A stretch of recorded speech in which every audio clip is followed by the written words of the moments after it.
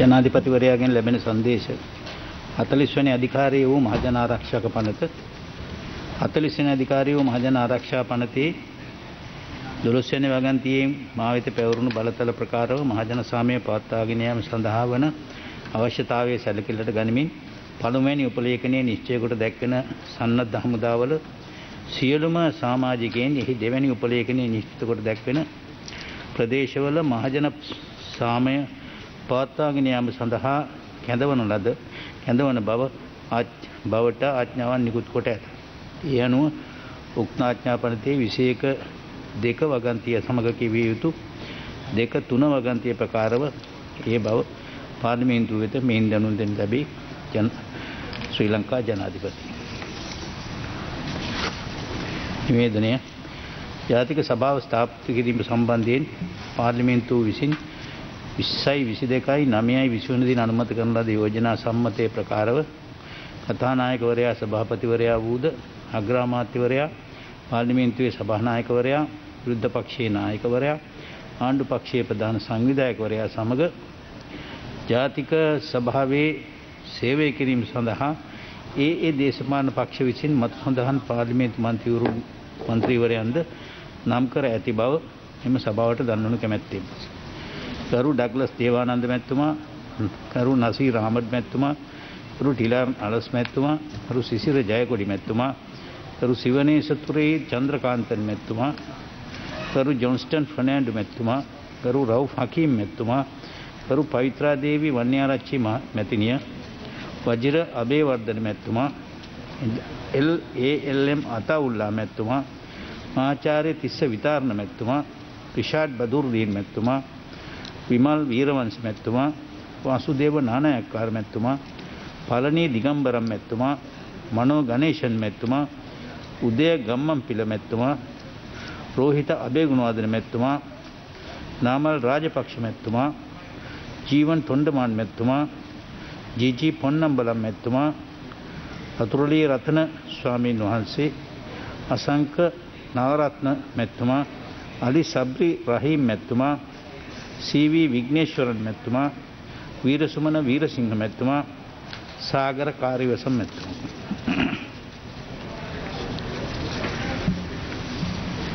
නිවේදනයයි ආචාර්ය ධර්ම සහ වරප්‍රසාද පිළිබඳ කාරක සභාවේ විශේෂ රැස්වීමක් 2022 සැප්තැම්බර් මාස 23 සිකුරාදා එනම් අද දින පූර්ව භාග 11:30ට කාරක සභා කාමරාංග 2හිදී පාර්ලිමේන්තුවේ පක්ෂ නායකයන්ගේ සහභාගීත්වයෙන් සහ කරු කථානායකතුමාගේ ප්‍රධානත්වයෙන් පැවැත්වේ. ඊට සහභාගී වන ලෙස සියලුම පක්ෂ නායකයන් සහ කාරක සභාවේ සමාජික මන්ත්‍රීවරයන්ට කාරුණිකව ආරාධනා කරනු කැමැත්තෙමි.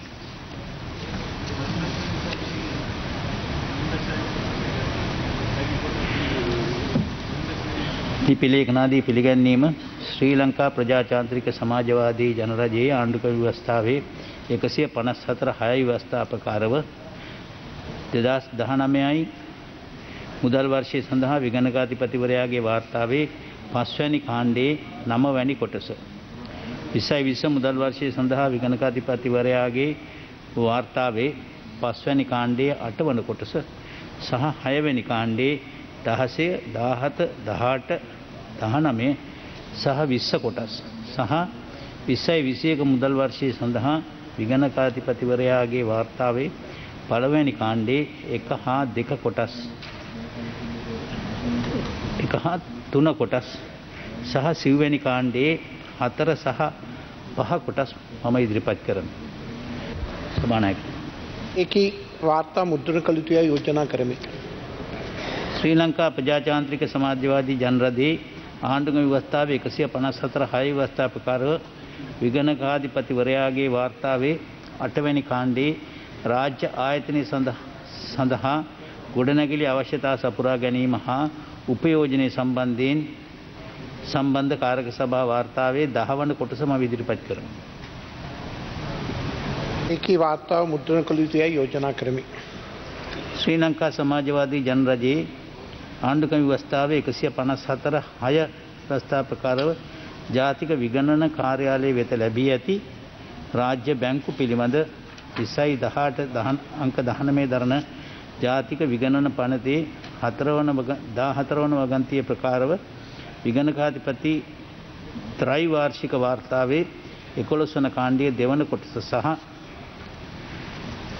රාජ්‍ය සමාගම් පිළිබඳ 2018 අංක 19 දරණ ජාතික විගණන පනතේ 14 වගන්තිය ප්‍රකාර විගණකාධිපති ත්‍රෛවාර්ෂික වාර්තාවේ 11 වන කාණ්ඩයේ 9 වන කොටස මම ඉදිරිපත් කරමි.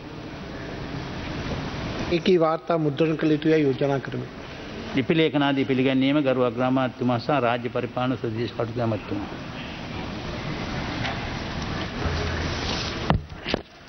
ගරු කතානායකතුමනි 2016 සහ 2018 වර්ෂ සඳහා ශ්‍රී ලංකා තොරතුරු හා සංනිවේදන තාක්ෂණ නියෝජිතයන්ගේ ඉක්ත වාර්ෂික වාර්තාව මම ඉදිරිපත් කරමි. මෙම වාර්තා තාක්ෂණ කටයුතු පිළිබඳ අමාත්‍යාංශීය උපදේශක කාර්ක සභාව වෙත යොමු කළ යුතුයි යෝජනා කරමි. 2021 වර්ෂය සඳහා රණවිරු සේවා අධිකාරියේ වාර්ෂික වාර්තාව මම ඉදිරිපත් කරමි. මෙම වාර්තාව ආරක්ෂක කටයුතු පිළිබඳ අමාත්‍යාංශීය උපදේශක කාර්ක සභාව වෙත යොමු කළ යුතුයි යෝජනා කරමි. ගරු කෘෂිකර්ම ඇමතිතුමා. 2021 වර්ෂය සඳහා සත්ව නිෂ්පාදන හා සෞඛ්‍ය දෙපාර්තමේන්තුවේ වාර්ෂික කාර්ය සාධක වාර්තාව මම ඉදිරිපත් කරමි. ගරු සංචාරක හා ඉඩම් ඇමතිතුමා. 2020 වර්ෂය සඳහා ශ්‍රී ලංකා සංචාරක හා හෝටල් කළමනාකරණ ආයතනයේ වාර්ෂික වාර්තාව මම ඉදිරිපත් කරමි. මෙම වාර්තාව සංචාරක හා ඉඩම් කටයුතු පිළිබඳව අමාත්‍යාංශ උපදේශක කාර්ක සභාව වෙත යොමු කළ යුතුයි යෝජනා කරමි. ගරු කම්කරු හා විදේශ ප්‍රක්‍රියා ඇමතිතුමා. 2018 වර්ෂය සඳහා ශ්‍රම වාසන අරමුදලේ වාර්ෂික වාර්තාව මම ඉදිරිපත් කරමි. මෙම වාර්තාව කම්කරු සහ විදේශ රැකියා කටයුතු පිළිබඳව අමාත්‍යාංශ උපදේශක කාර්ක සභාව වෙත යොමු කළ යුතුයි යෝජනා කරමි. පෙත්සම් පිළිගැනීම ගරු අජිත් රාජපක්ෂ මැතිතුමා. ගරු අජිත් රාජපක්ෂ මැතිතුමා.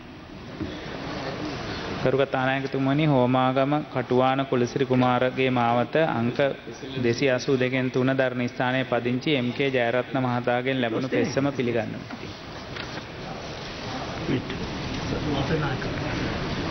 වසුදේව නානායක්කාර මැතිතුමා. ගරු කතානායකතුමනි, පානදුර බලපල අංක 203 4 ස්ථානයේ පදිංචි කේ.පී.ඊ. පෙරේරා මහත්මියගෙන් ලැබුණු පෙත්සම පිළිගන්වමි. චන්දිම වීරක්කොඩි මැතිතුමා. සුජිත් සංජය පෙරේරා මැතිතුමා. ගරු කතානායකතුමනි, මෙලොන්දෙණිය දැදිගම ජයන්ත යන ලිපිණියේ පදිංචි එම්.එල්.පී. සම්ප්‍රසිංහ මහතාගෙන් ලැබුණු පෙත්සම පිළිගන්වමි.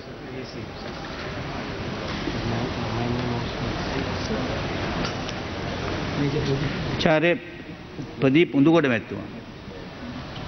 ගරු කතානායකතුමනි, මහරගම නාවින්න වටමාවත අංක 31 5 දරණ ස්ථානයේ පදිංචි WP විමලසේන මහතාගෙන් ලැබුණු පෙත්සම පිළිගන්වමි.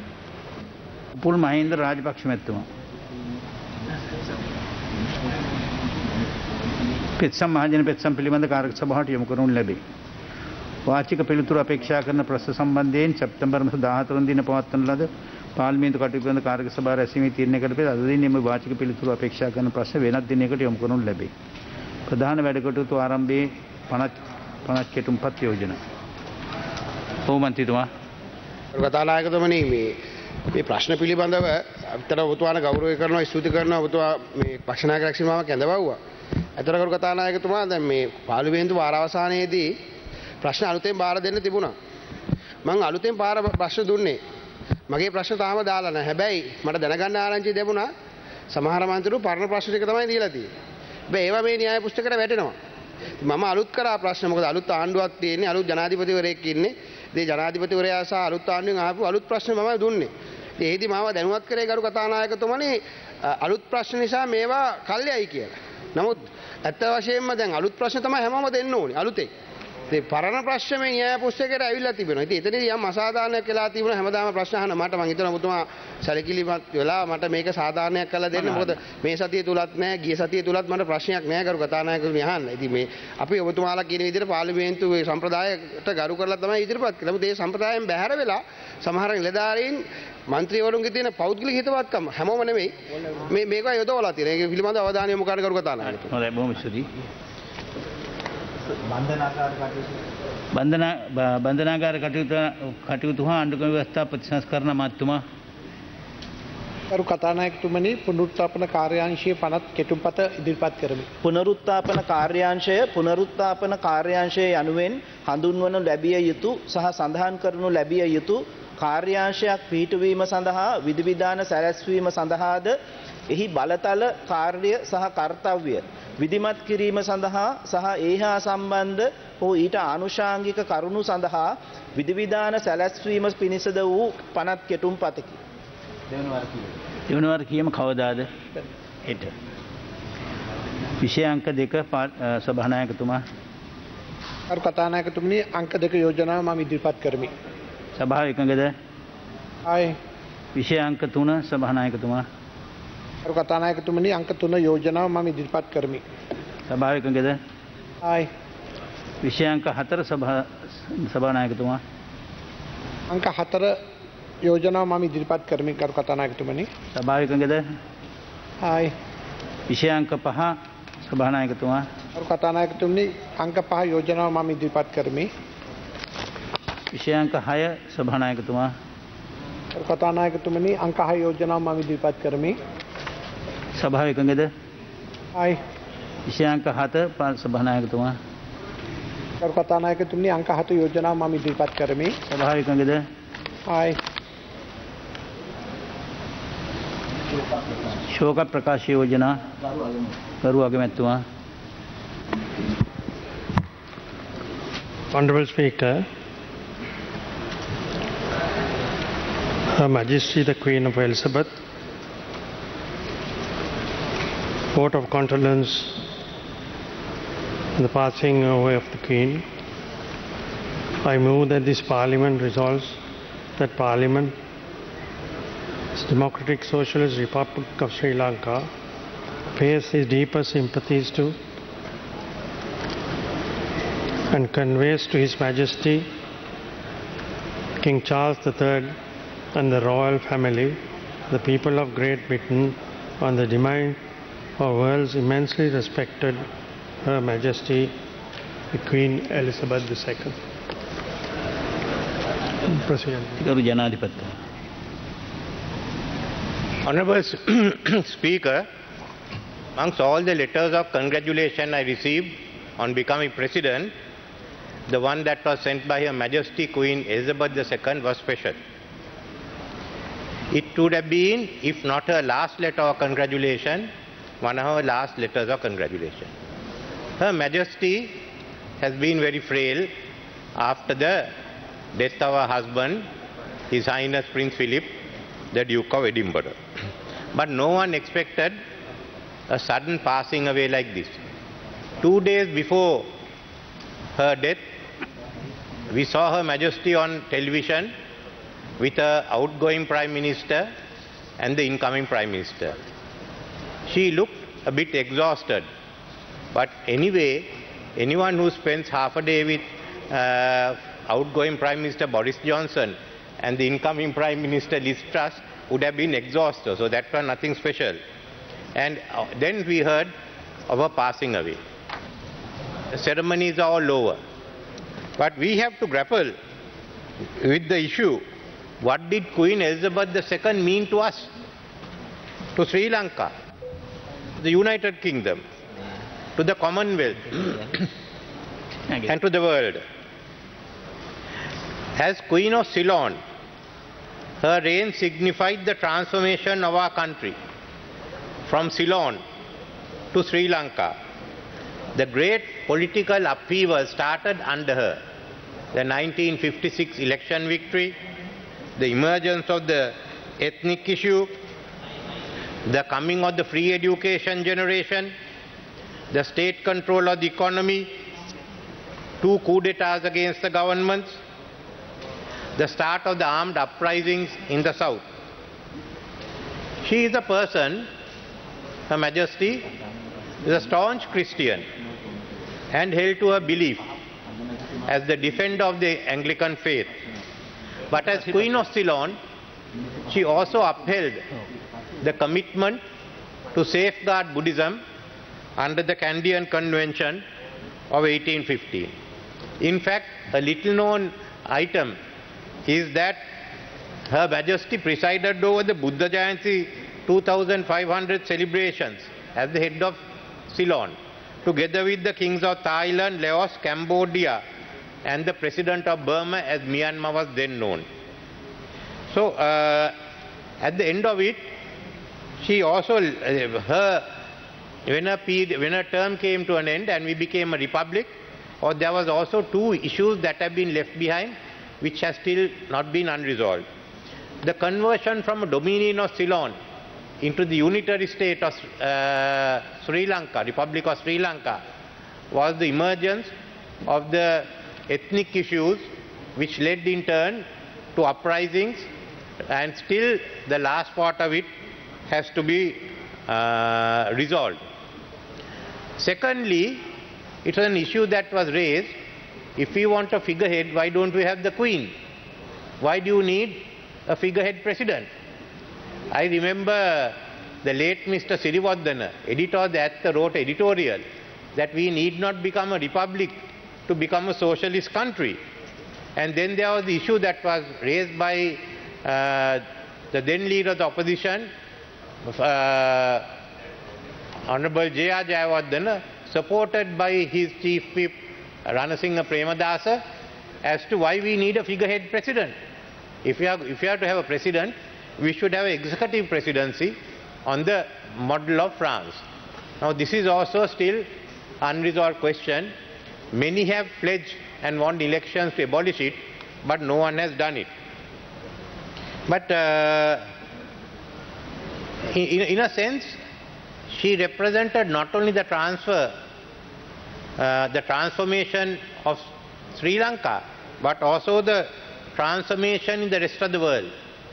The transfer of power from West to Asia and Africa. The dismantling of the British Empire. And the UK joined Europe, then they have left Europe and is now redefining its role as global Britain. Queen Elizabeth II was different. From head of the British colonies, she became head of the Commonwealth of Nations. The transformation which represents her greatest success, bringing together the West and the rest. This Commonwealth of Nations saw some of the most outstanding leaders of our time get together with Her Majesty the Queen.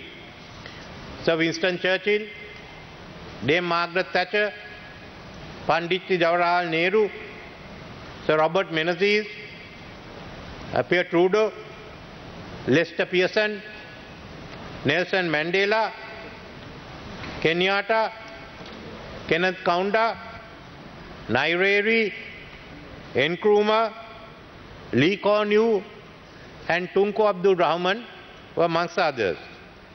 In this transformation, Queen Elizabeth II became to us a symbol of stability, a symbol of adaptability. No other queen would have jumped off a helicopter with James Bond, and a symbol of duty. As a global icon, she outranked the UK, a nation which has now to charter its fortune without its greatest soft power asset, Queen Elizabeth, who was 100 times more powerful than the aircraft carrier named after her. It is to pay our respect to this global icon, which took many of us to the funeral service in Westminster Abbey. It was a very moving funeral service. The most poignant moment began when all of us in the Abbey, Christian or non-Christian, joined in to sing her favorite hymn, "The Lord is my shepherd." Goodness and mercy all my life shall surely follow me, and in the God's house forevermore my dwelling place shall be. Queen Elizabeth II is no more. Therefore I request, Honourable Speaker, and I am supporting the motion moved by the Honourable Prime Minister, to convey to His Majesty King Charles III and members of the royal family our condolences. I conclude this tribute to Queen Elizabeth II of Ceylon, the last of our royal line, which began with King Vijaya, with these verse: Anikka vatta sankarang, upadavaya dhammino, upaditva nirunjantu, te some people suko. Impermanent are formations subject to rise and fall. Having risen they cease, their subsiding is bliss. Thank you.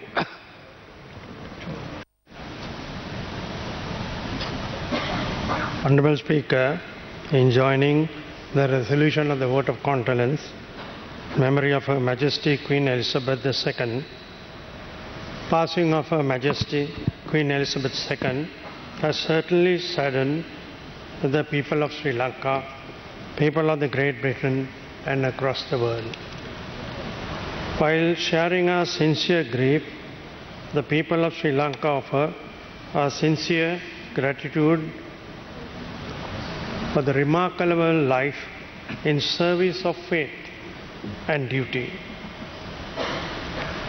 We recognize this a time of profound personal loss for the British royal family, who are mourning a beloved mother, grandmother and a great-grandmother. The Queen visited our shores on 3 occasions, mentioned by His Excellency the President.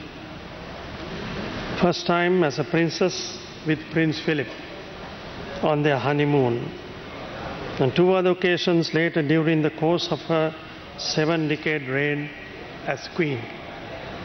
She touched the people of Sri Lanka with sympathy and kindness whenever our people were afflicted by tragedy and disaster. Queen Elizabeth II was also head of the Commonwealth, and today Sri Lanka Parliament joins together with the extended Commonwealth Parliaments in sorrow and mourning of her loss. As mentioned by the President of Sri Lanka in presence paid his last respect to the Queen's final journey. And on September 18, Sri Lanka declared an official state of mourning in remembrance. At this time, on behalf of Parliament and all Sri Lankans, we convey our deepest condolences to the new King, the royal family and the people of Britain. Like his mother before him, the King has a deep and lasting connection to Sri Lanka, a love of beautiful country and hopefully a deep affection towards our people. May the Queen Elizabeth II rest in peace and achieve the supreme bliss of Nirvana. Thank you. විපක්ෂ නායකතුමා.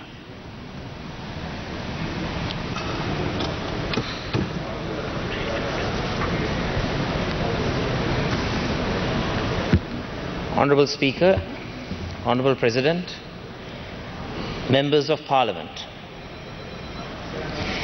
we are all gathered here today to pay our tribute to Britain's longest reigning monarch, the late Queen Elizabeth II. She was the United Kingdom's longest reigning monarch and one of the longest reigning monarchs in all of recorded history. We pay tribute to Her Majesty not just for the longevity of her reign, not simply for the stability that she brought to her subjects and to her nation, not just for her graciousness and stature. Of course, we remember her for all these reasons, but also we recognize and acknowledge her unyielding passion for duty and her uncompromising dedication to the service of the United Kingdom and the monarchy. The tributes that have thus far been made in this chamber and beyond, from the White House in the United States to the parliaments of the Commonwealth of Nations, to the people across Great Britain, are undeniable testaments to the love the people had for their Queen, a reflection of the adoration and respect she inspired, thus an ultimate reflection of Her Majesty's own loyalty to the nation and the Crown. This chamber also pays its respects to Her late Majesty Queen Elizabeth II on account of our status as a Commonwealth nation, as a nation state that is a member of the global community of nations, but also as a special acknowledgement of our shared history with the United Kingdom and its people.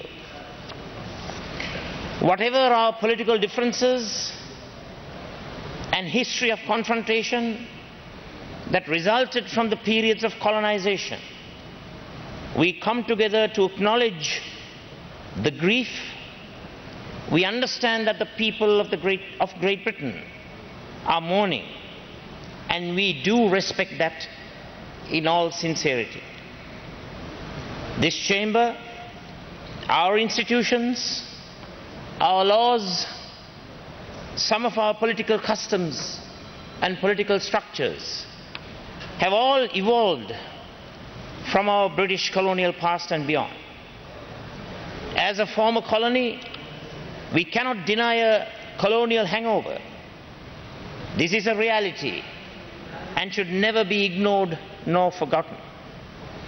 The oppression of peoples around the world at the hands of British imperialism is widely acknowledged.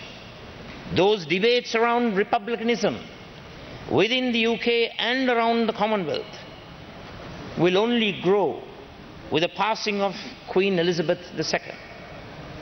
This in itself is a testament and a tribute to her reign and to her very being. While these debates may continue, and while I respect all those that have divergent opinions on the British monarch and its history of imperialism, I also acknowledge that the freedoms we possess to debate, to disagree, are foundational to the story of human emancipation. However, as human beings, we must all respect the grief of millions of people around the world, and particularly in the United Kingdom. Given Sri Lanka's history is itself forever intertwined with the history of the United Kingdom. At this particular juncture, please permit me to reflect on the reign of Queen Elizabeth II. We are all aware that the United Kingdom is a parliamentary constitutional monarchy. This means that despite all the pomp and pageantry surrounding the royal family, while the Queen would wear the crown, while King Charles III now wears the imperial crown, political power is wielded by others, usually far removed from the royal family. In many ways, that is what has ensured the survival of the British monarchy. Its distance to the power center, as well as its proximity to the nation's heart. Whatever else Queen Elizabeth II is remembered for, she will not be remembered for her political beliefs. She will never be defined by political ideology. For someone that existed as a head of state for over 70 years, we must acknowledge that this is an extraordinary achievement. To be perceived as politically neutral throughout a 70-year period defined by social and economic upheaval, revolution, war, and technological advancement, the real legacy of Queen Elizabeth II was that she always found herself above the fray. Rarely would she react or respond without considerable measure. She remained as disciplined a public servant as there has ever been, as perhaps there ever will be. Do remember that the Prime Minister of the United Kingdom must update the Queen once a week with a private face-to-face audience. Her late Majesty had these weekly appointments with 14 different Prime Ministers over a 70-year period. While Queen Elizabeth II was in many ways a very young queen during her coronation, she had already had many years of preparation for her duties. One of the enduring personality traits confirmed by all those close to her was her sense of obligation to duty and service. Further evidence of this lies in her preparation for her meetings with prime ministers, her questions to them, her natural curiosity about the world beyond her own inner circle. We are all well aware that Sir Winston Churchill was her first Prime Minister. Prime Minister Churchill was also a friend of her father, George VI. There are stories of how Prime Minister Churchill was initially unsure about how a young queen would manage the British Empire and the prevailing pressures on the crown. I recall the footage of how Sir Winston Churchill joined the royal family, including King George VI and the future Queen Elizabeth II, on the royal balcony, waving to millions after the end of the World War II on the 8th of May 1945. Queen Elizabeth II was said to have been extremely impressed, even beguiled by the relationship her father, the king, had with his subjects, the love and the adoration they had for him. This was in the years following the Blitz on London, when many buildings in the city were bombed, a perilous moment for the United Kingdom, a moment of existential threat was overcome with the dual powers of the government of the United Kingdom and its royal family, in whose name the army of the United Kingdom entered the battlefield. It's a solemn relationship. On her 21st birthday, the future queen made her own solemn vow to her people.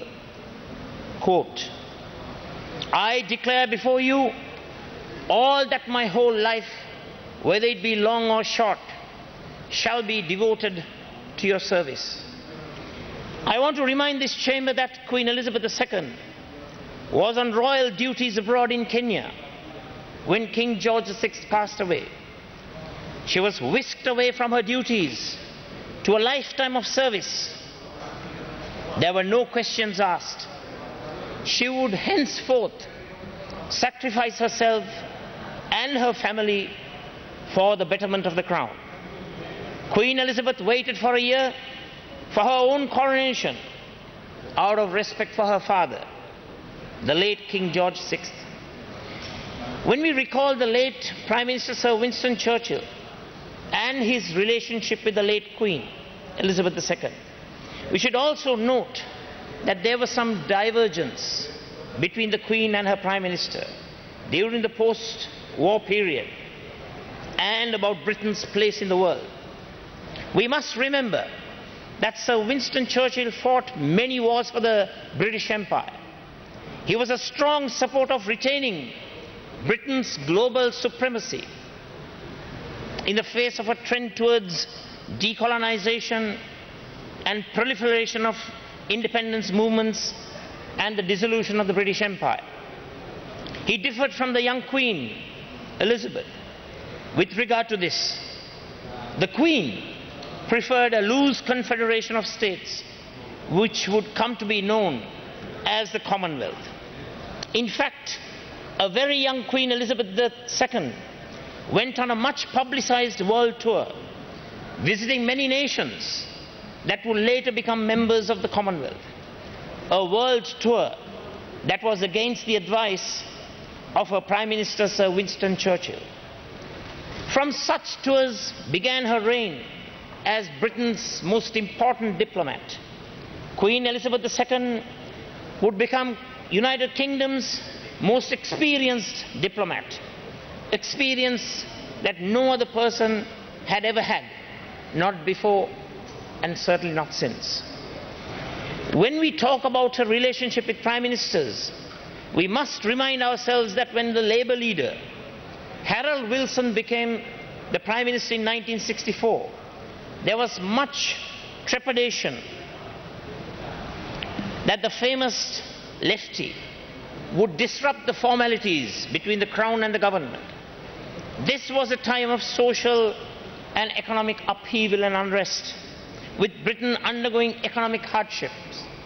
There was widespread dissatisfaction with the conservative establishment of the time, which led to the rise of the Labour Party under Harold Wilson, who was himself an avid supporter of unions and the labour movements of the day. The 1960s were also a period of counterculture and of rebellion against tradition, all of which were a threat to the monarchy. It has been noted that the Queen's experiences with the prime ministers had always revolved around the perspectives from the conservative side of the political aisle.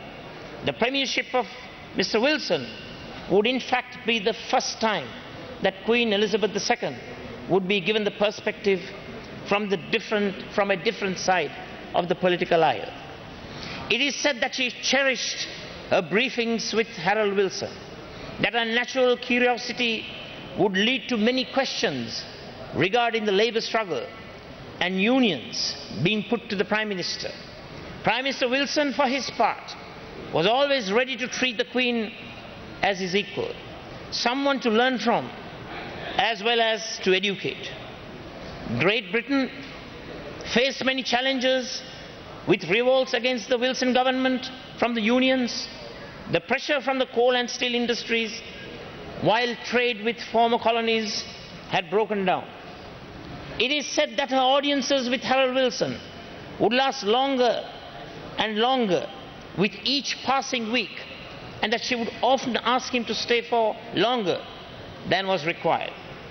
Harold Wilson was said to have explained to the Queen the issues facing the working classes in a manner that previous prime ministers has seldom cared to. He shared the experiences of the unions with Her late Majesty. Her late Majesty even began inviting Prime Minister Wilson to stay for drinks after the audience officially ended, serving brandy and gin, breaking many decades of tradition in the process. There is even a story about Prime Minister Wilson being invited to Balmoral Castle in Scotland for a traditional barbecue, which is cooked by the Duke of Edinburgh, and the Queen does the washing up herself. Queen Elizabeth II had a far less congenial relationship with Iron Lady Prime Minister Margaret Thatcher, a politician that was famous for tough talking with a confrontational style and was a complete opposite of the Queen, who was always required to steer clear of confrontation. I must bring to the attention of the Chamber that during the Thatcher era, there was rising inequality due to economic issues. Unemployment was high. Social unrest was threatening to spill over. Thatcher would confront the unrest with force, something the Queen was said to have been most uncomfortable with. Another point to note is that while under Prime Minister Thatcher, Britain took a hands-off approach on the issue of apartheid in South Africa, where her government even effectively slowed down the imposition of sanctions on the apartheid government of the time. Queen Elizabeth, against the advice of Prime Minister Thatcher, travelled to a meeting of Commonwealth heads of state, supporting the claims of anti-apartheid agitations in South Africa. Despite her differences with Prime Minister Thatcher, Queen Elizabeth was unhappy at the treatment meted out to Prime Minister Thatcher towards the end of her premiership. This was the mark of a person that was able to understand the human element, even in the power games of the political arena. I want to impress upon the Chamber the notion of the Queen, or in this case a king, as a sovereign of the people. The idea that one person can represent a definitive authority within a hierarchy. There is a certain romanticism to this idea. It is worth pursuing to understand the role of the monarch and how well Queen Elizabeth II discharged the duties of her role so diligently over a 70-year period. The tradition of the Prime Minister meeting the monarch once a week is part of this notion of the sovereign. Just consider that the Prime Minister, with all the lawful constitutional powerful powers, must diligently without fail every week, week in, week out, pay a visit to the monarch, literally bow before the sovereign and update them on the happenings of government, while also taking advice from the monarch on any matter which they see fit. This tradition of a Prime Minister bowing before the monarch is a manifestation of the ideal that the monarch represents something bigger than the office of the Prime Minister, something beyond the powers of government. The sovereign is another representation of the will of the people, of the stakeholders of the wider state. As the head of state, the monarch must be respected.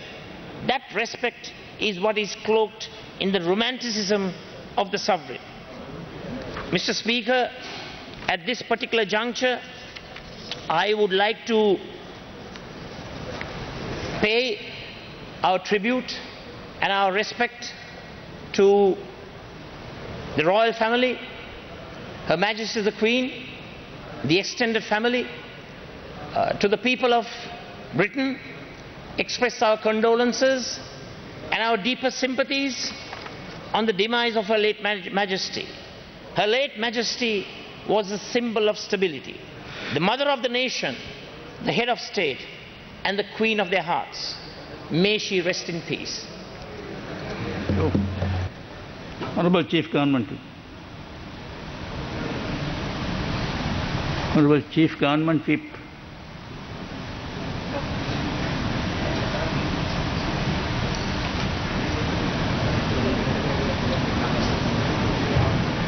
Honorable Chief Opposition Whip. Honorable Mahinda Rajapaksa.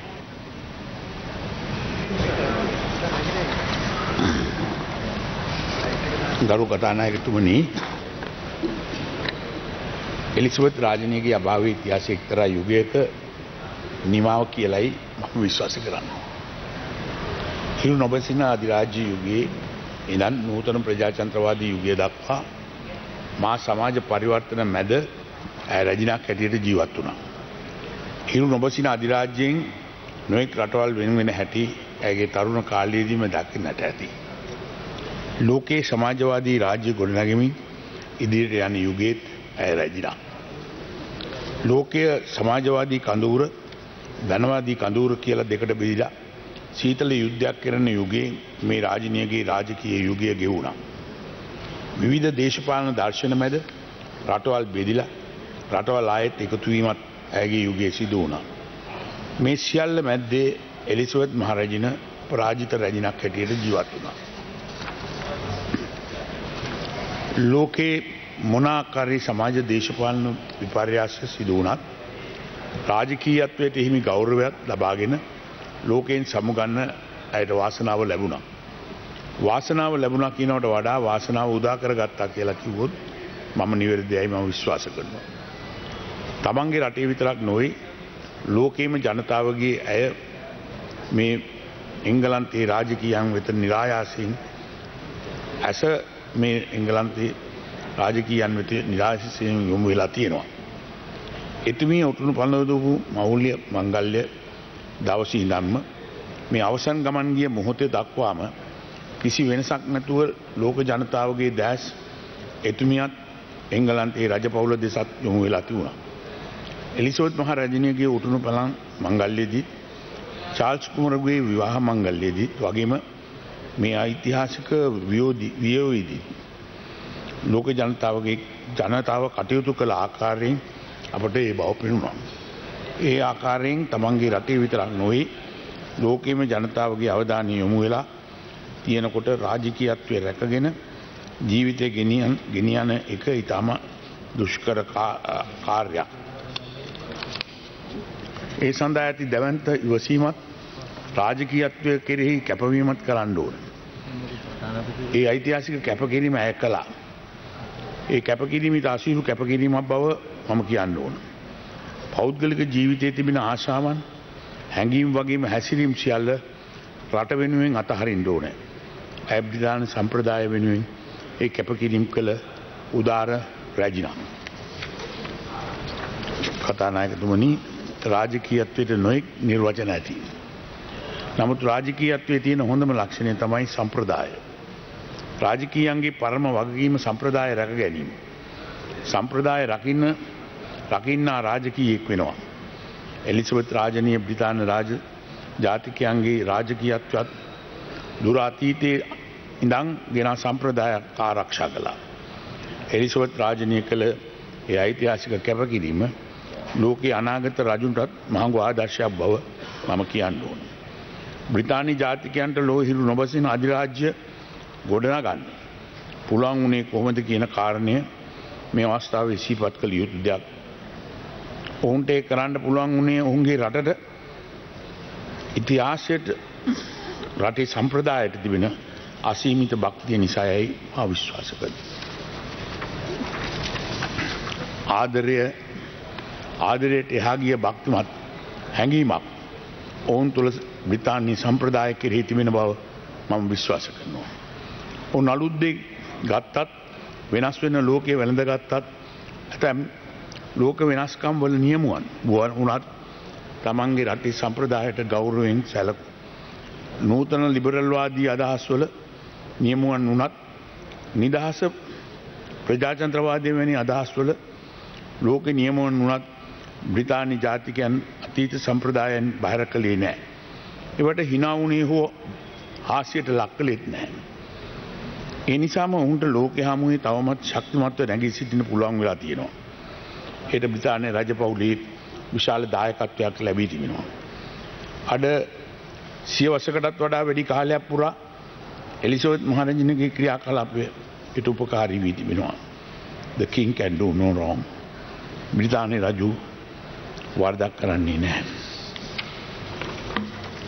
ඒ ආකල්පය රැජින ජීවිත කාලය පුරා තහවුරු කළා.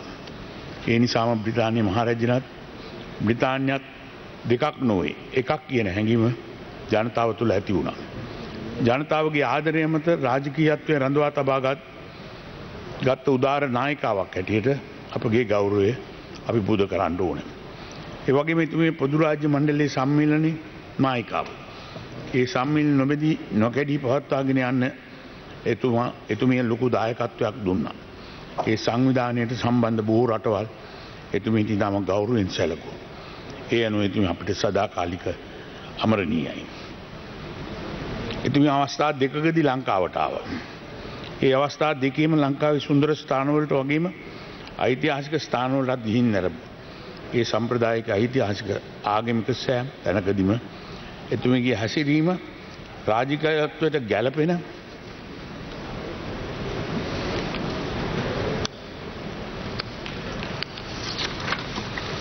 ආකාරයට සිද්ධ වුණ බව මේ රටේ ජනතාව තවමත් ගෞරවයෙන් සිහිපත් කරනවා.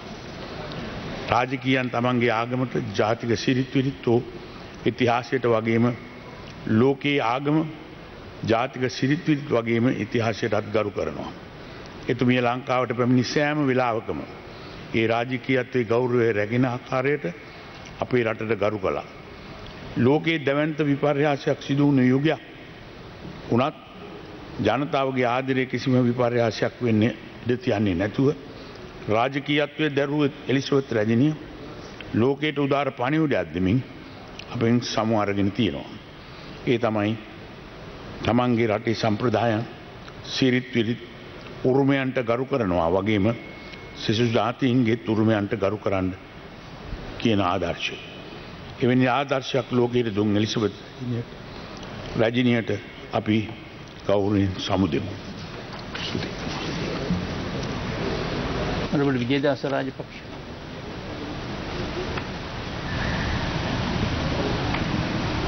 Honorable Vijayadasa Rajapaksa. Honorable Jayanta Veer Singh.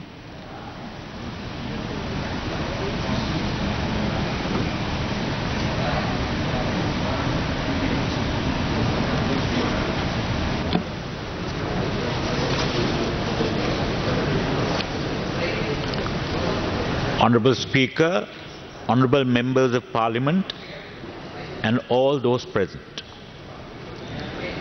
First, I wish to thank the Honourable Speaker for allocating time for me to extend my condolences on the demise of Her Majesty Queen Elizabeth II.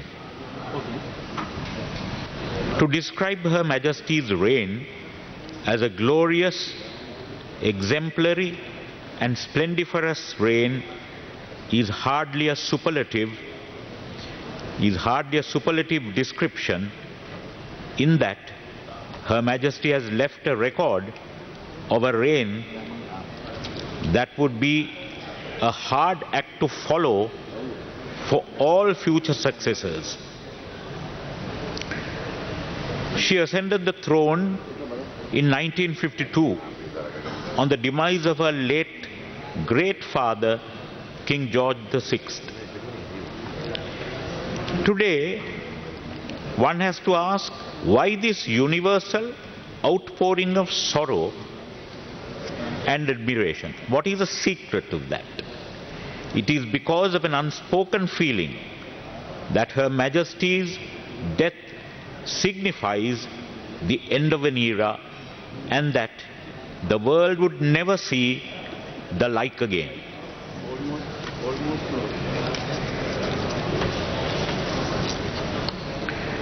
In her period of being queen, which spanned 70 meaningful long years, she has seen 15 prime ministers, a staggering record. 16 prime ministers had weekly meetings with them, week after week, and with which Prime Minister did she start the inimitable great Sir Winston Churchill. From 1952 onwards,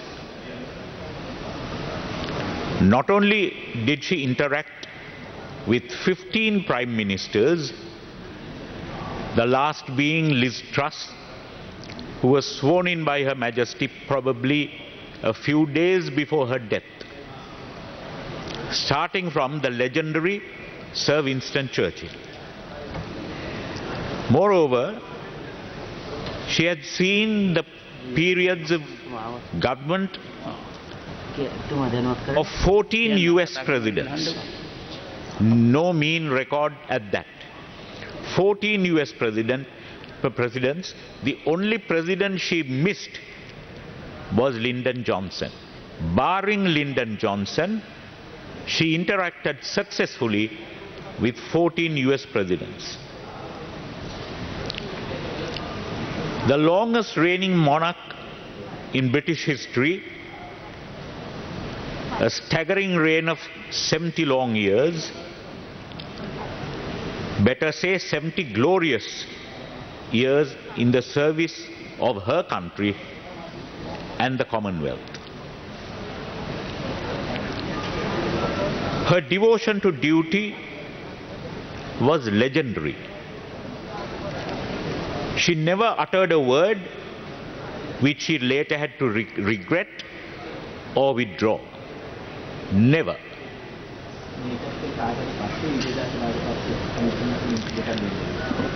All her prime ministers had constantly intoned that from her, during those weekly meetings, they were able to garner a lot of important issues and ideas.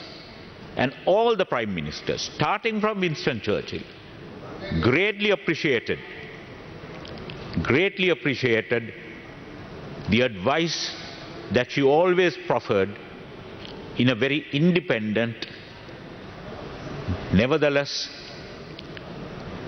in the most useful manner for prime ministers to observe in the future.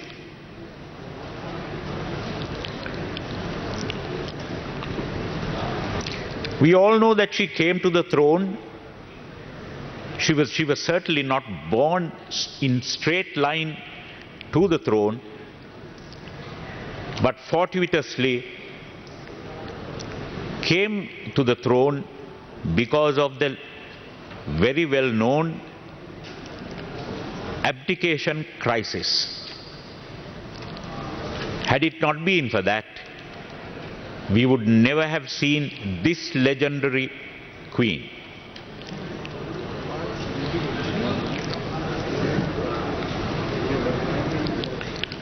That abdication crisis, which caused her father's brother to leave the throne in order to, as he said,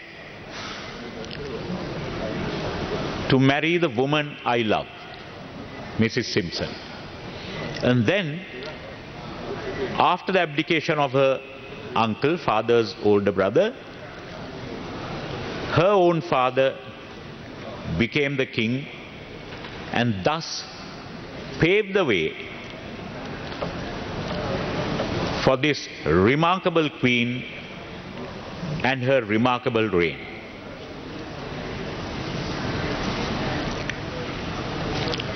From a very young age, virtually from childhood on to adolescence, Her late Majesty experienced first the Second World War, the horrors of the Second World War, and in that period was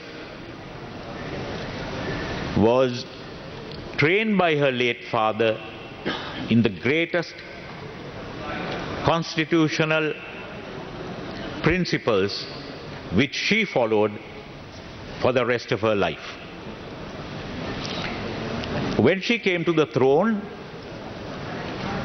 they had just got over what was known as the Blitz, the day in, day out, night after night bombings of London and the suburbs.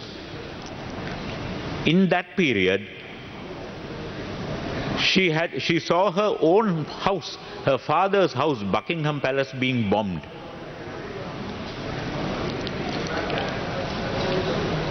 And it was at that point that there were suggestions that the royal family should evacuate England and go and live for the safety of the family and the children, that they should go to an independent country and live there.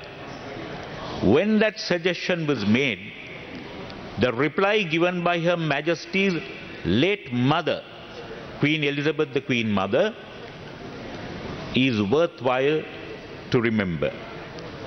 When they were asked whether they are going to leave England for the safety of the family and children, this is what Her late Majesty's mother, the late Queen Mary, said. She said, "The children will never leave without me. I will never leave without the king. And the king, of course, will never leave." These words her subjects never forgot, either during the war or thereafter. That was the type of training she had. Serve the country, serve the people, serve the Commonwealth. Then, during the war, she served in the Auxiliary Territorial Service, which was known as ATS. And that was not merely a small appointment just to kid the people. Certainly not. In that service, which was known as ATS, during the war, 335 ATS women were killed. 335 of those people lost their lives. It is in such a regiment that Her late Majesty served as a young adolescent. Thus she became the first member of the royal family to be an active duty member of British Armed Services. She celebrated her Silver Jubilee in 1977, Golden Jubilee in 2002, and the Platinum Jubilee in 2022. The first to do so in the history of Britain. Probably may be the only one to do so in the future as well. Her Majesty graced this country twice. First in 1954 and then in the 1980s. She was married for 73 years and she was fortunate to have as her helpmate an equally dutiful husband and also such dutiful children. Her son Charles III, who now succeeds her, is no stranger to Sri Lanka. Today the Commonwealth flourishes because of the guidance she gave for 70 years.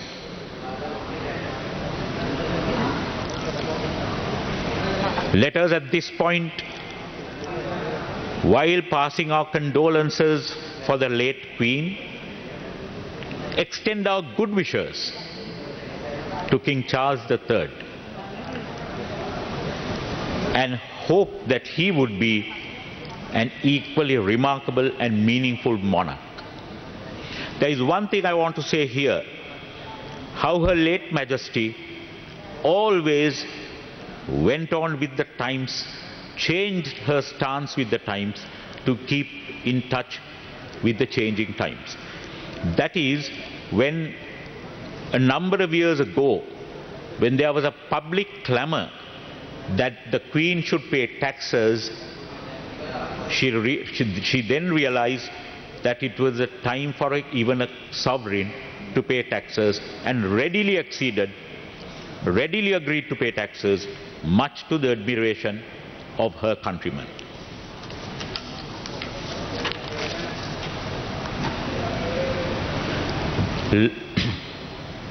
Honorable Speaker, while we mourn the passing of a great sovereign, let us also wish that her successor, King Charles III, who is also no stranger here to this country, will have the good fortune to have a memorable reign to match that of his mother. Thank you. Thank you. Honorable Musharraf.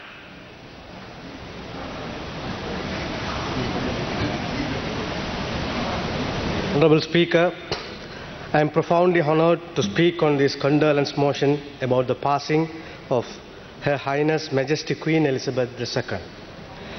I was deeply saddened by the passing of Her Majesty Queen Elizabeth II. Her sense of duty and service to the UK and the Commonwealth is a remarkable example for the world as a whole. I know her loss will be deeply felt throughout the UK, the realms and the Commonwealth, and by countless people around the world. This is a painful period of mourning for nations around the world. Over her 7 remarkable decades on the throne, the Queen consistently proved herself to be a powerful leader on the world stage as she was an effective guiding hand to the British government behind the scenes. As head of the Commonwealth, her duty, dedication and service marked the life of Her Majesty Queen Elizabeth II. A life that demands our greatest respect and thus embodies the values we aim to stand for. Her legacy is enduring and her service to people is inspiring. Her determination and tenacity are an inspiration for many people around the world. Her legacy will dominate large in the history and story of our world. Honorable Speaker, Her Majesty the Queen was not only a huge inspiration to many, but she was also a mother, wife and grandmother like many other women. She paved the way for the masses with her charitable work, fashion, statements and army service. She travelled the globe on state and leisurely visit and thereby connected to the world everyone, even indigenous people knew her name.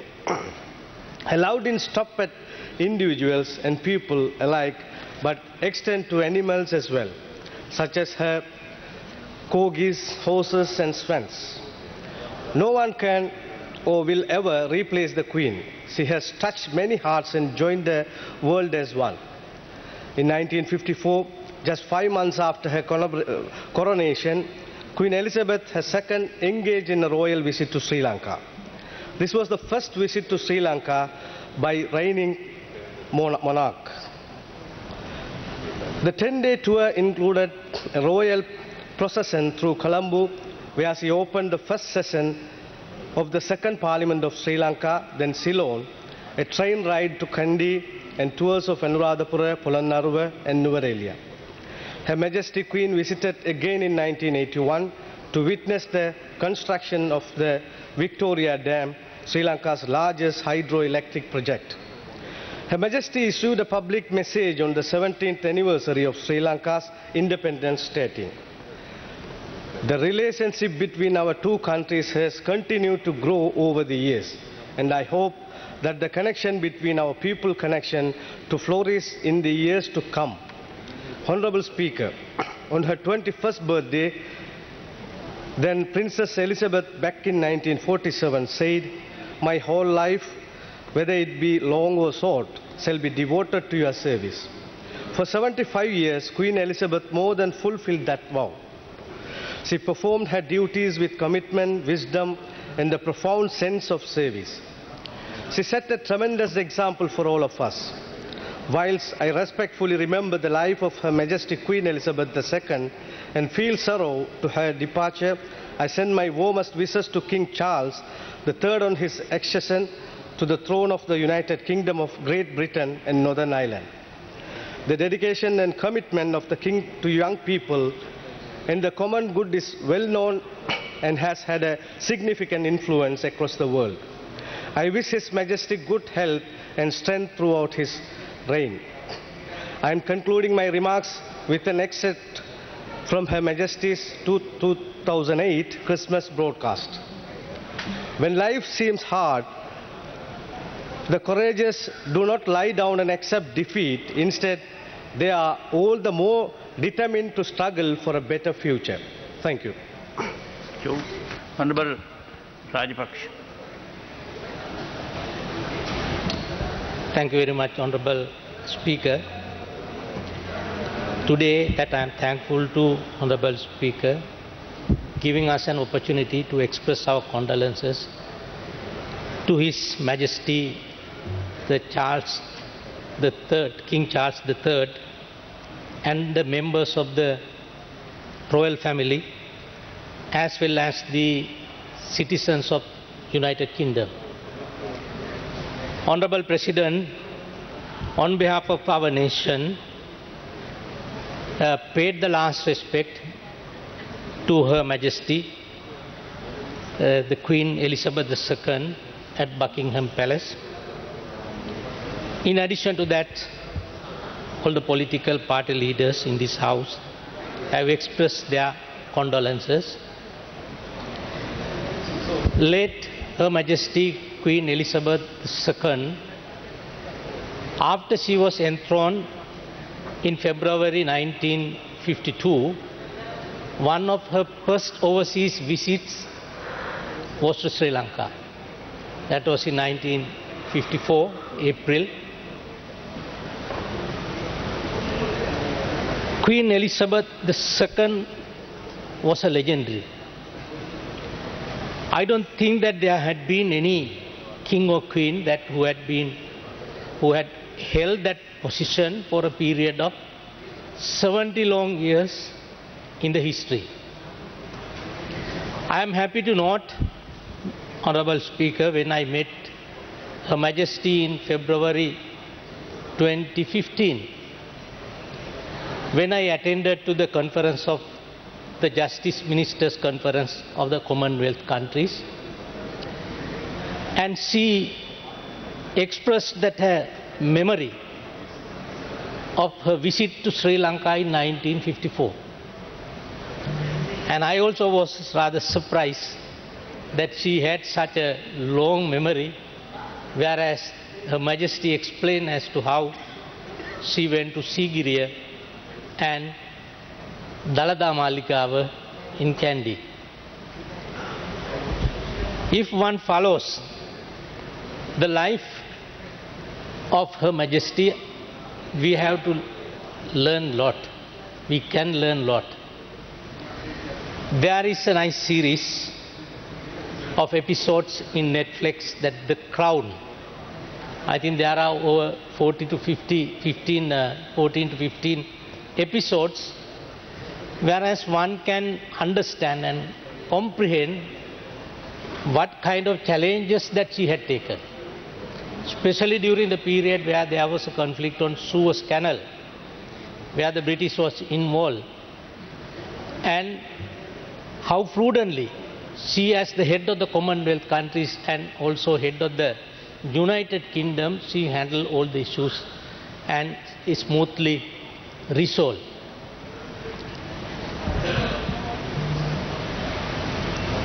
His Majesty, the King Charles III, we can remember he visited for our 50th Independence Day in 1998.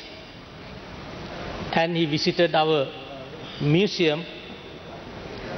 After the visit of the museum, that he admired the way that we have preserved our historical monuments. To Her Majesty, the Queen Elizabeth II, until her demise, they remained as the head of Commonwealth countries, whereas that there are 14 countries in the status of dominion, recognizing the Queen as head of their countries. Now her demise, of course, is a great loss to the United Kingdom as well as to the world. During her period, there had been 15 prime ministers who served in the United Kingdom, and during the entire period, that's the United Kingdom had prospered under the leadership of Her Majesty. Therefore, as a nation, we all together convey our condolences to His Majesty, the King Charles III, and the members of the royal family, and also to the citizens of United Kingdom. By extension, it includes the Commonwealth countries which had recognized the Queen as their head. Thank you very much. Thank you. Honorable Mayanto Dissanayake.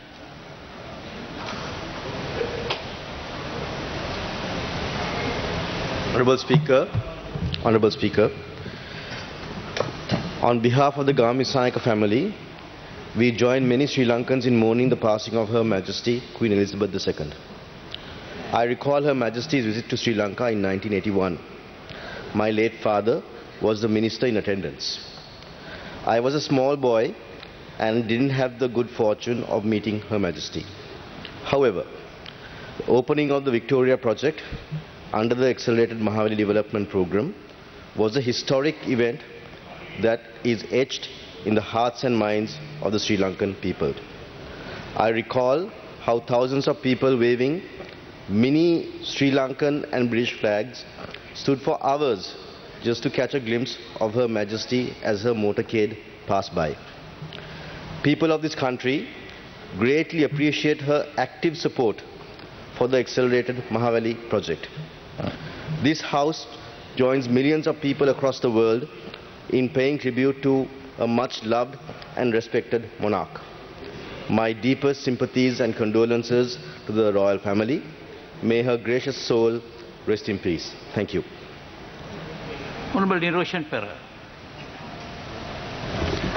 Honorable Speaker, I wish to express my condolences to the royal family at the passing of Her Majesty Queen Elizabeth II.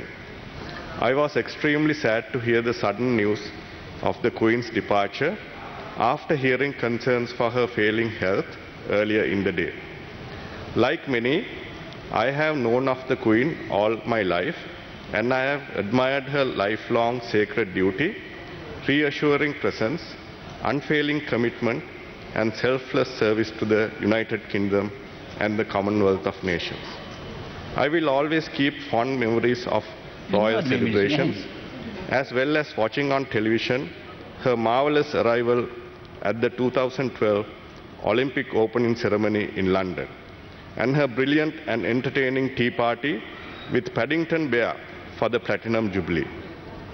I was specially looking forward to the celebration of the Queen's 100th birthday and was hoping that would have been possible. I am sad that she will not reach this historic milestone in actual life. Her Majesty Queen Elizabeth always had a special relationship with Sri Lanka. In 1954, just 5 months after her coronation, Queen Elizabeth engaged in a royal visit to Sri Lanka. This was first visit to Sri Lanka by a reigning monarch. She was accompanied by her husband, Prince Philip, the Duke of Edinburgh. The 10-day tour included a royal visit to Colombo, where she opened the first session of the Second Parliament of Ceylon, a train ride to Kandy, and tours of Anuradhapura, Polonnaruwa, and Nuwara. They visited again in 1981 to witness the construction of the Victoria Dam, Sri Lanka's largest hydroelectric project, built under the presidency of J.R. Jayawardena by a UK firm. I will continue to remember the Queen for her devotion to duty, love for her family and people, her beauty and winning smile, her stylish attire, her graceful and dignified manner, her passion for her horses and corgis, her understanding, care and patience, hard work, leadership, and her fantastic sense of humor. I will personally miss Her Majesty, the Queen, immensely and continue to hold her in high esteem and will always think of her with deep affection. And I believe that she has thoroughly done her duty and was ready to join her husband, His Royal Highness Prince Philip. Her Majesty Queen Elizabeth has been amazing examples to us all throughout her whole life, faithfully honoring her pledge to devote herself to the service of her people.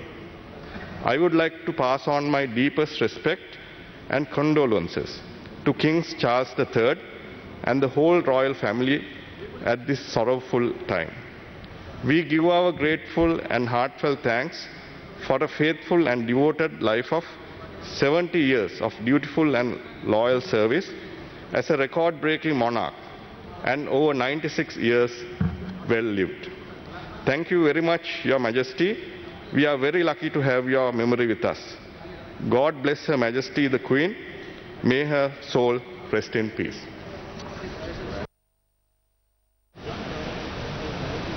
Honorable Ishaq Rahman. Honorable Manjula Disanayake.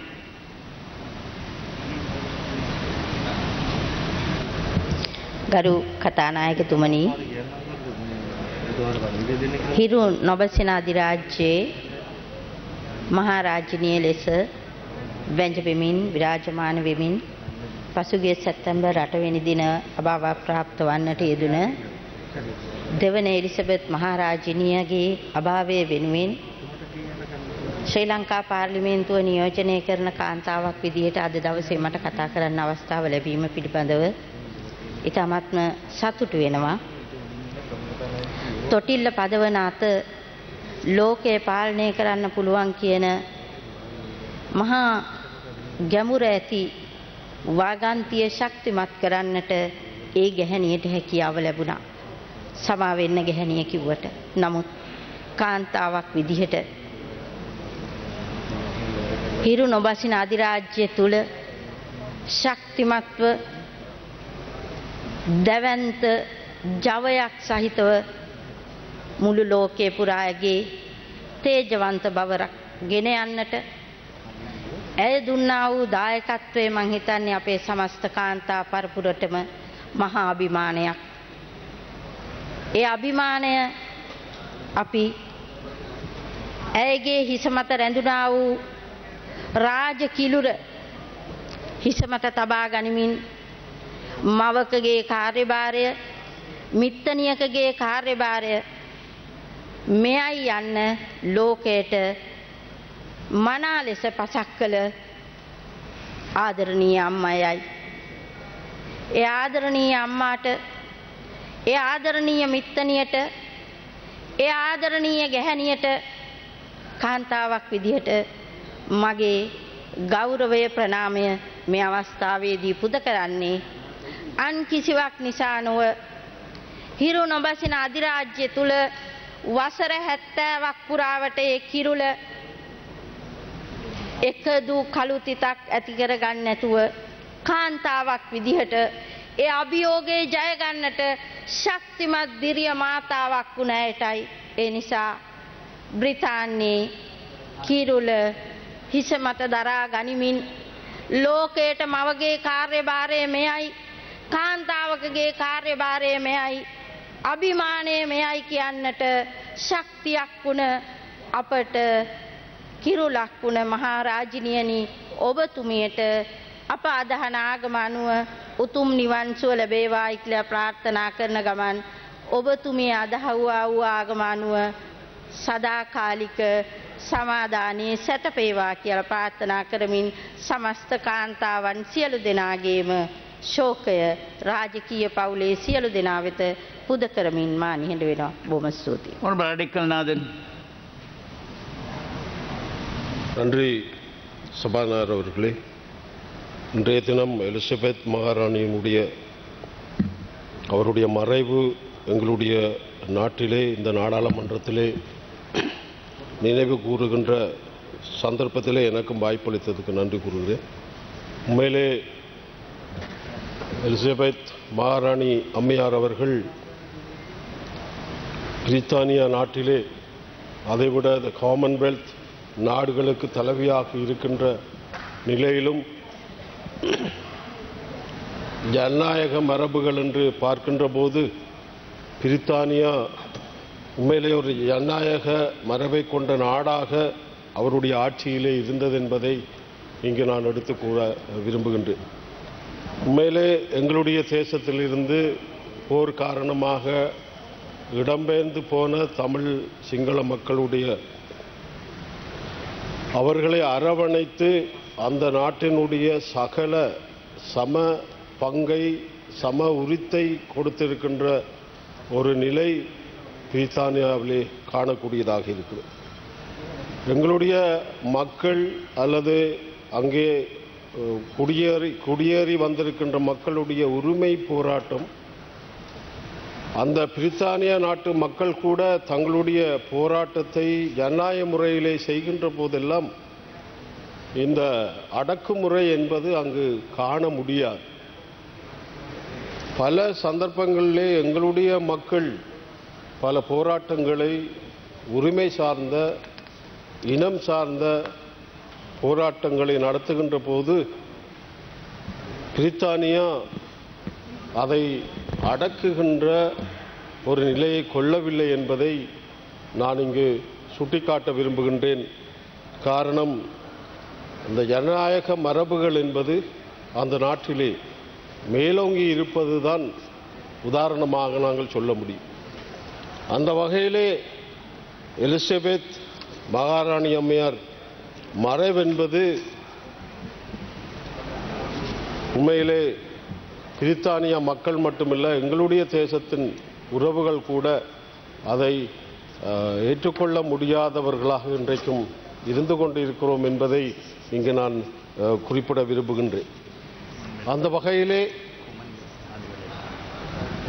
வகையிலே Commonwealth நாடுகளுடைய தலைவியாக அந்த நாட்டு மக்கள் கூட அவரை தலைவியாக ஏற்றுக்கொண்டு அவர் இறந்த பின்பு அந்த நாடுகளுடைய மக்கள் அஞ்சலியை மிக சோகமாக ஒரு தன்னுடைய குடும்பத்திலே இறந்த ஒருவராக மகாராணி அம்மையாரை நினைத்து கொண்டு செயல்பட்டார்கள் என்பதை நாங்கள் காணக்கூடியதாக இருக்கிறது.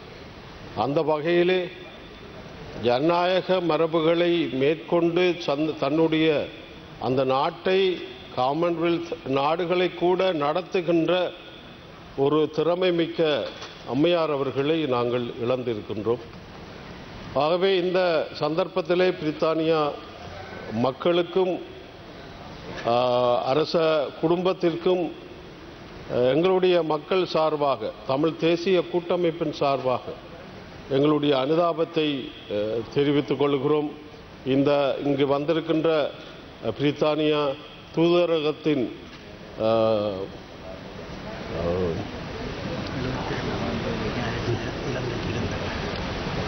தூதரகத்தின் அம்பாசிடர்ஸ் அவரோடு கடமையாற்றுகின்ற அனைவருக்கும் அனுதாபத்தை நான் தெரிவித்துக் கொண்டு வாய்ப்பளித்ததற்கு நன்றி கூறி விடைபெறுகிறேன். நன்றி. Honorable Ishaq Rahman,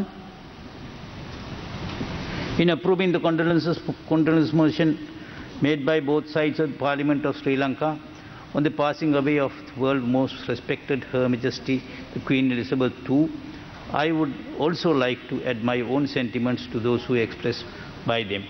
Thank you very much. The motion before the House is Motion is before the House. Ayes. Ayes have it. නවැනි පාර්ලිමේන්තුවේ ශෝක ප්‍රකාශ නිදන අංක 2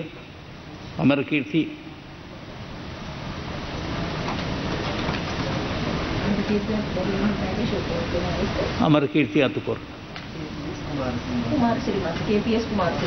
KPS කුමාර සිරි මන්ත්‍රීතුමා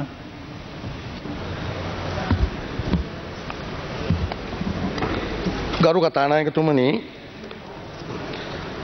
අද දවසේ අපි අතරින් සදහටව වෙන්ව ගිය පාර්ලිමේන්තුව තුලත් පළාත් සභාව තුලත්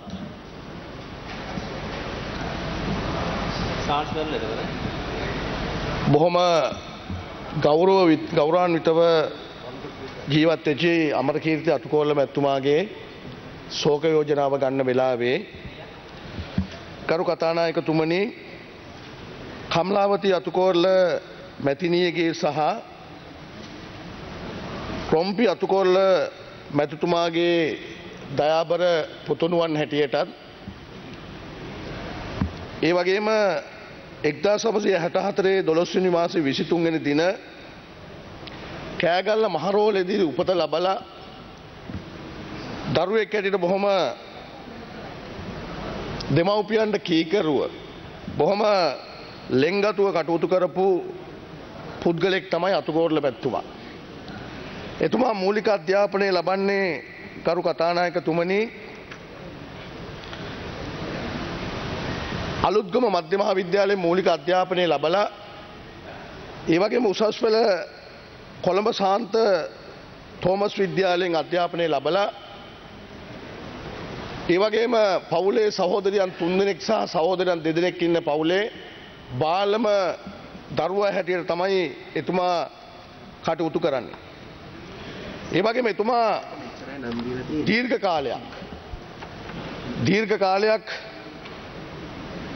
රාජ්‍ය සේවයේ කටයුතු කරා. එතුමා කරු කතානායකතුමනි 1993 ඉඳලා 2006 දක්වා සෞම්පකාර ගබඩා පාලකවරයෙක් හැටියට කටයුතු කරනවා.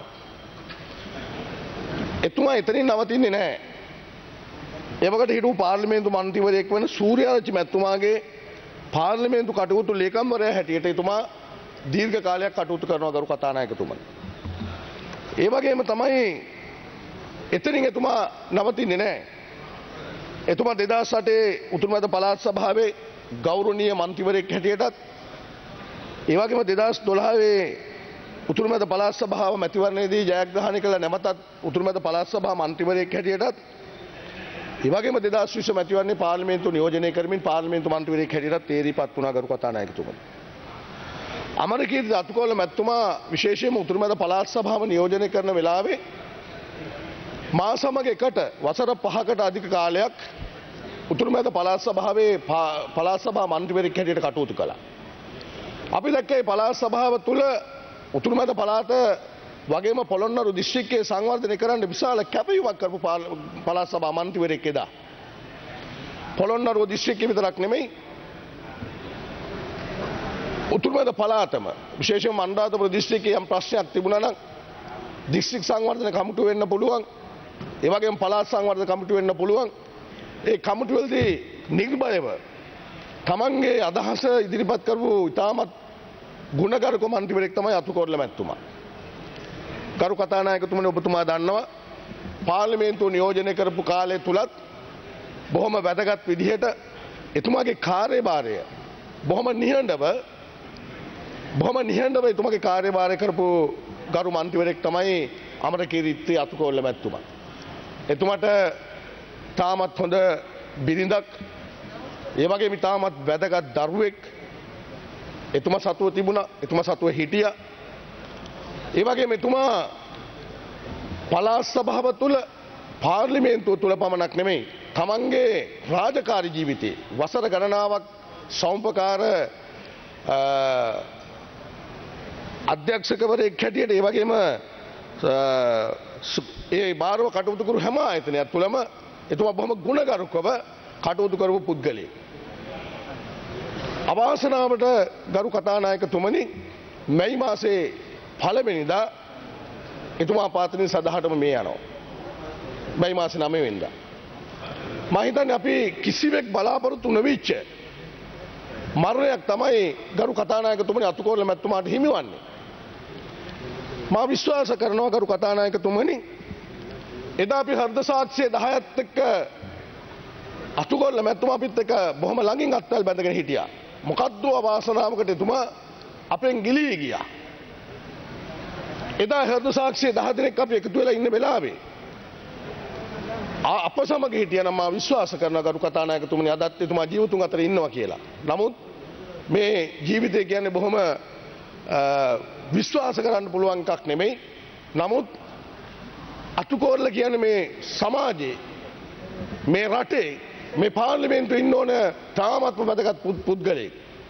අපිට තියෙන වේදනාව තමයි මේ මොහොතේ එතුමා පාතනින් වෙන්ව යාම අපි බලාපොරොත්තු නොවිච්ච වෙන්නේ වෑම. ඒ නිසා ගරු කතානායකතුමනි අද අතුකෝරළ මැතිතුමාගේ මේ ශෝක යෝජනාව ගේන මොහොතේ විශේෂයෙන්ම උතුරුමැද පළාතේ වගේම අනුරාධපුර දිස්ත්‍රික්කයේ සියලුම දේශපාලන නායකින්ගේ වගේම අනුරාධපුර දිස්ත්‍රික්කයේ සියලුම ජනතාවගේ ශෝකය මම මේ පාර්ලිමේන්තුවේදී විශේෂයෙන්ම අතුකෝරළ මැතිතුමාගේ ආදරණීය බිරිඳට ඒ වගේම මේ දරුවට ඒ වගේම ඥාතීන්ට මේ අවස්ථාවේ පුද කරමින් මේ අවස්ථාව ලබා දීම පිළිබඳව මම ඔබතුමාට තාමත්ම ගෞරවපූර්වක ස්තුතිවන්ත වෙමින් නියැලෙනවා. බොහොම ස්තුතියි. Honorable විජේදාස රාජපක්ෂ. ගරු කතානායකතුමනි ස්තුතියි.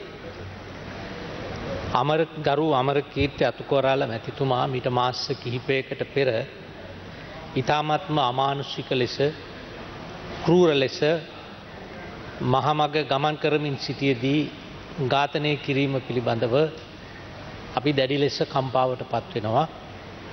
මුළු රටේම ජනතාව ඒ පිළිබඳව කම්පාවට පත් වෙනවා. ඒ වගේම මුළු ලෝකයේම මේ දෙස බලාගෙන සිටිනවා මේ සම්බන්ධව යුක්තිය සාධාරණය ඉෂ්ට වෙන තෙක්. අපේ රටේ පාර්ලිමේන්තු ඉතිහාසයේ මෙවැනි අවස්ථා මීට පෙර අපි දැකලා තියෙනවා.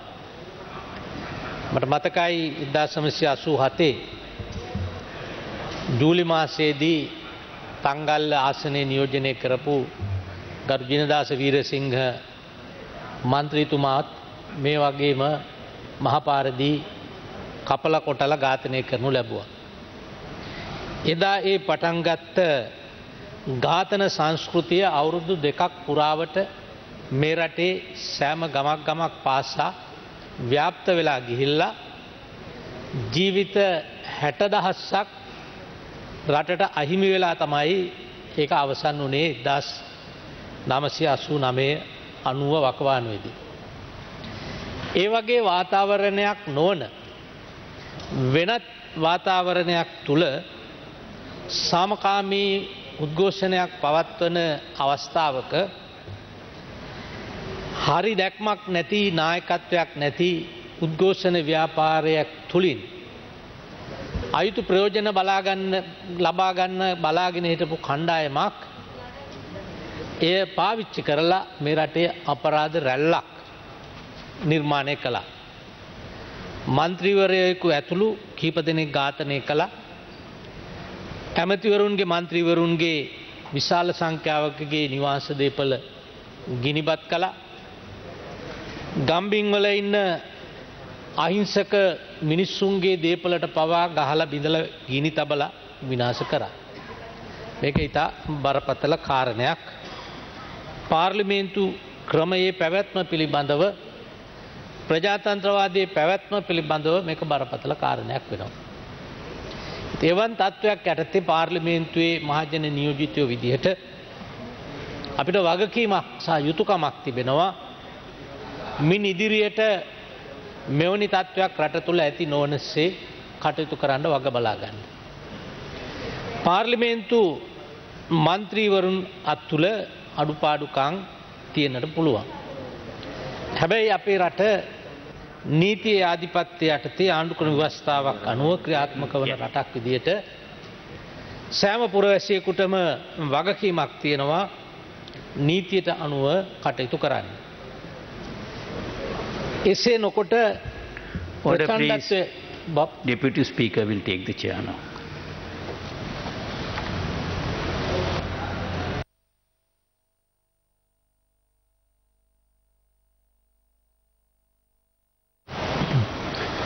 කරුණීය කතානායකතුමනි, අපි එසේ නොකර නීතිය අනුගමනය නොකර ප්‍රචණ්ඩත්වයට බර වෙලා මේ වගේ අපරාධ කිරීම කරන්නට ඉඩ හැරියොත් එම රට අරාජික තත්ත්වයට පත් වෙනවා. ඒක නිසා අපි බලාපොරොත්තු වෙනවා ඉදිරියේදී මේ සම්බන්ධව නීතිය අකුරට ක්‍රියාත්මක කරන්නට, මෙවන් දේ නැවතත් ඇතිවීම වළක්වා ගන්නට, විශේෂයෙන්ම අතුකොරාල මැතිතුමාගේ ඒ අභාවය පිළිබඳව අපි සියලු දෙනාම එකසේ කම්පා වනවා මෙන්ම අපගේ ශෝකය කනගාටුව අතුකොරාල මැතිනියටත් දූ දරුවන්ටත් එම පවුලේ ඥාති මිත්‍රාදීන් සියලු දෙනාටත් මේ අවස්ථාවේදී ප්‍රකාශ කර සිටිනවා.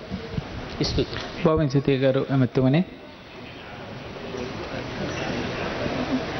ඩයනා ගමගේ ගරු ඇමතුමනි.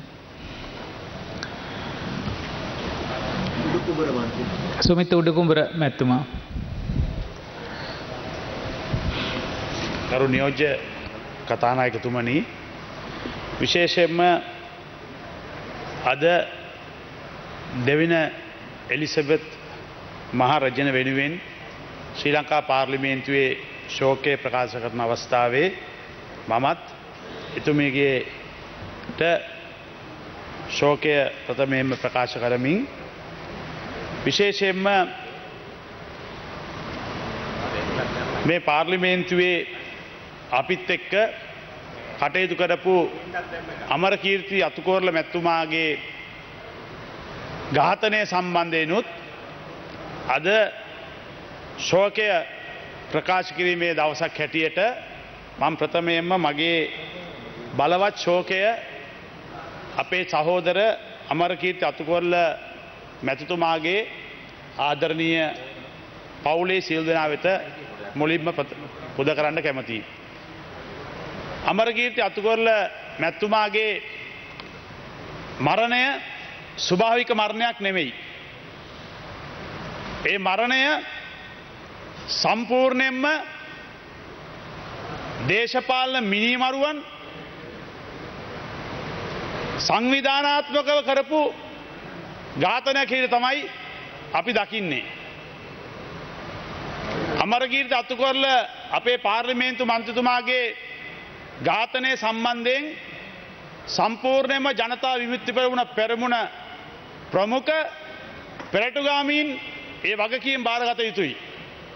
ඔවුන් තමයි ජනතාව උසිගන්නලා මේ මරණය සංවිධානාත්මකව මෙහෙවන්න කටයුතු කරේ. ජනතා විමුක්තිපෙරමුණ තමයි මේ ආර්ථික අර්බුදය පාවිච්චි කරමින් මේ සමාජ පීඩනය පාවිච්චි කරමින් මිලේ චත්තේ වපුරමින් මේ රටේ බලය ලබා ගැනීමට අවශ්‍ය කටයුතු ක්‍රියාත්මක කරන්න පුළුවන් විදිහට ජනතාව ඇවිස්සුවේ. ඒ නිසා විශේෂයෙන්ම අද බොහොම ප්‍රජාතන්ත්‍රවාදී විදිහට මේ ජනතා විමුක්තිපෙරමුණේ අය පාර්ලිමේන්තුවට ඇවිල්ලා මොන කතා කිව්වත් යලිත් මේ 2022 මැයි 9 වෙනිදා ආරම්භ වුණේ ඔවුන්ගේ සුපුරුදු ක්‍රියාකලාපයමයි. ඔවුන් 1971 කාල සීමාව තුළ හමුදාවට පොලිසියට ගහලා ආරම්භ කරා බලය ලබා ගන්න. 88 89 කාල සීමාව තුළ මේ රටේ භීෂණයක් වපුරලා තරුණය 60000ක් මරණයට තල්ලු කරලා මහා විනාශයක් කරා. ඒ වගේම තමයි 2022 මේ ආර්ථික අර්බුදය පාවිච්චි කරමින් මේ රටේ මේ පීඩනයට පත් වෙලා ඉන්න මහ ජනතාව උසිගන්වමින් සමාජ මතයක් ඇති කෙරුවා. ප්‍රචණ්ඩත්වයෙන් තමයි බලය ලබා ගන්න පුළුවන් කියලා හැම ශේෂ්ඨයකම ජනතාව මහ පාට බස්සලා මහා විනාශයකට රට තල්ලු කරලා දැම්මා. අපේ පාර්ලිමේන්තු මන්ත්‍රීවරු 70 ගන්නගේ ගෙවල් ගිනි තිබ්බා. දේපල විනාශ කෙරුවා. ඒ වගේම යාන වාහන විශාල වශයෙන් ගිනි තියලා විනාශ කරලා අවසානයේ මේ උත්තරීතර පාර්ලිමේන්තුවත් ග්‍රහණයට අරගෙන ඉවරලා බලය ලබා ගන්න උත්සාහ කරා. විශේෂයෙන් අපි මේ අවස්ථාවේ ස්තුතිවන්ත වෙනවා වර්තමාන ජනාධිපති රනිල් වික්‍රමසිංහ මැතිතුමාට. එතුමා ප්‍රජාතන්ත්‍රවාදී ආරක්ෂා කරන්න නිවැරදි තීන්දුව අරගෙන ක්‍රියාත්මක කළා. අද වෙද්දී අපේ රටේ ඊටාම ප්‍රජාතන්ත්‍රවාදී විදිහට මේ කටයුතු සියල්ල ක්‍රියාත්මක කරගෙන යනවා. ඒ නිසා විශේෂයෙන්ම අමරකීර්ති අතුකෝරළ මන්ත්‍රීතුමා කියන්නේ මේ පාර්ලිමේන්තුවට අපිත් එක්ක එකතු වුණු බොහොම නිහතමානී මනුස්සකම පිරුණු මිනිහෙක් හැටියට තමයි හැම වෙලාවෙම කටයුතු කරේ.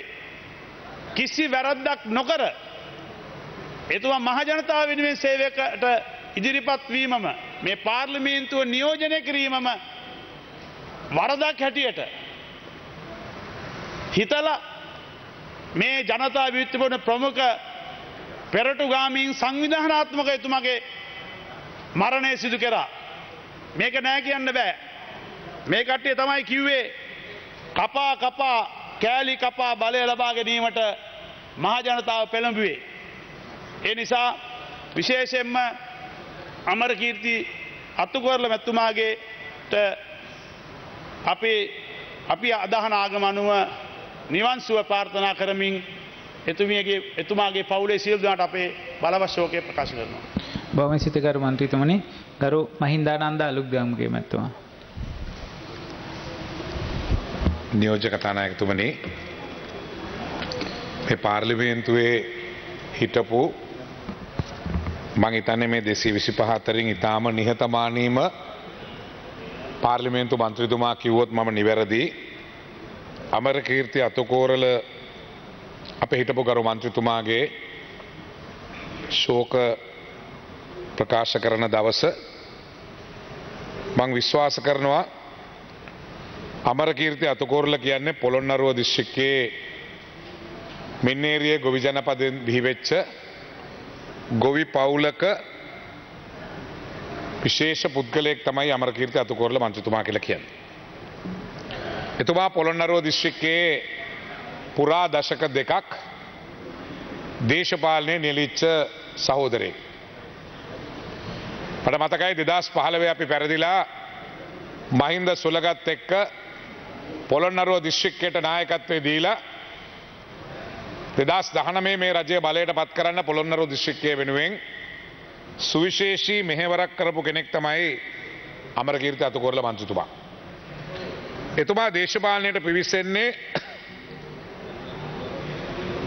හිටපු පාර්ලිමේන්තුව නියෝජනය කරපු මන්ත්‍රීවරයෙක් වන සූර්යාරච්චි මන්ත්‍රීවරයාගේ ලේකම්වරයා හැටියට තමයි එතුමා දේශපාලනයට එන්නේ. ඊට පස්සේ පළාත් සභා මන්ත්‍රීවරයෙක් හැටියට තුන්වරක් පළාත් සභාවේ ඉඳලා පසුගිය පාර්ලිමේන්තු මැතිවරණයෙන් ජයග්‍රහණය කරලා තමයි එතුමා පාර්ලිමේන්තුවට එන්නේ.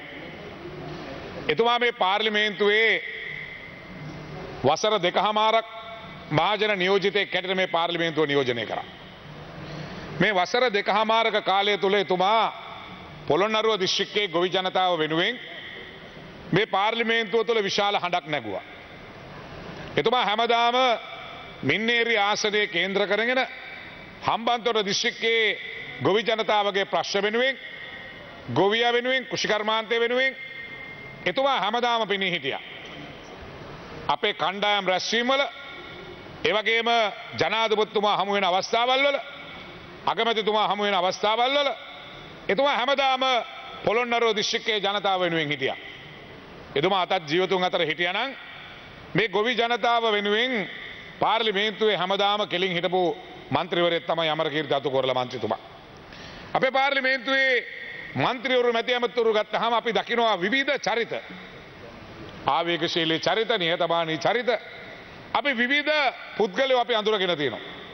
හැබැයි අමරකීර්ති අතුකෝරළ කියන්නේ මේ පාර්ලිමේන්තුවේ හිටපු නිහතමානීම කිසි කෙනෙකුට මං හිතන්නේ වචනයකින්වත් වැරදක් කතා නොකරපු ගෞරවනීය මන්ත්‍රීවරයෙක් අමරකීර්ති අතුකෝරළ මන්ත්‍රීතුමා කියලා කියන්නේ.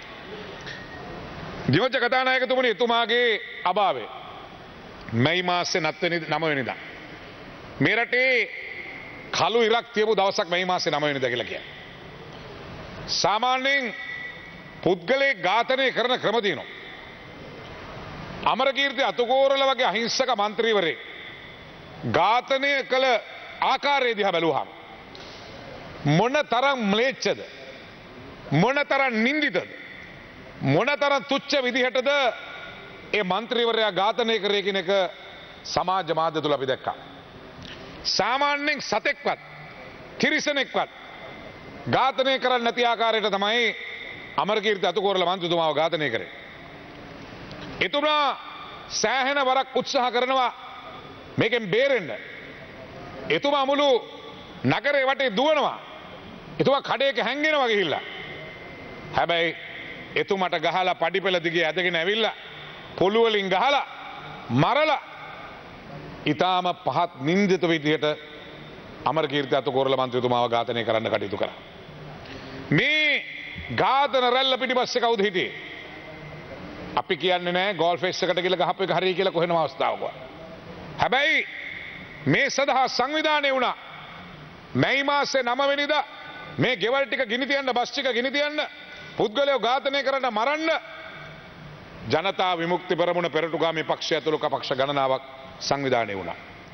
ඒ සඳහා දවල් 12 වෙනකොට එන බස්වල අංක පවා සෝෂල් මීඩියා වල දාලා මග දිගේ ගහලා ගිනි තියන්න පටන් ගත්තා. පාර්ලිමේන්තුවේ මැති ඇමතුරුන්ගේ ගෙවල් ගිනි තිබ්බා. ප්‍රාදේශ සභා මන්ත්‍රීවරුන්ගේ ගෙවල් ගිනි තිබ්බා. ඒ විතරක් නෙවෙයි, පුද්ගලයන්ට පහර දීලා අපි දැක්ක බේරේ වැවේ මිනිස්සුන්ට ගහලා යට කරපු හැටි. ඒ නිසා මේ වගේ නිවට නින්දිත විදිහට කටයුතු කරපු දවසක් වකවානුවක් අපි කවදාවත් දැකලා නැහැ. නමුත් අමරකීර්ති අතුකෝරළ මන්ත්‍රීතුමා වගේ මන් දන්නේ එතුමා පෙර ආත්මයක කරපු වරදක්ද කියලා. අමරකීර්ති අතුකෝරළ මන්ත්‍රීතුමා වගේ නිහතමානී අහිංසක පාර්ලිමේන්තු මන්ත්‍රීවරයෙක් මේ විදිහේ ම්ලේච්ඡ නින්දිත නිවට විදිහට ඝාතනය කිරීම මේ පාර්ලිමේන්තුවෙන් අපි සියලු දෙනා හෙලා දකින දෙයක්. ඒ නිසා ඒක අද මට වෙන්න පුළුවන්. හෙට මේක තව කෙනෙකුට වෙන්න පුළුවන්. ඒ නිසා මේ මැර දේශපාලනය, මේ මිනී මරණ දේශපාලනය මැතිවරණයකින් ජයග්‍රහණය කරගන්න බැරි වුණාම මිනී මරලා හරි ගෙවල් ගිනි තියලා හරි බලයට එන්න. ඔය මැයි 9 වෙනිදා මේ සිද්ධිය වුණාට ආරක්ෂක අංශවලට තොරතුරු ලැබිලා තිබුණේ මැයි මාසේ 11 නැත්නම් 12 වෙනිදා මේක කරන්න ඉන්නවා කියලා. සන්නද්ධ කණ්ඩායම් විසින් සමහර දේශපාලනවල නායකත්වය ලබා දීලා ගහලා ගිනි තියලා මරලා විශාල වැඩසටහනක් මැයි මාසේ 13 වෙනිදා සංවිධානය කරගෙන තිබුණේ. හැබැයි මේ සිදුවීම් වලට මේ රටේ ත්‍රිවිධ හමුදාවත් වග කියන්න ඕනේ. 9වෙනිදා සිද්ධිය පාලනය කරගන්න හැකියාව ලැබුණේ නැහැ. 9වෙනිදා සිද්ධිය පාලනය කරේ නැහැ. ඒකට පොලිස්පතිවරයා හමුදාපතිවරයා ඇතුළු ඒ සියලු දෙනා වග කියන්න ඕනේ. ඒ අය තමන්ගේ රාජකාරිය හරියට ඉෂ්ට කරේ නැහැ. ඒ නිසා රජයක් අකාර්යක්ෂම නම් මිනිස්සුන්ට පීඩනය තියෙනවා නම් ඒව කරන ක්‍රම තියෙනවා. හැබැයි මිනිස්සුන්ට ගහලා මරලා පුච්චලා ඒ වගේ පහත් තත්යකට රටක්පත් වෙන්න දෙන්න හොඳ නැහැ. ඒ නිසා නියෝජ්‍ය කතානායකතුමනි අමරකීර්ති අතුකෝරළ මන්ත්‍රීතුමා වගේ අහිංසක නිහතමානී ඒ ගෞරවනීය නායකයෙක් මේ පාර්ලිමේන්තුවෙන් නැතිවීම මේ පාර්ලිමේන්තුවට විශාල පාඩුවක් හැටියටයි මම දකින්නේ. ඉතින් ඒ නිසා මම දීර්ඝ කතාවකට යන්නේ නැහැ.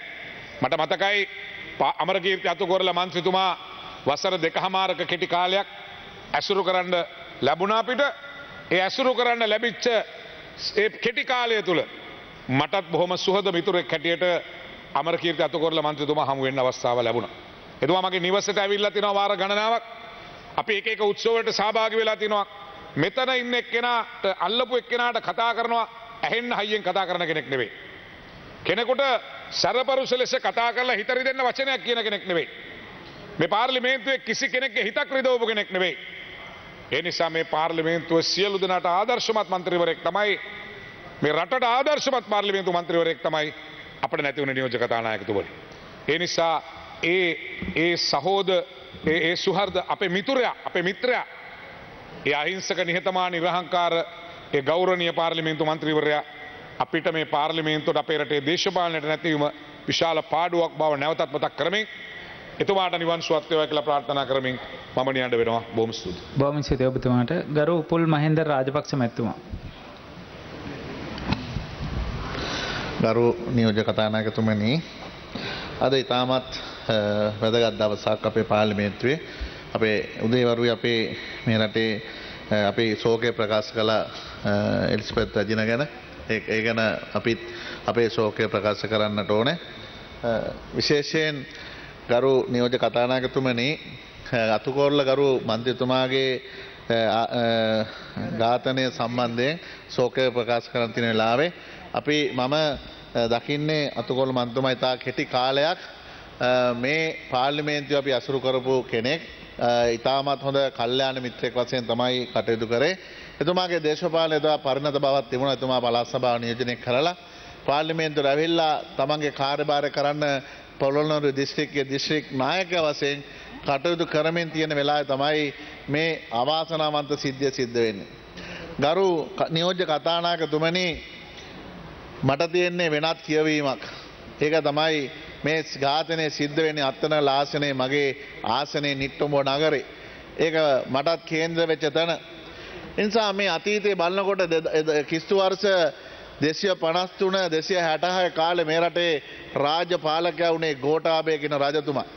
ඒ ගෝඨාභය රජතුමාගේ කාලේ සිරිසංග බෝගල එතුමාගේ සහෝදරයෙක් අත්තනගල ඇවිල්ලා තවුස්දම් රකින්න වෙලාවේ එතුමාව තවුසාව ඝාතනය කරනවා අත්තනගල්ල කියන අද විහාරයේ තියෙන තැනදී. මේක වුණේ ගෝඨාභය කියන රජතුමා ඉන්න කාලේ.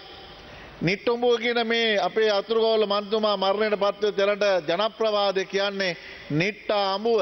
තමන්ගේ සිරිසංගබෝ රජුරෝ තමන්ගේ ගිහි කාලේ විවාහ වෙච්ච බිරිඳට තමන්ගේ ස්වාමියාගේ ගෙල බිඳ දාලා කඳ විතරක් තිබෙන දේහ බලන්න එම එතේ තමන්ගේ බිසෝ ඇවිල්ලා තමන්ගේ ස්වාමියා මරණයට පත් වෙලා මේනකොට ජීවිතයෙන් සමුගෙන කියනකොට තමන්ගේ දේවිය මැරිච්ච තැනට තමයි නිට්ටඹුව කියලා අද වෙනකොට හඳුන්වනු ලබන්නේ. මෙන්න මේ නිට්ටඹුව කියන නගරයේදී අද දවසේ අපේ ගෝඨාභය ජනාධිපතිතුමා ඉන්න වෙලාවේ උපාසකයෙක් වගේ හිටපු ඉතා අහිංසක මන්ත්‍රීවරයෙක් වෙච්ච අපේ අතුකෝරළ මන්ත්‍රීතුමා එදා රජ රටින් ඇවිල්ලා අත්තනගල්ලේදී ඝාතනය වුණා වගේම මෙදත් රජ රටින් ඇවිල්ලා අත්තනගල්ල නිට්ටඹුව කියන මේ නගරේ තමයි ඝාතනය වෙන්නේ. මේක ඉතාමත් ඛේදනීය වෙච්ච තත්ත්වයක්. එනිසා මේක අපිට හරි දරන්න අමාරුයි. මගේ ප්‍රදේශයේ මේ ඉතිහාසය අලුත් කළා. ඉතින් මේ මරණය අපිට කොවිලේකවත් අනුමත කරන්න පුළුවන් කමක් නැහැ. ඔව් ඉතාමත් අහිංසක මන්ත්‍රීවරයෙක් අපේ කරු අමාත්‍යතුමා කිව්වාගේ එතුමාගේ හඬ තිබුණේ ගොවියාත් එක්ක ගොවියාට තෙල් ටික දෙන්න, පොහොර අර්බුදයකට පොහොර අර්බුදයක සටන් කරන්න, ඒ වගේම වතුර ටික බෙදා හරින්න, ඒ වගේම ජලය ක්‍රමානුකූලව කළමනාකරණය කරන්න වාරිභාරක පද්ධතිය ගොඩනගන්න තමන්ගේ ප්‍රදේශයේ ජනතාව ගොවි ජනතාව වෙනුවෙන් සටන් කළා. අද ඔහු ජීවත් වෙලා හිටියානම් මේ වී මිලදී ගන්න නැති වෙලාවේදී ඔහු මොනතරම් සටනක් කරයිද කියලා අපිට පේනවා. ඔහු ඉතාමත් අහිංසක තමන්ගේ කාර්යභාර කරපු කෙනෙක්. ඊට නුදුරු දවසේ රාත්‍රියේත් මට කතා කරා. මම මේ වෙනකොට සෝමාවතිය ප්‍රදේශයේ හිටියේ. මට කතා කරලා හාමුදුරුවන්ට මම පණිවිඩය කියලා දෙනවා මන්ත්‍රීතුමා ගිහිල්ලා හම්බ වෙන්න. හාමුදුරුවෝ කතා කරා කොහෙන්ද මේ ආපු අපේ ගම්පෙන් ආපු මන්ත්‍රීතුමා කවුද? එතුමා ඒ වටපිටාව ගොනු කරලා ඒ සෝමාවතිය වගේ විහාරස්ථාන හොඳින් කටයුතු කරපු තාමත් දැහැමි ගුණවත් හොඳම මන්ත්‍රීවරයෙක්. අපිට මේ මන්ත්‍රීවරු හැම කෙනාටම හොඳයි කියන්න පුළුවන් කමක් නැහැ. ඔව් සැබෑ මහජන නියෝජිතයෙක්. තමන්ගේ මහජනතාව වෙනුවෙන් පෙනී හිටපු අමංග මන්ත්‍රීවරයෙක් හොඳ ස්වාමියෙක් වෙනවා. ඔව් හොඳ පියෙක් වෙනවා. මහජනතාවට හොඳ මහජන නියෝජිතයෙක්. මේ ඛේදනීය තත්ත්වය මැයි මාසේ 9 වෙනිදා ගෝල්පේස් අරගලයට ගිහිල්ලා ඒ අරගල භූමියේ හිටිය අයට යම්කිසි කරදරයක් කළා නම් ඒක නීතිය අනුව ඔවුන්ට ඒ සාමකාමී පිරිසට පහර දුන්න එක කරන එක ඒ නීතිය පැත්තේ කටයුත්තක්. මටත් කියන්න සිද්ධ වෙන්නේ මේ රටේ ත්‍රිවිධ හමුදාවේ එහෙම නැත්නම් මේ රටේ පොලිසියේ කාර්යභාරය නොසලකා හරපු නිසා තමයි මේ කරු මන්ත්‍රීතුමා ඝාතනයට ලක් වෙන්නේ. මේ මන්ත්‍රීතුමාගේ ඝාතනය සිද්ධ වෙන වෙලාවේ නිට්ටඹ නගරයේ ඝාතන 3ක් සිද්ධ වෙනවා. එකක් තමයි ආරක්ෂකයා ඝාතනය වෙනවා. ඒ අරගලයේ හිටිය කෙනෙකුත් ඝාතනය වෙනවා. ඒකට මේ 3 දෙනාම පියවරු වෙන්න පුළුවන්. මේ හැම කෙනාටම දරුවෝ ඉන්නව වෙනව පුළුවන්. මේ හැම කෙනාටම වගකීමක් තියෙන අය. ඒ නිසා මේ සමාජයේ සිදු නොවිය යුතු කාරණා තමයි එදා සිද්ධ වුණේ. නිසා මම හැමතිස්සම එදාත් කතා කරාම කිව්වේ මේක මං කොයිලේකවත් වරද පටවන්නේ අරගල කරුවන්ට. මොකද මං අරගල කරුවන්ට වරද නොපොටවන්නේ ඔවුන් ආවත් ජනපීඩනයක් තිබුණා. තෙල් ටික නැහැ, පෙට්‍රල් ටික නැහැ, ඒ වගේම විදුලිය කපනවා, දරුවට පාසල් ලබා ගන්න බෑ, පාසල් ටික බහලා මේ පණිවිඩය කියන්න තමයි ජනතාව ජන අරගලයක් පටන් ගත්තේ. ඒක සැබෑ ජන අරගලයක්. අපි ඒකට හිස නමන්නට ඕනේ. ඒ අරගලේ ජනතාව කිව්වද යහුම්කම් දෙන්නට ඕනේ. ඒක ආණ්ඩුවේ වගකීමක්. හැබැයි අභියෝග අරගෙන කැතිබොළු අරගෙන අරගල කරන්න එක අපිට අනුමත කරන්න පුළුවන් කමක් නැහැ. ඒ නිසා මේ ඝාතනය වෙච්ච වෙලාවේ මේ අරගලගාමී තත්වයක් අපේ ප්‍රදේශයේ තිබුණා. යම් පිරිසක් අපේ ප්‍රදේශයේ ජනතාව අපේ ඒ නිට්ටඹ නගරයට නිට්ටඹ විතරක් නෙවෙයි අවට පිටින් ජනතාව ඒකරාශී වුණා. ඒකරාශී වෙච්ච තැන කවුරු හරි පිරිසක් මේකට නායකත්වය දුන්නා. ගහන්න ඕන, කොටන්න ඕන, ගිනි තියන්න ඕන, මරන්න ඕන කියන තැන. හැබැයි මේ කිසි කෙනෙක් මේ වෙනකන් ඒ පණිවිඩය දුන්න අය මේ අත්අඩංගුවට අරගෙන නැහැ. වුන් කවුද කියන්නවත් අපිට නිරාවරණය වෙලා නැහැ. හැබැයි දැන් 25ක් අත්අඩංගුවට අරගෙන තිබෙනවා. මේ අත්අඩංගුවට තිබෙන්නේ මේ ඝාතනයට සම්බන්ධ අය කියලායි කියන්නේ. හැබැයි තියෙන ඛේදවාදිය තමයි ඒ වෙලාවේ කාගේ හරි උස්සගැන්වීමට මේ අය යම් දෙයකට පෙළඹුණා වෙන්න පුළුවන්. අද ඒ දරු පවුලු දුක් විඳිනවා. අපේ ඝාතනය වෙච්ච කරු මන්ත්‍රීතුමාගේ බිරිඳට ඒ දරුවන්ට තිබෙන ශෝකය, ඒ වගේම ඒ හරහා ඇතිවෙච්ච ඝාතනයේදී තමන්ගේ ආරක්ෂකයා ඝාතනය වෙනවා. ඒ අරගලකරුවෙකුත් ඝාතනවා. මේ හැමෝගෙම දරුවන්ට තාත්තා කෙනෙක් නැහැ. තමන්ගේ බිරිඳට ස්වාමියෙක් නැහැ. මේක නෙමෙයි සැබෑ අරගලය වෙන්නට ඕනේ. අද අත්අඩංගුවට ගත්ත අයගේ දරු පවුල් වල අම්මලා තාත්තලා දරුවෝ ඒ අයගේ බිරිඳවරු මොනතරම් කම්පාවට ලක්වනද? පවුල් 30ක් වගේ ප්‍රමාණයක්. මේක නෙමෙයි අරගලය වෙන්නට තිබුණේ. අරගලය වෙන්න තමයි අපේ සැබෑ අරගලය ජයග්‍රහණය කරවන්න, අපේ ජන ජීවිතය යථාවත් කරන්න, තෙල් පොලිම නැති වෙන්න, ඒ වගේම පෙට්‍රල් පොලිම නැති වෙන්න, ගෑස් ටික ලැබෙන්න, දරුවා පාසල් යවන්න අපිට අරගලය ඊට වඩා සාමකාමී කරන්න තිබුණා. කොතන හරි වැරද්දක් වෙනවා. මගේ කියවීම ඊට වඩා වෙනස් ගරු කතානායකතුමනි. අරගලය සිද්ධ වුණා. එවුන්ගේ අපේ මන්ත්‍රීතුමාට පහර දුන්නා. අපි ඒක දැක්කා. ඒ වගේම අරගලකරුවෙකුට ආරක්ෂක මහත්මයා වෙඩි තියන ඔහුව බේරගන්න ඒක ඔහුගේ රාජකාරිය. ඔහු මරණයටපත් වෙනවා. මේ සිද්ධි දහමේ අවසන් වෙනවා. අවසන්ලා විනාඩි 25 30ක් මේ සිද්ධිය නැවිච්ච වෙලාවකදී ආරක්ෂක තත්වයන් තුල ආරක්ෂක හමුදාව මෙහෙම මන්ත්‍රීවරයෙකුට නිට්ටඹ නගරයේ කලබලකාරී තත්වයක් අපි දෙන්න ආරක්ෂාව සපයන්නට ඕනේ. අපේ ඒ තිබුණු පොලිස් ස්ථානයේ හෝ ඒ පොලිස් නිලධාරීන් ක්‍රියාත්මක වුණා නම් පැය භාගයකට පස්සේ මේ මන්ත්‍රීවරයා ඝාතනය වෙන්න විදියක් නැහැ. මම කියන්නේ ඝාතකයේ නිට්ටඹ නගරයේදී පහරක් වෙලා මන්ත්‍රීතුමා ඝාතනය වුණා නම් එක සිද්ධියක්. විනාඩි 25කට පස්සේ රෙදි රෝලක හැංගිලා හිටපු මන්ත්‍රීතුමා ගෙනල්ලා ගහලා ඝාතනය කරපු තව සිද්ධියක්. මේකට ඒ අරගල කරුවන්ට වඩා මං වගකීම් පවරන්නේ ආරක්ෂක අංශ, පොලිස් නිලධාරීන්, පොලිසිය, හමුදාව ක්‍රියාත්මක වුණා නම් අද අරගලකාරයන්ගේ පවුල් ජීවිතවල ඉන්න අයටත් අයගේ දරුවන්ට දුක් විඳින්න වෙන්නේ නැහැ. උන් මේ වගේ දෙයකට පෙළඹෙන්නේ නැහැ. ඒ වගේම මන්ත්‍රීතුමාගේ ඒ අයගේ පවුල් වලටත් ඒ අගෞරවය සිද්ධ වෙන්නේ නැහැ. ඒ අයට සමහරට පහර ගහලා තුවාලයක් වෙලා ඒ සිද්ධිය හමාර වෙන්න තිබුණා. හැම පාර්ලිමේන්තුවේ හැම මන්ත්‍රීවරුන්ගම යම් කාරණා සිද්ධ වුණා. මේ අවුරුදු 20ක් දේශපාලනය කළා පුරා කොමිටු උඹ බං කියලා කතා කරන්නේ නැති මටත් හානි කරාවිල්ලා. අපිටත් ඕන තරම් චෝදනා කරා. විවිධ පීඩන ගෙනාවා. හැබැයි ඒ වගේ අපේ කරු මන්ත්‍රීතුමාට ඔලු පළලා දෙවුණා, දත් කල්ලා දෙවුණා, අතවල් අත්පය කල්ලා දෙවුණා. අපේ අත්තන කල ආසනේ ප්‍රාදේශ සභාවේ සභාපතිතුමාලා මන්ත්‍රීවරු හැම කෙනාටම යම් සිද්ධි වුණා. අපි ඒකට වෛර කරන්නේ නැහැ. සිද්ධියක් සිද්ධ වුණා. ඒ සිද්ධියට මුහුණ දෙන්න සිද්ධ වුණා. මේ අපේ එකට අනුමාන කරනවා නම් එදා මැයි 9 වෙනිදා අපි ගෝල් පේස් එකට අපේ කණ්ඩායමක් ගියා කියලා ඒකට යම්කිසි සාධාරණයක් ඒ අය කතා කරනවා වෙන්න පුළුවන්. හැබැයි ඒ අරගලකරුවන්ටත් හිතන්න දෙමුණා මේ අරගලකරුවන් මේ මැයි 9 වෙනිදා කොළඹ සිද්ධියක් වෙනවා නම් ඒ සිද්ධිය වෙන සුළු වෙලාවකින් අතුගෝල මන්තුමා නිට්ටමුට එන්න විදිහක් නැහැ.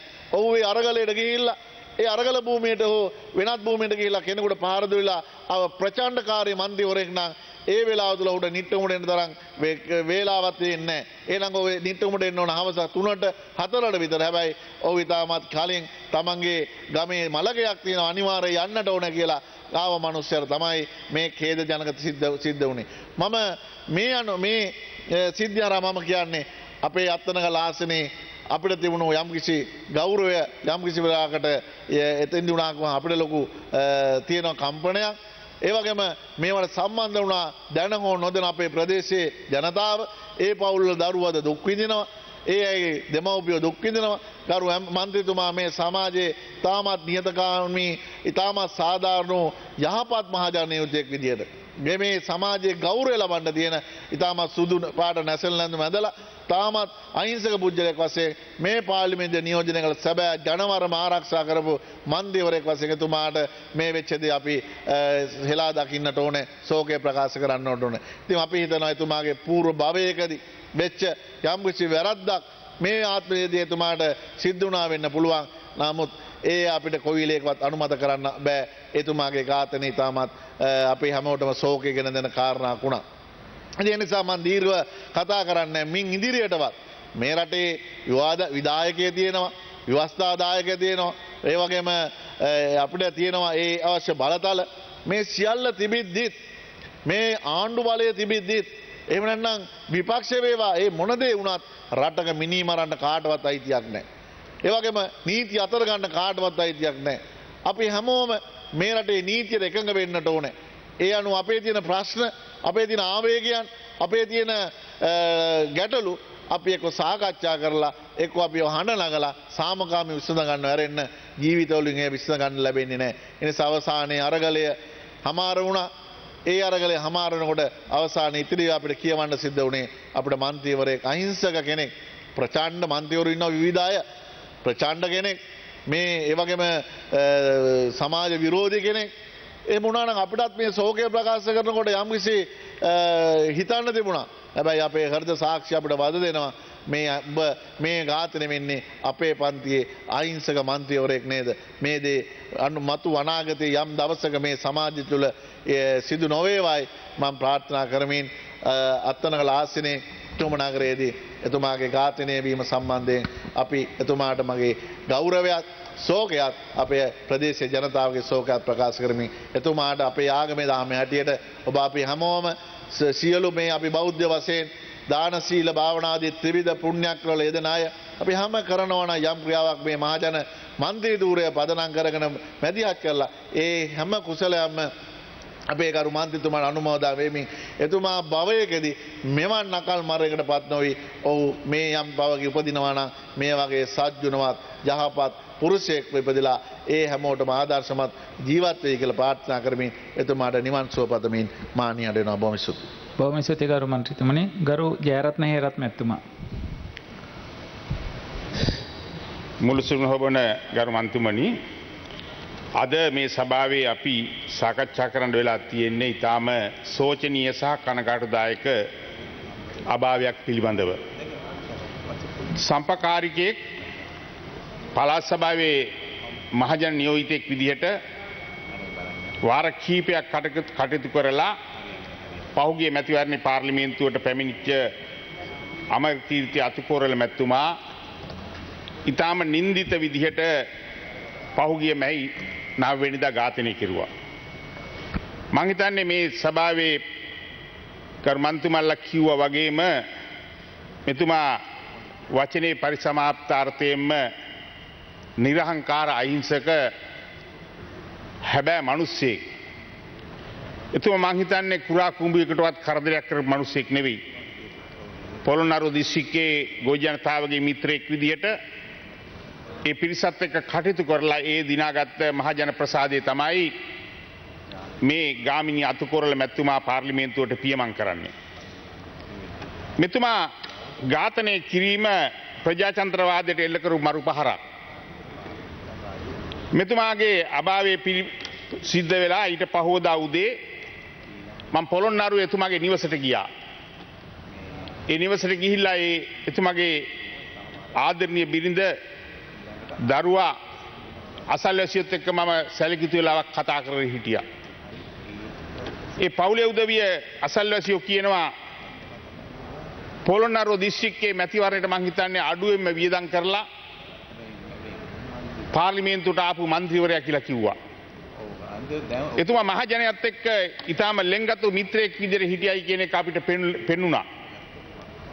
මේ පහුගිය කාල සීමාව මං හිතන්නේ ඇතිවෙච්ච තත්ත්වයන් මේ සියල්ලට මං හිතන්නේ මූණ දුන්නේ අවසානයේ ප්‍රතිඵලය උනේ අමරකීර්ති අතුකොළ මැතිතුමාගේ මිය යෑම. මේක කිසිසේත්ම අපිට අනුමත කරන්න පුළුවන් කාරණේකුත් නෙවෙයි. මේක කිසිසේත් මං හිතන්නේ සුළුෙන් සැලකිය යුතු කාරණයක් නෙවෙයි කියන මතක් කරන්න ඕනේ.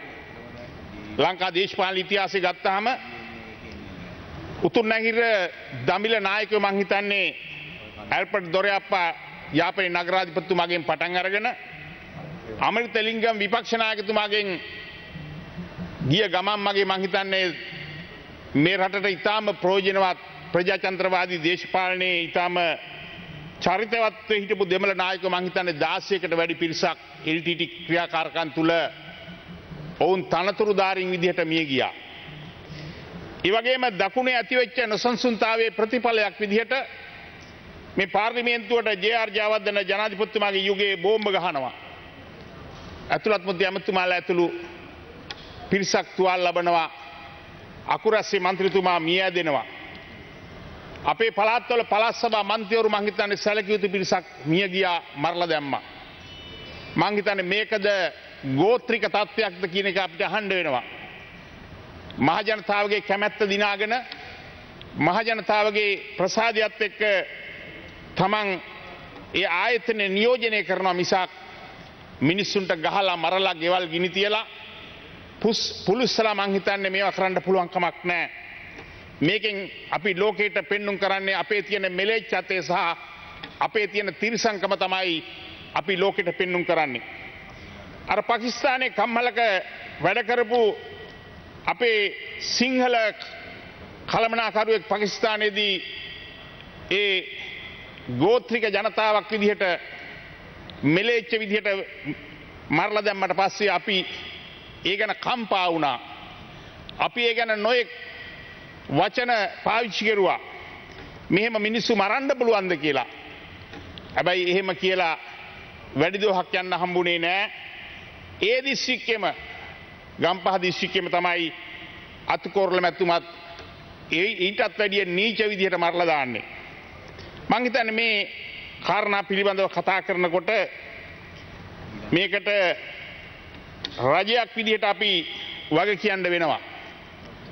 පොලිසිය නීතිය හා සාමය ආරක්ෂා කරන්න ඉන්න පොලිසිය ඔවුන්ගේ වගකීම් හරියාකාර විශ්ව කෙරුවද කියලා අපි දැන් පසුවිපරමක් කරන්න වෙනවා. ඒ වගේම 69 ලක්ෂයක් ඡන්ද දීලා මේ රටේ බලයට පත් කරපු ගෝඨාභය රාජපක්ෂ මැතිතුමාටත් වගකීමක් තියෙනවා මේ රටේ නීතිය හා සාමය සුරක්ෂිත කරන්න. මේ ඇතිවෙච්ච කලහකාරී තත්ත්වයන් තුළ සාමය මේ රටින් තුරන් වේගන යනකොට එතුමාට විධායක ජනාධිපතිවරයා විදිහට සේනාධි නායකයා විදිහට එතුමාට මහජන ආරක්ෂක පනතේ නියෝග ක්‍රියාත්මක කරන්න ත්‍රිවිධ හමුදාව කැඳවන්න ඒ අවශ්‍ය බලතල දීලා ඒගොල්ලෝ පිටත් කරන්න එතුමාටත් වක්කීමක් තියෙනවා. මේ සියල්ල හරියාකාර කරුණාද කියලා අපිට ප්‍රශ්නාර්ථයක් තියෙනවා. මං හිතන්නේ අපි අවසානයේ 8 වෙනිදා රාත්‍රියේ පොලිස් ඇඳරි නීතිය දැම්ම පොලිස් ඇඳරි නීතිය කියලා රටේ එහෙම නීතියක් රටේ නැහැ. ඒවා කට කතාවට අපි ඒ පොලිසිය වල උදවිය පාවිච්චි කරාට ඒක නීතියක් එක්ක එකඟ නැහැ.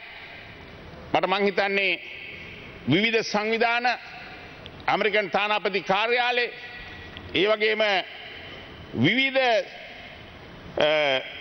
සංවිධාන මං හිතන්නේ කරපු බලපෑමත් එක්ක පොලිස් ඇඳරි නීතියත් එදා උදේ අවසන් වෙනවා. ඒ වෙලාවේ ඇඳරි නීතිය දාලා මේ රටේ නීතිය හා සාමය සුරක්ෂිත කරන්නට මං හිතන්නේ අපි වග බලා ගත්තා නම් අමරකීර්ති අතුකෝරළ මැතිතුමා තවමත් ජීවමානව අපිත් එක්ක මේ පාර්ලිමේන්තුවේ ඉන්නවා කියන එක තමයි මගේ විශ්වාසය. ඒ නිසා මෙතුමගේ අභාවයේ පිළිබඳව අපි බරපතල විදිහට කනගාටු වෙනවා වගේම එතුමගේ අභාවයෙන් මං හිතන්නේ ආදරණීය බිරිඳ දරුවා එතුමගේ ඥාති මිත්‍රාදී මං හිතන්නේ බරපතල විදිහේ අපහසුතාවයකට අහිංසක තත්ත්වයට පත් වෙලා තියෙනවා. ඔහුගේ ඇවෑමෙන් ඒ සියල්ල මං හිතන්නේ යථා තත්ත්වයට පත් කරන්න කෙනෙක් නැහැ. ඒ නිසා මේකෙන්වත් අපි පාඩමක් ඉගෙනගෙන මේ මහජන නියෝජිතයෝ මරන්න කපන්න කොටන්න යන මේ අදම තිරිසන් යුගයේ මං හිතන්නේ මේ රටෙන් අවසන් කරන්න කාලය ඇවිල්ලා තියෙනවා.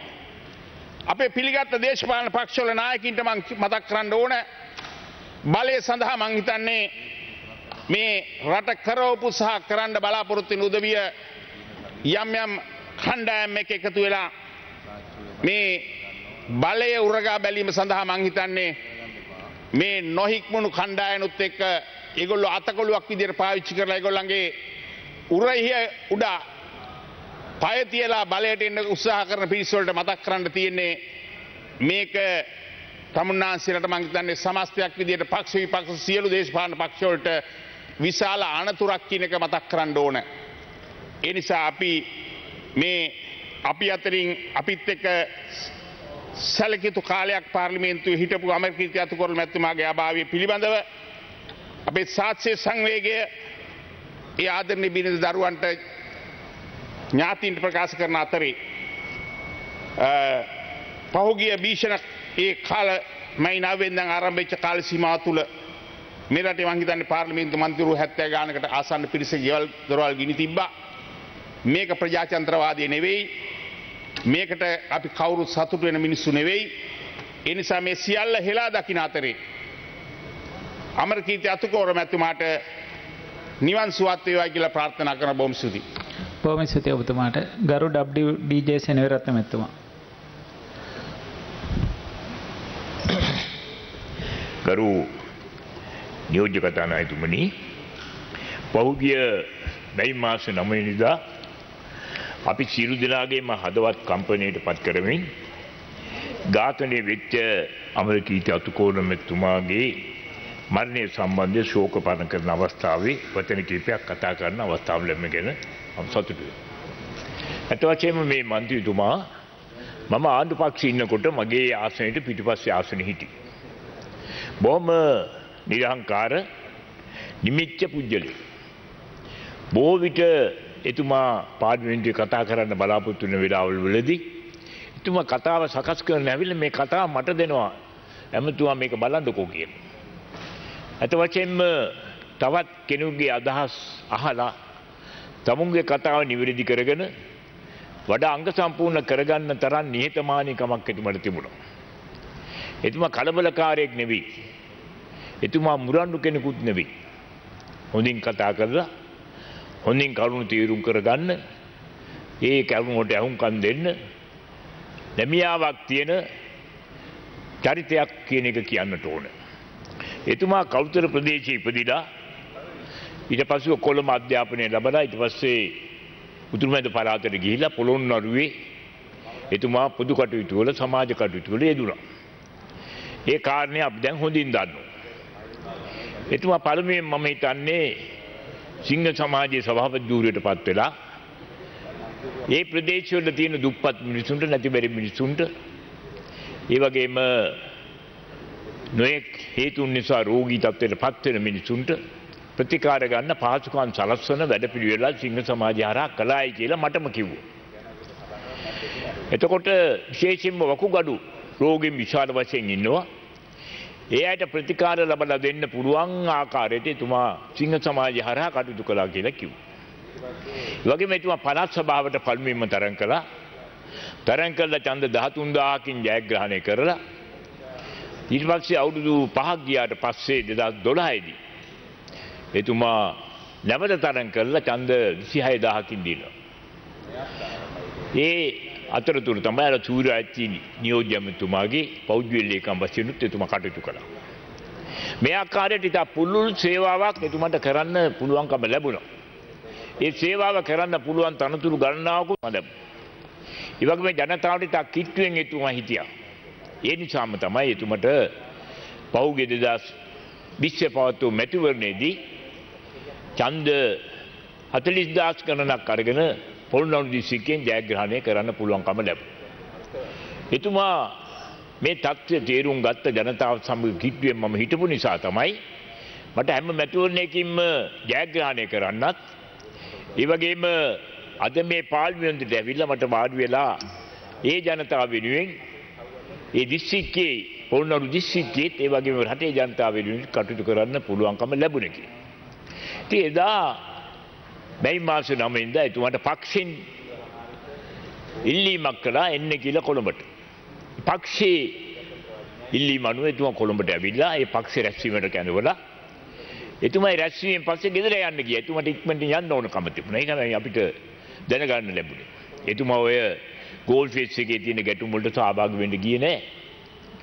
අර ඉස්සෙල්ලා කතා කරපු මන්ත්‍රීතුමා කිව්වා වගේ මේ අරගලයේ එක්තරා විදියක සාධාරණ හේතුන් නිසා ආරම්භ වුණා කියලා කියන්න පුළුවන්. මොකද ඒ වෙලාව වෙනකොට රටේ ජනතාවට පාට බැහැලා ගමනක් යන්න බෑ.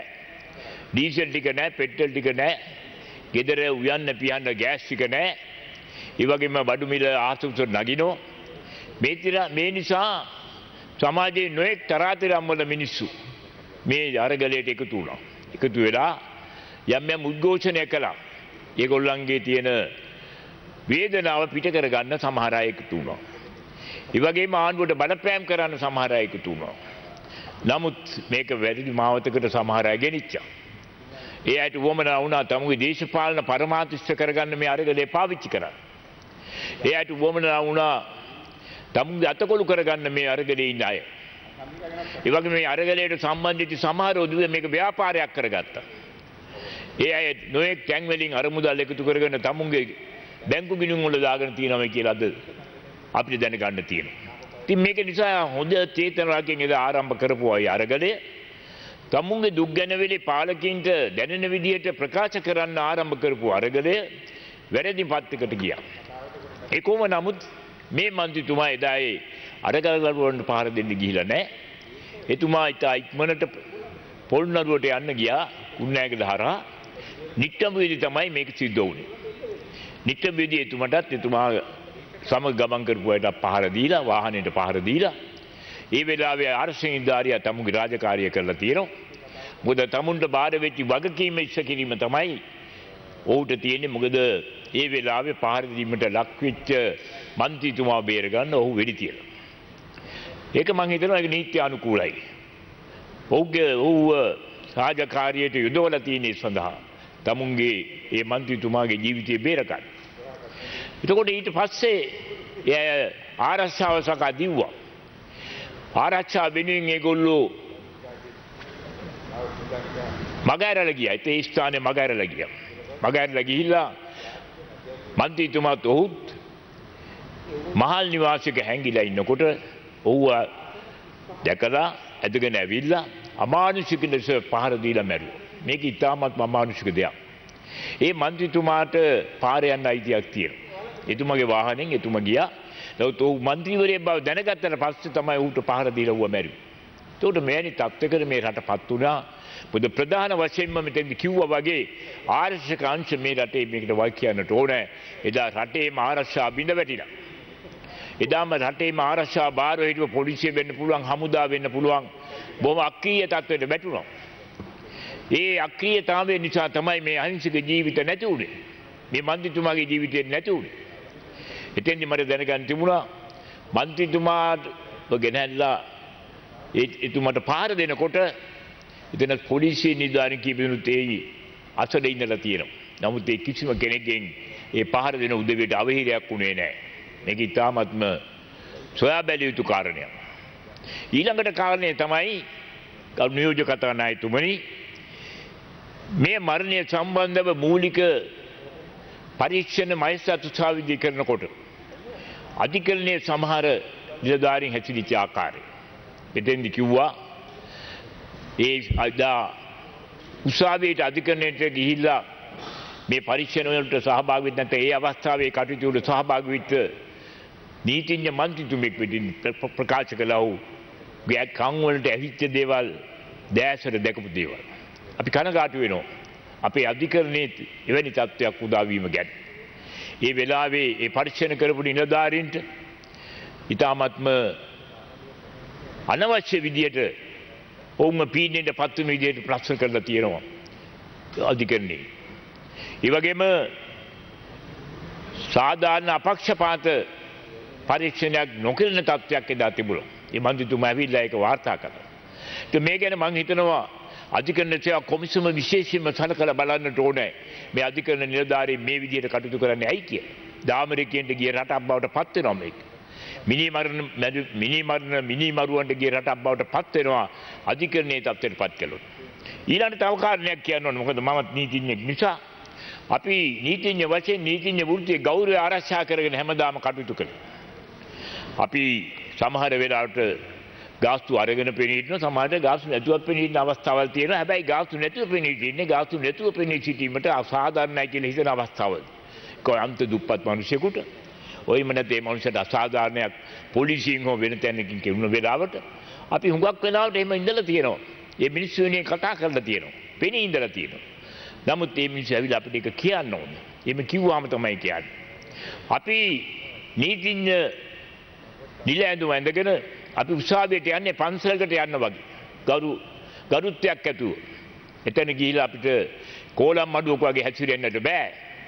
නමුත් මේ සිද්ධීන් ඇති වුණු වකවානුව තුල සමහර උසාවි වලට මේ කරුණුවට සම්බන්ධ උදවිය මේ නීතිය උල්ලංඝනය කරපු උදවිය පොලිසිය විසින් අත්අඩංගුවට අරගෙන ඉදිරිපත් කරපු වෙලාවවලදී සමහර නීතිඥවරු හැසිරෙච්ච ආකාරය ගැන අපි කනගාටු වෙනවා.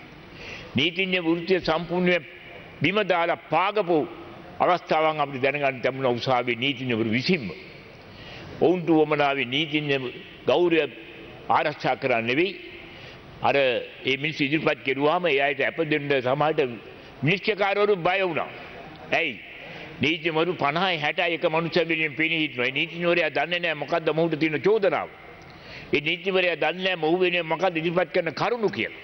ඇයි? ඔව් ඒවට සවන් දීලා නෙමෙයි පේලියට ඇවිල්ලා අර පෙරහැරේ යන්න වගේ ඇවිල්ලා ඉතින් පෙනී ඉඳලා නම ලකුණු කරලා ඊට පස්සේ ඒ ඇයට අපිල්ලුවාම නීතිඥවරු බය වෙනවා. මොකද මගේ ගෙටත් ගිනි තියයි කියලා රැට.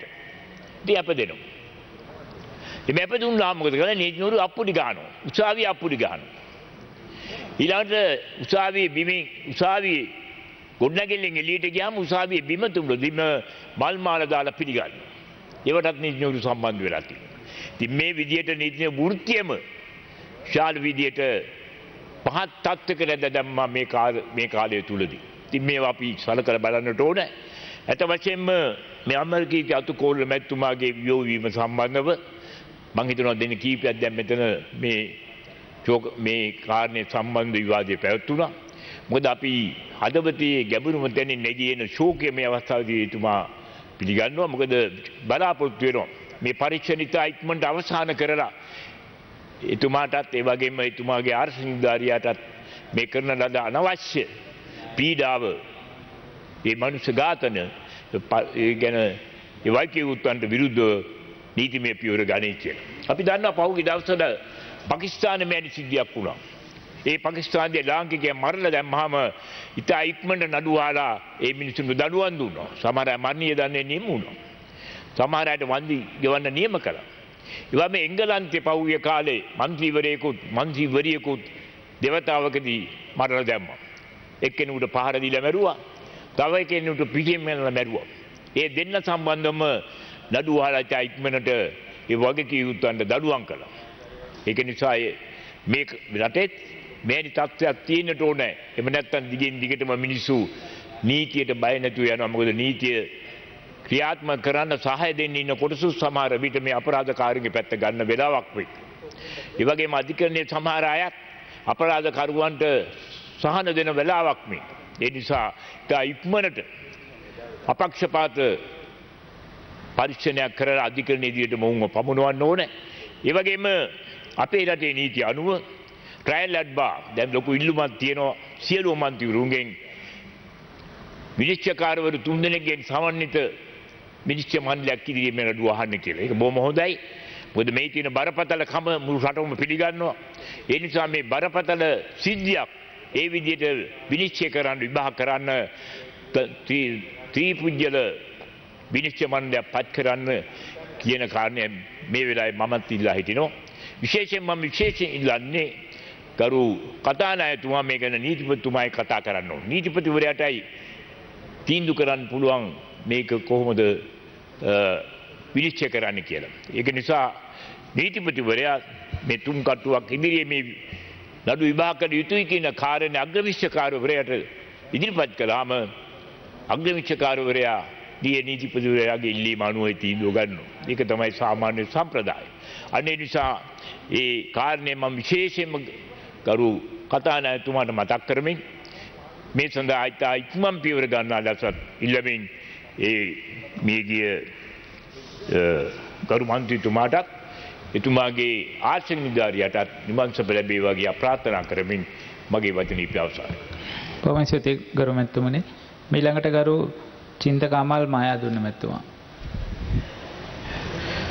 ගරු නියෝජ්‍ය කතානායකතුමනි පොළොන්නරු දිස්ත්‍රික්කයේ තුල ගොවි කම්කරුවන් වෙනුවෙන් දේශපාලන වශයෙන් විතරක් නෙවෙයි සංවාදශීලී හඬක් නගපු ගෞරවනීය නායකයෙක් තමයි අමරකීර්ති අතුකෝරළ මැතිතුමා කියන්නේ. එතුමාගේ ජීවිත කාලය තුල දේශපාලනය වගේම සමාජ ක්‍රියාකාරකම් වල විවිධ ආකාරයෙන් කටයුතු කරපු බොහොම හොඳ නායකයෙක්. අපි දැක්ක පාර්ලිමේන්තුව තුල එතුමත් මමත් මේ පාර්ලිමේන්තු ඉතිහාසයේ පළවෙනි වතාවට පාර්ලිමේන්තුවට ආපු මන්ත්‍රීවරයෙක් හැටියට මේ පාර්ලිමේන්තු සභාවක තුලව විතරක් නෙවෙයි සමස්තය තුලම සමස්ත සේවක මණ්ඩලය තුලම අපි දැක්ක එතුමා බොහොම අව්‍යාජ්‍ය විදිහට නිහතමානී විදිහට මේ පාර්ලිමේන්තුව තුල තමන්ගේ ඒ වැඩපිළිවෙල සාර්ථකව ගෙන ගිය දේශපාලන නායකයෙක් කියලා කියන්නේ. අපි දැක්ක කරු නියෝජ්‍ය කතානායකතුමනි මේ පහුගිය කාල වකවානුවේ තුල විවිධ ආකාරයේ අරගලයක් ක්‍රියාත්මක කරා. අපි දන්නවා අරගලය ක්‍රියාත්මක වෙන්න හේතුව උනේ මේ රටේ දැවෙන ප්‍රශ්නට උත්තරයක් හොයමින් හිටපු ජනතාව හැටියට ඒ ජනතාවගේ උත්තර හොයමින් තමයි එදා අරගලය ක්‍රියාත්මක වෙන්න පැවතුනේ.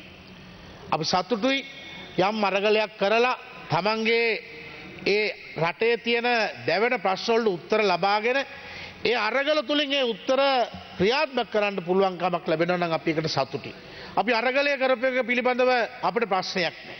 හැබැයි අපිට ප්‍රශ්නයක් තියෙන්නේ මේ රටේ ජීවිත මනුස්ස ඝාතන දේපොළ මංකොල්ල කෑම් ඒ වගේම දේපොළ විනාශ කිරීම කියන කාරණා තුල ගත්තාම මේ අරගලය තුල සිද්ධ වුණේ අන්න එවැනි ක්‍රියාකාරකම.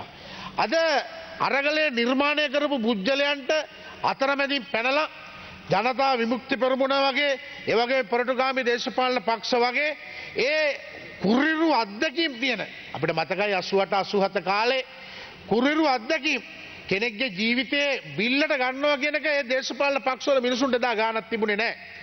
ප්‍රේමදාස යුගය තුල අපි දැක්කා මරණයක් වෙනවා නම් ඒ මරණය වෙච්ච මිනිස්සයාගේ මිනි පෙට්ටිය ධනිස්සෙන් උඩට උස්සන්න බැරි වෙච්ච යුගයක් තිබුණා. එක ලියුම් කෑල්ලෙන් මුළු රටම අඳුරු වලාවකින් වහන්න පුළුවන් යුගයක් ඒ කාලේ තිබුණා. අන්න ඒ වගේ මිලෙජ්ජ විදියට ඝාතනය කිරීම රාශියක් එදා 88 89 කාලේ නිර්මාණය කරා වගේ මේ 2022 වර්තමානයේ තුල නිර්මාණය කරන්න පුජ්‍යලේ ගොඩ නැගුවා. ඒ ගොඩනගාපු වැඩපිළිවෙල තුල අද අමරකීර්ති අතුගෝරල ගරු මන්ත්‍රීතුමා තමන්ගේ ජීවිතේ සමුගන්න සිද්ධ වුණා. මහ දරුණු විදියට පාතාලයේ විදියට ඒ අපරාධකාරුවන් ක්‍රියාත්මක කරේ එතුමා වාහනයෙන් බස්සලා එතුමට ගහලා එතුමගේ ජීවිතේ බේරගන්න එතුමා තමන් හිටපු තැනින් එහාට පැනලා දුවනකොට ඒ පැය භාගයට විනාඩි 45කට විතර පස්සේ ගිහිල්ලා එතුමා ඇදගෙන ඇවිල්ලා පාරේ බල්ලෙක් විදියට ඇදගෙන ඇවිල්ලා ඒ විදියට මහා අමානුෂික විදියට වද දීලා තමයි ඒ ගරු අමාත්‍ය මන්ත්‍රීතුමාවත් ඒ වගේම ඔහුගේ ආරක්ෂක නිලධාරියාවත් මරලා දාන්නේ. හැබැයි ඒ ආරක්ෂක නිලධාරියාව මරලා දානකොට ගරු මන්ත්‍රීතුමාව මරලා දානකොට මේ රටේ ක්‍රියාත්මක වෙච්ච පොලිසියක් තිබුණා.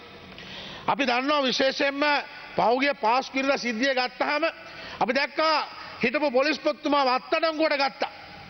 මේ නීතිය සාමය ක්‍රියාත්මක කරන්න ඉන්නේ පොලිස් දෙපාර්තමේන්තුව. ඒ පොලිසිය ක්‍රියාකාරකම සිද්ධ කරන්න ඕන පොලිස්පතිතුමා.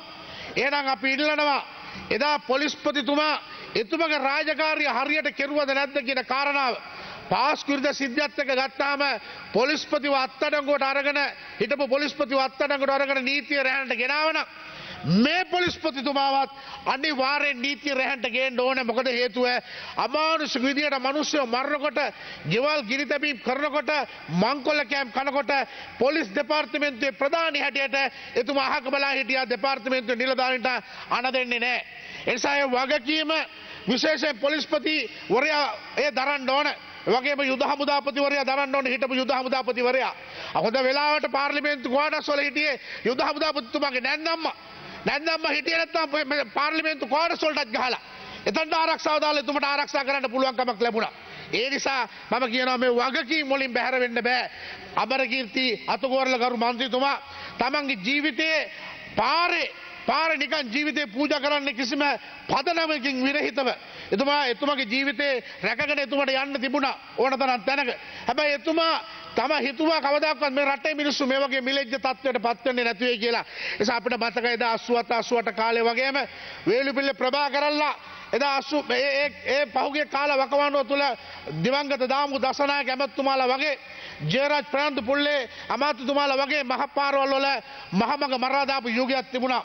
අන්නේ යුගයේද නැවත ගේන්න හදන්න කියන එක අපි අහනවා. එදා එහෙම කරපු යුගයේ ක්‍රියාත්මක මේ කරපු කාල වකවානුව නැති කරපු ඒ සමාජය තුල අපිට නැවත ගොඩනගෙන්න කවද්ද කියන එක අපි අහන්න කැමති ගරු නියෝජ්‍ය කතානායකතුමනි. ඒක නිසා අපි දන්නවා මේ වෙනකොටත් ඔය පොලිස්පතිතුමාගේ ඔය පොලිස් පත්වීම පිළිබඳ ප්‍රශ්නයක් තියෙනවා. මේ වෙනකොටත් ඔහුගේ උපාධිය පිළිබඳ ප්‍රශ්නයක් තියෙනවා. තව නොබෝ කාලෙකින් මම මේ ගරු පාර්ලිමේන්තුවටත් එතුමගේ ඔය පත්වීම පිළිබඳවත් මම කතා කරනවා. ඒ නිසා අපි කියනවා මේ රටේ සාමය ආරක්ෂා කරන ඉහළම නිලධාරී ඉහළම පුරුක පොලිස්පති නම් පොලිස්පතිගේ වගකීම පොලිස්පති ඉෂ්ට කරාද කියන කාරණාව අපිට දැනෙන්නේ ලොකු ඒ වගකීම ඉෂ්ට කරාද කියන එක අපිට ප්‍රශ්නයක් වෙලා තියෙනවා. ඒ නිසා ගරු නියෝජ්‍ය කතානායකතුමනි මේ ප්‍රශ්නේ නිකන් අතාරින්න එපා. අපි දැක්කා ඒ අමරකීර්ති මන්ත්‍රීතුමා පාරේ මහමග මරලා දාලා කාලකන්ණි විදියට කුණුහරුප කතා කරලා ඒ වීඩියෝ ක්ලිප් රටේ හැමතැනම ක්‍රියාත්මක වෙන්න ගත්තා. ඒ ක්‍රියාත්මක වෙච්ච කාලේ අපි දැක්කා. ඒ නිසා ඒක අපි කියනවා මේ ගරු අධිකරණයේ ඉස්සනමල අපි පහත් කළම ගරු අධිකරණයේ ඉල්ලනවා ඒකට නිසි දඬුවම දෙන්න ඕන. අර ගරු ජෝන් අමරතුංග ජෝන් සෙනරත්න ගරු අමාත්‍යතුමා එතුමා කියපු කතාවට මම එකඟයි. නීති ආධිපත්‍ය තුළ නීතිය ක්‍රියාත්මක වෙනවද නැද්ද කියන කාරණාව අපිට දැනෙනවා. අපි මිනිස්සුયો අපි දන්නවා අපේ ගෙවල් වලට අවිල්ලා ගහයි අපිව මරයි කියන චේතනාව අනුව ඒ අයට අපදෙන්න වෙන්න පුළුවන්. අපි දන්නේ නැහැ එහෙම වුණාද කියලා කියන්නේ.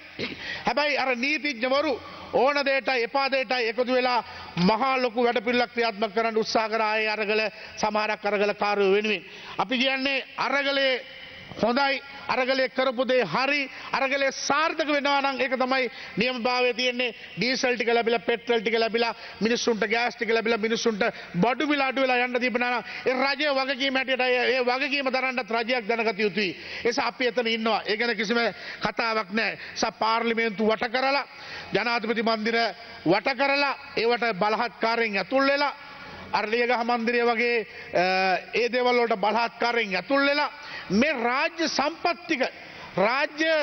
ටික නැති කරන්න මංකොල්ල ගන්න හදනකොට ඒක වළක්ව ගන්න පුළුවන් හයිය තිබුණේ පොලිසියට. ඒ පොලිසිය වගකීම රාජ්‍ය දේපොළ මංකොල්ල කන එකේ වගකීම පොලිසිය බැහැර වෙලා ඉන්නේ. ඒ නිසා පොලිස්පතිතුමා මේකට නීතිමය වශයෙන් අනිවාර්යෙන් වග කියන්න ඕන කියන කාරණා මම විශේෂයෙන්ම කියනවා. ඒ නිසා මම වෙන කතා කරන්නේ නැහැ. අපිට කනගාටුව තියෙන්නේ අපේ අමරකීර්තිකරු මන්ත්‍රීතුමා සමාජය තුළ යහපත් පුරවැසියෙක්. එතුමගේ දරු පවුල අනාථ වෙලා අසරණ වෙලා තියෙනවා. අතිගරු ජනාධිපතිතුමා ඒ වෙනුවෙන් යම්කිසි සැලකිල්ලක් දැක්වුවා රාජ්‍ය අනුග්‍රහයක් දැක්වුවා කියන එක අපි දන්නවා. ඒ වගේම එතුමගේ ආරක්ෂක නිලධාරියා ඒ MSD නිලධාරියා එතුමගේ යුතුයකම හරියට ඉෂ්ට කරපු යුතුයකම් කරපු මේ නිලධාරියෙක් අපි එතුමගේ දරු පවුල ගැනත් අනිවාර්යෙන් බලන්න ඕන. අමරකීර්ති මන්ත්‍රීතුමාගේ වගේම එතුමගේ දරු පවුලත් බලන අතර ඒ වගේම පාර්ලිමේන්තු මන්ත්‍රීවරුන්ට පළාත් සභා මන්ත්‍රීවරුන්ට ප්‍රාදේශ සභා මන්ත්‍රීවරුන්ගේ දේපල වගේම නිකන් අහිංසක මිනිස්සුන්ගේ දේපල පවා පහුගිය කාලේ වකවානුවේ ඒ මැයි 9 වෙනිදා සිද්ධියත් එක්ක විනාශ කරලා දානවා. ඒ අහිංසක මිනිස්සු අමාරුවෙන් හම්බ කරපු දේපල ඒ සියල්ලක්ම විනාශ කරලා දානවා. ඒ නිසා පොලිස්පතිවරයාගේ වගකීම හැටියට පොලිස්පතිවරයා අත්අඩංගුවට අරගෙන නීතිය රැහැන්ට ගේන්න කියන කාරණා මතක් කරමින් අමරකීර්ති මන්ත්‍රීතුමාගේ ඒ අවසානයේ වෙනුවෙන් එතුමාගේ අභාවයේ වෙනුවෙන් එතුමාට අජරාමර නිවන් සම්පත්තිය ලැබේවා කියලා ප්‍රාර්ථනා කරනවා. බොහොම ස්තුතියි. බොහොම ස්තුතියි ගරු මන්ත්‍රීතුමනි. ඊළඟට ගරු ඩී.බී. හේරත්න එතුමා ගරු මන්ත්‍රීතුමාලා මේ දිවා විවේකයට කලින් තවත් කිහිප දෙනෙක් සභාව ආමන්ත්‍රණය කිරීමට සඳහා කෙටියෙන් තමන්ගේ අවස්ථාව ප්‍රයෝජනට ගන්න කියලා ඉල්ලනවා. මූලාසන ආරූඪ නියෝජ්‍ය කතානායකතුමනි ස්තුතියි ඔබතුමාට අවස්ථාව ලබා දීම පිළිබඳව අද දේශපාලන භූමිකාව තුළ අපිත් එක්ක ඉතාමත්ම ළඟින් ඇසුරු කරපු රටේ යහපැවැත්ම වෙනුවෙන් මුළු ජීවිතේම කැප කරපු වටිනා යුග පුරුෂයෙකුගේ පිළිබඳව කතා කරන මොහොත විශේෂයෙන් අමරකීර්ති අතුකෝරළ අපේ පොළොන්නරු දිස්ත්‍රික් පාර්ලිමේන්තු මන්ත්‍රීතුමා අපේ කල්යාණ මිත්‍රයෙක්. දේශපාලන භූමිකාව තුළ අපි හඳුනාගත්ත වැදගත් මිනිස්සෙක්. මනුස්සකමට ප්‍රතිමූර්තියක් බඳු එතුමගේ ජීවිතය අහිමි වීම ප්‍රජාතන්ත්‍රවාදී රාමුව තුළ අපි කාටවත් පාඩුවක්. විශේෂයෙන්ම මේ උත්තරීතර පාර්ලිමේන්තු නියෝජනය කරන අපිට තියෙන ප්‍රධානම වගකීමක් තමයි රටේ ප්‍රජාතන්ත්‍රවාදය ආරක්ෂා කිරීම. එදා මැයි මාසේ 9 වෙනිදා ප්‍රජාතන්ත්‍රවාදය යටපත් කරලා ත්‍රස්තවාදී ක්‍රියාකාරකම් මතුවෙච්ච වෙලාව. ඒ වෙනුවෙන් තමයි අහිංසක අමරකීර්ති අතුකෝරළ මන්ත්‍රීතුමා ජීවිතේ පූජා කරන්නේ. එතුමා තමුන්ගේ ජීවිතය ආරක්ෂා කරගන්න එදා නිට්ටඹුව නගරේ දුවපු හැටි අපි දැක්කා. ඔහු සැඟවුණු ආකාරය අපි දන්නවා. එහෙම මරණ බයෙන් දුවන කෙනෙකුට පහර දෙන්න හැංගිලා හිටපු කෙනෙක් එළියට ඇදලා මරලා දාන්න තරම් මේ සමාජයේ කුරිරුනේ ඇයිද කියන කාරණාව අපිට ප්‍රශ්නයක්. කාගේ හරි පෙළඹවීමක් තියෙන්න ඕන. ගෙවල් 74ක් මහජන නියුතුන්ගේ ගිනි තියලා ඒ වගේම තවත් අහිංසක මහජන ක්‍රියාකාරීකින් ගෙවල් ගණනාවක් විනාශ කරලා මේ රට කොයි තැනකට අරගෙන යන්න සූදානම් වුණාද කියන එක පිළිබඳව අපිට ප්‍රශ්නයක් තියෙනවා. මේ විදිහට මේ සමාජයේ පෙළඹෙවි කවුද කියන එක ප්‍රශ්නයක්. තාමත් ඒක හොයාගන්න බැරි වුණා. හැම තැනකම නිවාස ගෙන තියපු ඒ ක්‍රමවේදය එකම ක්‍රමවේදයක්. මේකේ මහා මොලකරු තාමත් හැංගිලා ඉන්නවා. මේ ආරක්ෂක අංශවලට මේක හොයන්න බැරි වුණා. මේ ආරක්ෂක අංශවල දුර්වලතාවයෙන් තමයි අමරකීර්ති අතුකෝරළ මැතිතුමා අපිට අහිමි වුණේ.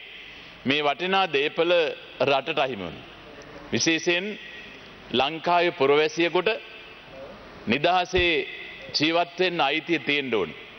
ඒ නිදහස වෙනුවෙන් ඒ පුරවැසියන්ගේ ආරක්ෂාව වෙනුවෙන් අපේ පොලිසිය ඒ වගේම හමුදාව ක්‍රියාත්මක වෙන්න ඕනේ. කෙනෙකුගේ ජීවිතය හානි කරන්න, දේපල හානි කරන්න කටයුතු කරන අවස්ථාවකදී අවම බලය පාවිච්චි කිරීමේ අයිතිය තියෙනවා මේ ආරක්ෂක අංශවලට. අපේ පොලිසිය හමුදාව එදායේ අවම බලයවත් පාවිච්චි කරේ නැහැ. කාගේ උමනාවද කියන එක බරපතල ප්‍රශ්නයක්. මේකේ වගකීතුවයි ලැජ්ජා වෙන්න ඕන. මේ සිය වගකීම් ඉටු කරන්න බැරි වීම පිළිබඳව මහජනතාවගේ වැටුප් ලබන මහජනතාවට සේවය කරනවා කියලා දෙවුරුම් දීලා ඒ වගකීම බාරගත්ත උදවිය ඒ වගකීම හරියට ඉටු කරේ නැහැ.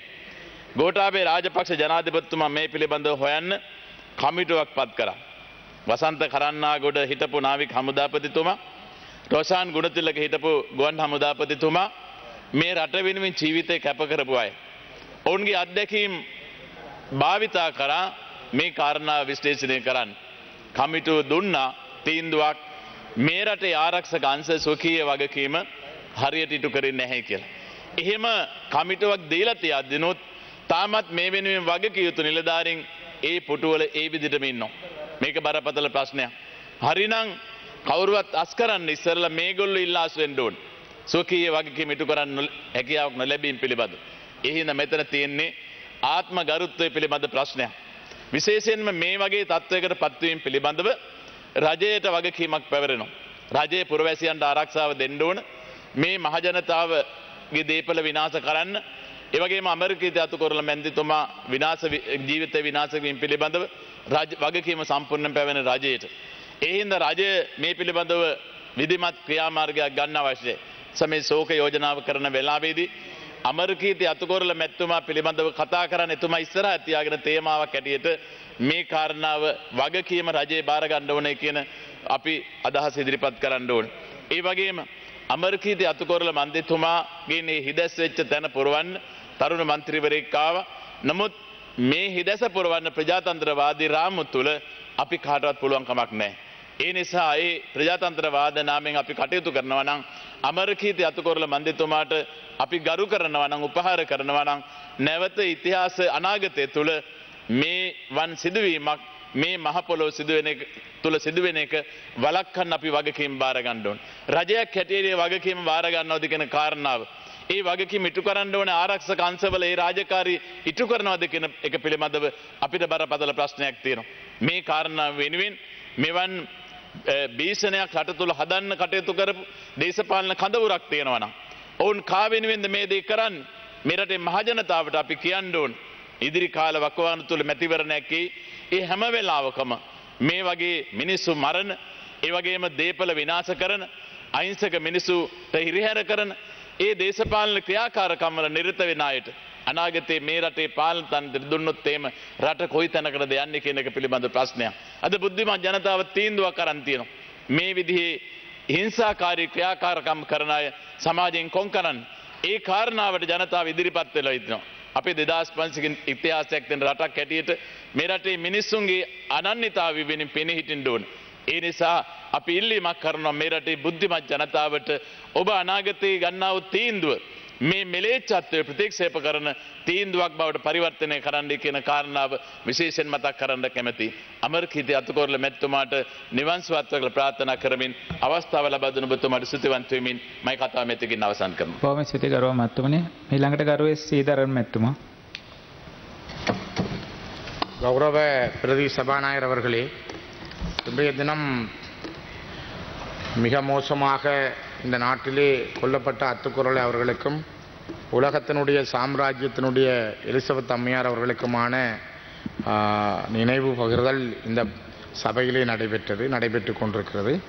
மிக முக்கியமாக முதலிலே மகாராணியார் எலிசபெத் அவருடைய மறைவுக்கு நாங்கள் இந்த உயர்ந்த சபையினூடாக தமிழ் மக்கள் சார்பிலே நாங்கள் எங்களுடைய ஆழ்ந்த அனுதாபங்களை தெரிவித்துக் கொள்கிறோம்.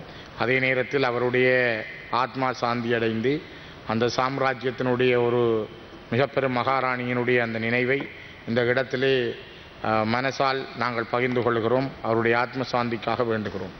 மிக முக்கியமாக இந்த நாட்டிலே கொல்லப்பட்ட கடந்த ஒரு 2 மாதங்களுக்கு முன்பு மிக மோசமாக ஒரு வன்முறை மூலமாக கொல்லப்பட்ட அத்துக்குறளை எம்பி அத்துக்குறளை அவர்களுடைய மரணம் மிகவும் மோசமானது. இது ஒரு ஏற்றுக்கொள்ள முடியாதது. மனித குலத்துக்கு எதிரான மனிதர்களே பலியெடுக்கின்ற மிக மோசமான ஒரு சம்பவம். இலங்கையிலே இது புதிய விடயமாக இல்லை என்றாலும் கூட இலங்கையிலே பல்வேறுபட்ட சம்பவங்கள் இவ்வாறு நடைபெற்றிருக்கின்றன. ஆனால் அத்துக்குரல் அவர்கள் பாராளுமன்றம் வந்து மிக அமைதியான முறையிலே தன்னுடைய மக்களுக்காக, தன்னுடைய தொகுதி மக்களுக்காக பணியாற்றினார் என்று இங்கு பேசுகின்ற பலரும் சொல்லுகின்ற கருத்துக்களை கேட்கிற பொழுது அவருடைய அந்த சேவை, அவர் இந்த மண்ணிலே ஆற்றிய பணிகளை அறிய முடிந்தது. ஆனால் இந்த நாட்டிலே பல்வேறுபட்ட நபர்கள் இவ்வாறு கொல்லப்பட்டிருக்கிறார்கள். கதிர்காமத்து அழகி மனம்பேரி அவர்கள் ஜனதா விமுக்தி பெரமுன கட்சிக்கு ஆதரவாக இருந்தார் என்ற காரணத்திற்காக ஸ்ரீமாவோ பண்டாரநாயக்கா அவர்கள் உலகத்தினுடைய முதலாவது பெண் பிரதமராக இருந்த பொழுது இந்த நாட்டிலே அவர் கதிர்காமத்து அழகி மனம்பேரி நிர்வாணமாக்கப்பட்டு இராணுவத்தால் கொண்டு செல்லப்பட்டு வன்புணர்வு செய்யப்பட்டு பகிரங்கமாக சுட்டுக் கொல்லப்பட்ட வரலாறும் இந்த மண்ணிலே நடைபெற்றிருக்கிறது. கிருசாந்தியை அவருடைய மகள் சந்திரிகா அவர்கள் இந்த மண்ணிலே ஜனாதிபதியாக இருந்த பொழுது இராணுவத்தினரால் செம்மணியிலே வைத்து மிக பலாத்காரம் செய்யப்பட்டு அவருடைய தாயார், சகோதரன், உறவினர் உட்பட மிக மோசமாக படுகொலை செய்யப்பட்டார்கள். இதெல்லாம் இந்த மண்ணிலே நடைபெற்று இதுவரை யாராலும் இந்த மண்ணிலே இதற்கு நீதிகள் கிடைக்கப்பெறவில்லை. இவற்றுக்கு அப்பால் நாங்கள் அத்துக்குரல் அவர்களுக்கு நாங்கள் அனுதாபம் செலுத்துகின்ற அதே நேரத்திலே குமார் பொன்னம்பலம் அவர்கள் பட்டப்பகலிலே, மாமனிதர் குமார் பொன்னம்பலம் பட்டப்பகலிலே கொழும்பிலே வைத்து கொல்லப்பட்டார். ஜோசப் அர்ராஜ் சிங்கம் அவர்கள் மட்டக்களப்பு மாவட்டத்திலே இரவு நேர ஆராதனையில் இருக்கிற பொழுது சிமியோன் தேவாலயத்தில் வைத்து அவர் கொல்லப்பட்டு அநியாயமாக அவருடைய உயிர் பறிக்கப்பட்டது. மாமனிதர் சிவனேசன் அவர்கள் பாராளுமன்றம் வந்துவிட்டு அவர் செல்லுகின்ற பொழுது மாங்குளத்திலே வைத்து இலங்கை இராணுவத்தினுடைய ஆழ ஊடுருவும் அணியினால் கிளைமோர் மூலம் கொல்லப்பட்டார். பாராளுமன்ற உறுப்பினர் மாமனிதர் ரவிராஜ் அவர்கள் கொழும்பு நகரத்திலே வைத்து சுட்டு படுகொலை செய்யப்பட்டார். மிக மோசமாக இவ்வாறு இவர்களெல்லாம் படுகொலை செய்யப்பட்ட வரலாறுகள் இந்த மண்ணிலே நடைபெற்றிருக்கிறது. ஆனால் இதுவரை யாராலும் இவர்களுக்கு ஒரு நீதி இந்த மண்ணிலே கிடைக்கப்பெறவில்லை என்பதுதான் துரதிர்ஷ்டவசமானது. இந்த நீதி என்பதுதான் இப்பொழுது திரும்பி இருக்கிறதா இந்த நாட்டிலே? சிங்கள மக்களையே திரும்பி இந்த பயங்கரவாத தடை சட்டமும் அதற்கூடான கொலைகளும் ஆயுதங்களை தங்களுடைய கைகளில் எடுத்துக் கொள்ளுகின்றவர்களுடைய செயல்பாடுகளும் அத்துக்குரல் அவர்களுடைய உயிரை பறித்திருக்கிறது என்பதுதான் இங்கே நாங்கள் கவனத்திலே கொள்ள வேண்டியது. கிழக்கு பல்கலைக்கழகத்தினுடைய துணைவேந்தராக இருந்த ரவீந்திரநாத் அவர்கள் கடத்தி செல்லப்பட்டு படுகொலை செய்யப்பட்டார். எங்கே என்று இதுவரை தெரியாது. அவருடைய உடல் கூட எடுக்கப்படவில்லை. மிகப்பெரிய ஒரு இராணுவ ஆய்வாளர், எழுத்தாளர் தராகி சிவராம் அவர்கள் மட்டக்களப்பு மண்ணை சேர்ந்தவர். அவர் கடத்தப்பட்டு இதே பாராளுமன்ற வளாகத்துக்கு அருகிலே அவருடைய உடல் எடுக்கப்பட்டது. அவர் படுகொலை செய்யப்பட்டார். நடேசன் மிகப்பெரிய ஒரு எழுத்தாளன், பத்திரிகையாளன், மட்டக்களப்பு மண்ணிலே வைத்து அவர் சுட்டு படுகொலை செய்யப்பட்டார்.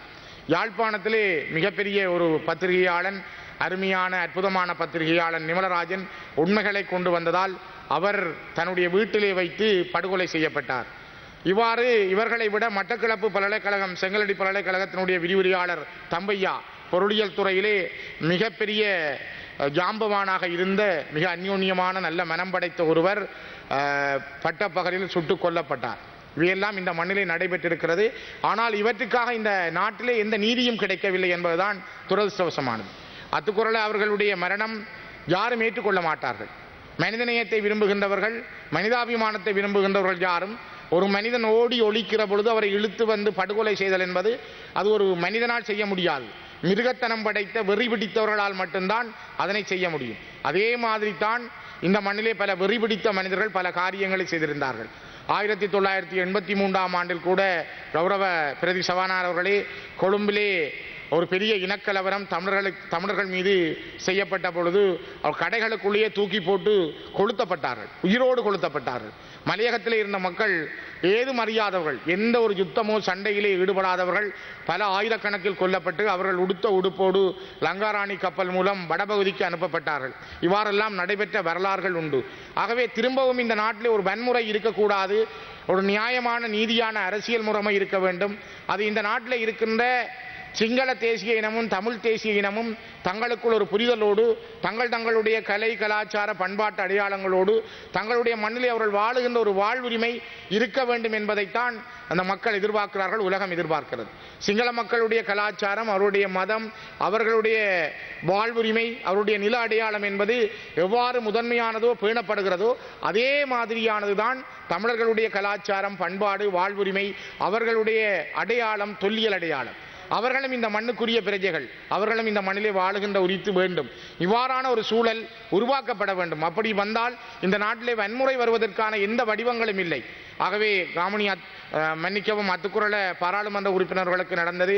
அவருடைய குடும்பத்தினர் மனைவி பிள்ளைகள் மனைவி கூட அதில் காயப்பட்டிருந்ததாகவும் அவருடைய மனநிலை பாதிக்கப்பட்டிருப்பதாக கூட இங்கே பேசுகிறார்கள். உண்மை. ஒரு மனைவி கணவனுடைய இழப்புக்கு பின்னால் அந்த மனைவியினுடைய மனநிலை, அந்த பிள்ளைகளுடைய மனநிலையை யோசித்து பாருங்கள்.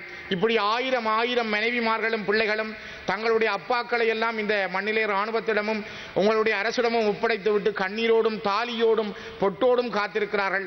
ஆகவே அத்துக்குறளாருடைய ஆத்மா சாந்தி பெற வேண்டுமானால் ஏற்கனவே ஒப்படைக்கப்பட்ட இந்த தாலியோடும் பொட்டோடும் இருக்கிற எங்கள் சகோதரிகளையும் சற்று சிந்தியுங்கள். சிந்தித்தால் நான் நினைக்கிறேன் இந்த மண்ணிலே ஒரு நியாயம், நீதி, மனிதாபிமானம் தலைக்கும் என்ற கருத்தை முன்வைத்து அத்துக்குறள் அவர்களுக்கு மீண்டும் அனுதாபம் செலுத்தி நிறைவு செய்கிறேன். நன்றி.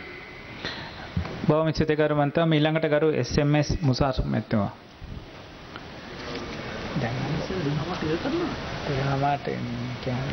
கரு பிரதி சபாநாயகர் அவர்களே, கரு அமரகீர்த்தி அத்துக்கோரல் அவர்களின் மறைவு தொடர்பான அனுதாப பிரேரணையில் எனக்கும் பேச கிடைத்ததில் மகிழ்ச்சி. உண்மையிலே இந்த பாராளுமன்றத்திற்கு வருகை தந்து இந்த பாராளுமன்றத்தில் உள்ள ஒவ்வொரு பாராளுமன்ற உறுப்பினர்களோடும் பேசுவதற்கும் பழகுவதற்கும் சந்தர்ப்பம் கிடைத்த போதும் அமரகீர்த்தி அத்துக்கோரல அவர்களுடனும் பேசுவதற்கும் அவரை சந்திப்பதற்கும் அவருடன் அளவலாவதற்குமான சந்தர்ப்பமும் கிடைத்தது. அவருடன் பேசிய போது புரிந்து கொண்ட ஒரு விடயம், இந்த பாராளுமன்றத்தில் மிகவும் அஹிம்சையான ஒரு பாராளுமன்ற உறுப்பினர். எனவே இவருடைய கடந்த காலம், அதே போன்று இவருடைய அரசியல் வாழ்க்கை எவ்வளவு புனிதத்துவமானதாக இருந்திருக்கும் என்பது பற்றியெல்லாம் நான் தேடத் தொடங்கியிருந்தேன். அந்த அடிப்படையில் அவரை பற்றி விசாரித்த போது பாராளுமன்ற தேர்தலிலே அதிகமான செலவுகள் ஏதுமின்றி மக்களோடு மக்களாக மக்களால் தெரிவு செய்யப்பட்ட ஒரு முன்மாதிரியான ஒரு பாராளுமன்ற உறுப்பினர் திரு அமரகீர்த்தி அத்துக்கோரல என்பதை இங்குள்ள சக பாராளுமன்ற உறுப்பினர்களோடு பேசுகின்ற போது எமக்கு கிடைக்கக்கூடியதாக இருந்தது. அந்த தகவல் ஆரம்பத்தில் 13,000 மேலதிக வாக்குகளோடும் பின்பு 26,000 மேலதிக வாக்குகள் என்று அவருடைய செல்வாக்கு அந்த மக்கள் மத்தியில் தொடர்ந்தும் அதிகரித்து வந்த நிலைமையும் நாம் அறிந்து கொண்டோம். எனவே இவ்வாறான மிக ஒரு அஹிம்சையான ஒரு மனிதர் இந்த மே 9ஆம் தேதிய தாக்குதலிலே மிகவும் மிலேச்சத்தனமான முறையில் படுமோசமாக படுகொலை செய்யப்பட்டமை என்பது கண்டிக்கப்படக்கூடிய ஒரு விடயம்தான். அன்றைய மே 9ஆம் தேதிய சம்பவம் மக்களால் உருவாக்கப்பட்ட இந்த ஜனநாயக போராட்டம் அறகல வேறொரு வடிவம் பெற்று அரசியல்வாதிகளாலும் வேறு சில விசமிகளாலும் குழப்பப்பட்டு வேறு திசை நோக்கி பயணித்தமையினுடைய விளைவுதான் இவருடைய மரணம் என்று நாம் எடுத்துக்கொள்ள முடியும். அன்றைய தினம் கோல்ஃபேஸ் திடலுக்கு சென்று அமைதியான முறையில் போராட்டத்தில் ஈடுபட்டிருந்தவர்களுக்கு தாக்குதல் நடத்தியதை ஒருபோதும் ஏற்றுக்கொள்ள முடியாது. அதனை நாம் கண்டித்தே ஆக வேண்டி இருக்கிறது. ஆனால் வன்முறைக்கு வன்முறை முடிவல்ல, அதன் பின்னராக நடைபெற்ற நிலைமைகள் என்பவை பாராளுமன்ற உறுப்பினர்களுடைய உயிரை பறித்தது. பாராளுமன்ற உறுப்பினர்களுடைய வீடுகள், உடைமைகள், கஷ்டப்பட்டு வாழ்க்கையில் முன்னேறிய பல பேரும் இன்று நிர்கதியான நிலைக்கு உள்ளாக்கி இருக்கிறது. எனக்கு தெரியும், ஒரு பாடசாலைக்கு கற்றுக் கொடுக்கின்ற ஒரு ஆசிரியர் அவர்கள் இங்கு பாராளுமன்ற உறுப்பினராக இருக்கின்றார். அவருடைய முகநூலை பார்த்தபோது கூட மிகவும் சிரமப்பட்டு கொஞ்சம் கொஞ்சமாக சேர்த்த பணத்தால் கட்டப்பட்ட வீடு தீக்கிரையாகிய போது இந்த நாட்டினுடைய அரசியலை பற்றிய எனக்கு ஒரு நம்பிக்கை இல்லாமல் போய்விட்டது என்ற ஒரு கருத்தை அவர் சொல்லியிருந்தார். அதுபோன்றுதான் இந்த அமரகீர்த்தி அத்துக்கோரல அவர்களினுடைய மரணம் அவருடைய குடும்பத்துக்கு மாத்திரமல்லாமல் மக்களோடு மக்களாக அரசியல் செய்த அவருடைய அந்த பிரதேசத்தை சார்ந்த அவருடைய ஆதரவாளர்களுக்கும் எந்த அளவு தூரம் துக்கத்தை கொடுத்திருக்கும் என்பது நிச்சயமாக எமக்கு கவலையை தருகின்ற ஒரு விடயம்தான். மகாத்மா காந்தி அவர்கள் ஒரு கருத்தை சொன்னார், I object to violence because when it appears to do good, the good is only temporary, the evil it does it permanent என்று சொன்னார். அதாவது நாங்கள் வன்முறையை தொடங்குகிற போது போது அது நல்ல விடயம் என்று சிலர் நினைத்திருந்தாலும் அந்த நல்ல விடயம் என்பது மிகவும் தற்காலிகமானதுதான். ஆனால் எப்போதுமே வன்முறை என்பது மிக பாரதூரமான ஒரு மோசமான விளைவுகளையே தரும் என்று அவர் தெரிவித்ததனுடைய மிகச்சிறந்த உதாரணம் இந்த மே 9ஆம் தேதிய போராட்டமும் அமரகீர்த்தி அத்துக்கோரல் அவர்களுடைய இந்த மறைவும். இந்த போராட்டம் பிழையானது, இந்த போராட்டத்தில் ஏற்பட்ட வன்முறை மிக பிழையானது என்பதை பறைசாற்றி நிற்பதுவே இந்த அமரகீர்த்தி அத்துக்கோரல் அவர்களுடைய மரணம் என்றால் அது மிக இல்லை. ஏனென்றால் அவர் ஒரு மிக சாந்தமான மிக நல்ல மனிதராக இருந்தபோது அவருக்கு இவ்வாறு ஒரு நிகழ்வு இடம்பெற்று விட்டது என்பதை ஒட்டித்தான் இந்த போராட்டத்தின் மீது ஜனநாயக ரீதியாக போராட்டத்தை மேற்கொண்ட மக்களுக்கும் ஒரு அவநம்பிக்கை பிறந்தது என்றால் அது மறுப்பதற்கில்லை. எனவே இந்த போராட்டம் வேறு வடிவம் பெற்றதெல்லாம் உண்மையில் வேதனைக்குரிய ஒரு விடயம். இந்த பாராளுமன்றத்திற்குள் இருக்கின்ற 225 பேரும் பிழை, இவர்கள் எல்லோரும் அடித்து துரத்தப்பட வேண்டும் அல்லது வீடுகள் எரிக்கப்பட வேண்டும் என்பதாக இந்த போராட்டத்தில் ஒரு குழுவினரால் சொல்லப்பட்ட பிழையான கோஷங்கள் தான் உண்மைக்குண்மையான ஒரு ஜனநாயக போராட்டத்தை தோல்வியடைய செய்தது என்றால் அது மிக இல்லை. எனவே இந்த போராட்டம் இவ்வாறு நடந்திருக்க வேண்டும். மக்களினுடைய இந்த போராட்டத்தின் விளைவாக எதை சொன்னாலும் கேட்கக்கூடிய நிலை பாராளுமன்றத்திற்குள் இருந்தது. ஜனாதிபதியிடம் அந்த நிலை தோன்றியிருந்தது. இத்தகைய ஒரு சூழ்நிலையில் இந்த நாட்டில் பல்வேறு காரணங்களால் உருவாக்கப்பட முடியாமல் இருக்கின்ற நல்ல சட்டங்களை இந்த பாராளுமன்றத்தில் உருவாக்குவதற்கான அழுத்தங்களை இந்த அறகலை கொடுத்திருக்க வேண்டும். அதே போன்று இந்த நாட்டில் சில மாற்றங்களை செய்வதற்கு பல்வேறு காரணங்கள் எப்போதும் தடையாக இருக்கின்றன. அந்த மாற்றங்களை செய்வதற்கு இந்த அறகலையினுடைய அந்த குழுவினர் ஒரு அழுத்தத்தை கொடுத்திருக்க வேண்டும். அதுவல்லாமல் இந்த நாட்டில் நிரந்தரமான ஒரு ஒற்றுமையையும் சமாதானத்தையும் உருவாக்கி சகல இனங்களும் சமத்துவமாக ஒரு தேசப்பற்றோடு இந்த நாட்டை வடிவமைப்பதற்கான நல்லதொரு அரசியல் யாப்பை இந்த பாராளுமன்றம் கொண்டு வருவதற்கான பெரிதான ஒரு அழுத்தத்தை இந்த அறகலை கொடுத்திருக்க வேண்டும். அதற்கு மாறாக கோ கோட்டா ஹோம் என்று சொல்லி இப்பொழுது நாம் முன்னாள் ஜனாதிபதி அவர்களை நாம் வீட்டுக்கு அனுப்பிவிட்டோம். ஆனால் இந்த பாராளுமன்ற முறைமையில் இருந்து இந்த நாட்டினுடைய அரசியலில் இருந்து மாற்றம் ஏற்பட்டிருக்கிறது என்றால் இல்லை. எனவே ஒரு நல்லதொரு போராட்டம் மிக மோசமான நிலையில் முடிக்கப்பட்டது என்பது கவலையான ஒரு விடயம். இந்த ஒரு அடிப்படையில் இந்த அமரகீர்த்தி அத்துக்கோரல் அவர்களுடைய மரணத்தையும் அவருடைய படுகொலையையும் மிக வன்மையாக கண்டிப்பதோடு அவருடைய குடும்பம் அதே போன்று அவருடைய உறவினர்கள் அவருடைய ஆதரவாளர்கள் அனைவருக்கும் என்னுடைய அனுதாபத்தை தெரிவிப்பதோடு அவருடைய ஆத்மா சாந்தி அடைய பிரார்த்தித்து விடைபெறுகிறேன். බොහොම ස්තුතියි ගරු මන්ත්‍රීතුමනි. ඊළඟට ගරු තාරක බාලසූරිය මැතිතුමා. ගරු නියෝජ්‍ය කතානායකතුමනි, අමරකීර්ති අතුකෝරල මන්ත්‍රීතුමාගේ ඒ මරණය පිළිබඳව මගේ ඒ බලවත් ශෝකය මම මේ අවස්ථාවේදී ප්‍රකාශ කරන්න කැමතියි. ඒ මැතිතුමියටත් ඒ වගේම ඒ දරුවටත් ඒ වගේම මේ පවුලේ අනිකුත් සමාජිකයන්ට අපි මට ඉස්සෙල්ලා කතා කරපු ඒ මන්ත්‍රීතුමන්ලා කතා කරපු වන්දමටම අපි මෙම පාර්ලිමේන්තුවේදී සියලුම මන්ත්‍රීවරුන් අවිවාදයෙන් පිළිගන්න කාරණාවක් තමයි මේ පාර්ලිමේන්තුවේ හිටපු අහිංසකම මන්ත්‍රීතුමා තමයි අමරකීර්ති මන්ත්‍රීතුමා. ඒ වගේම මට ඉස්සෙල්ලා කතා කරපු අපේ TN එකේ එම මන්ත්‍රීතුමා පැවසු වන්දමටම අපි දකිනවා ඒ ප්‍රචණ්ඩත්වයත් ලංකාවේ දේශපාලනයේ යම් කිසි විදිහකට ඒ බද්ධ වෙලා තිබෙනවා. ඉතින් මම හිතන්නේ මේක මේ එදා වෙච්ච සිද්ධි දිහා බැලුවොත් එහෙම අපිට පැහැදිලිව කියන්න පුළුවන් අහපව් මේ වගේ දෙයක් නොවෙන්න අපි වග බලා ගන්න අනිවාර්යයෙන්ම අවශ්‍යතාවයක් තිබෙනවා කියන එක.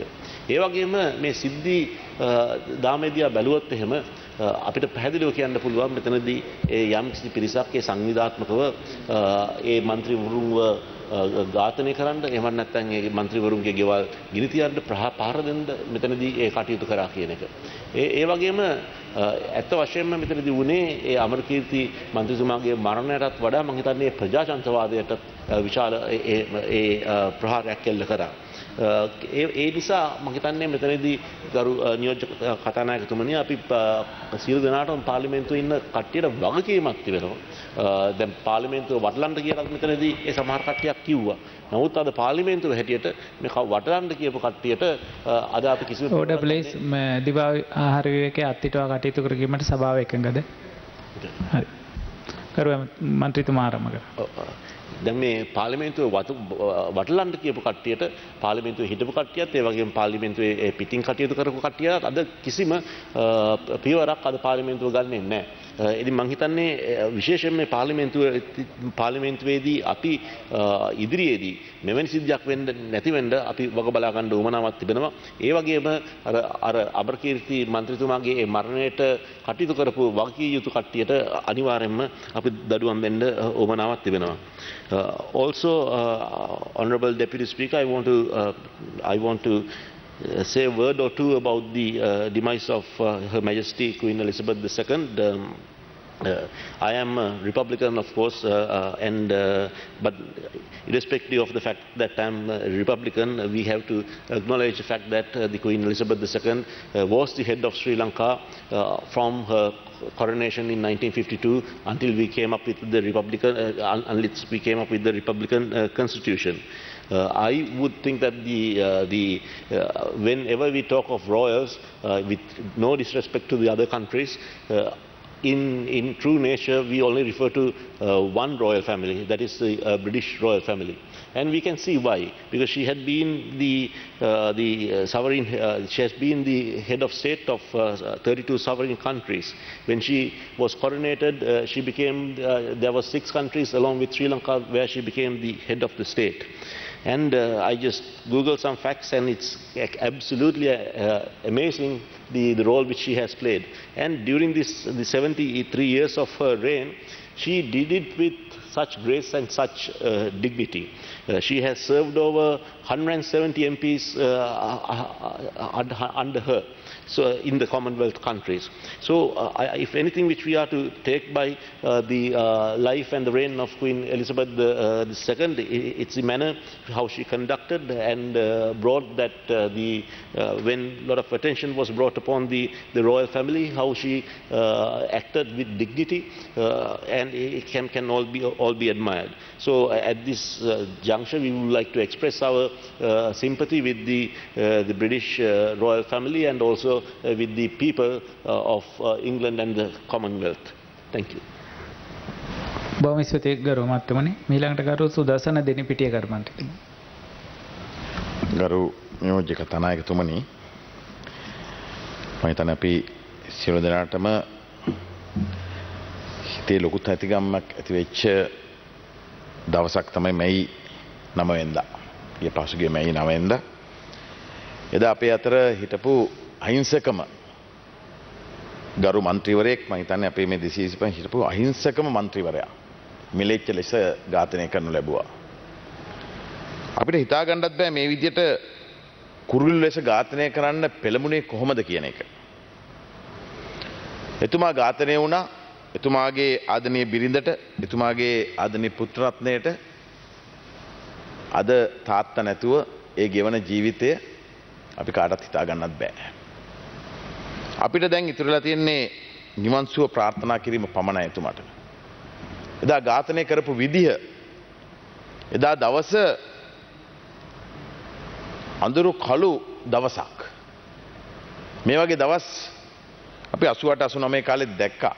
නමුත් මේ වගේ දෙයක් මේ විදියට මිලෙච්ච ලෙස ඝාතනය කරපු ඒ අහිංසක මන්ත්‍රීවරයෙක්, ඒ වගේම පළාත් සභාවේ 3 වරක් හිටපු විශාල සේවයක් කරපු පොළොන්නරුව දිස්ත්‍රික්කයට මින්නේරිය ආසනයේ සංවිධායකතුමා, ඒ වගේම පොළොන්නරුව දිස්ත්‍රික් සම්බන්ධන කමිටුවේ සභාපතිවරයා තමයි එදා ඒ ඝාතනය වුණේ. ඉතින් ඒක අපි කාටත් හිතට වද දෙන කාරණයක් බවට පත් වුණා.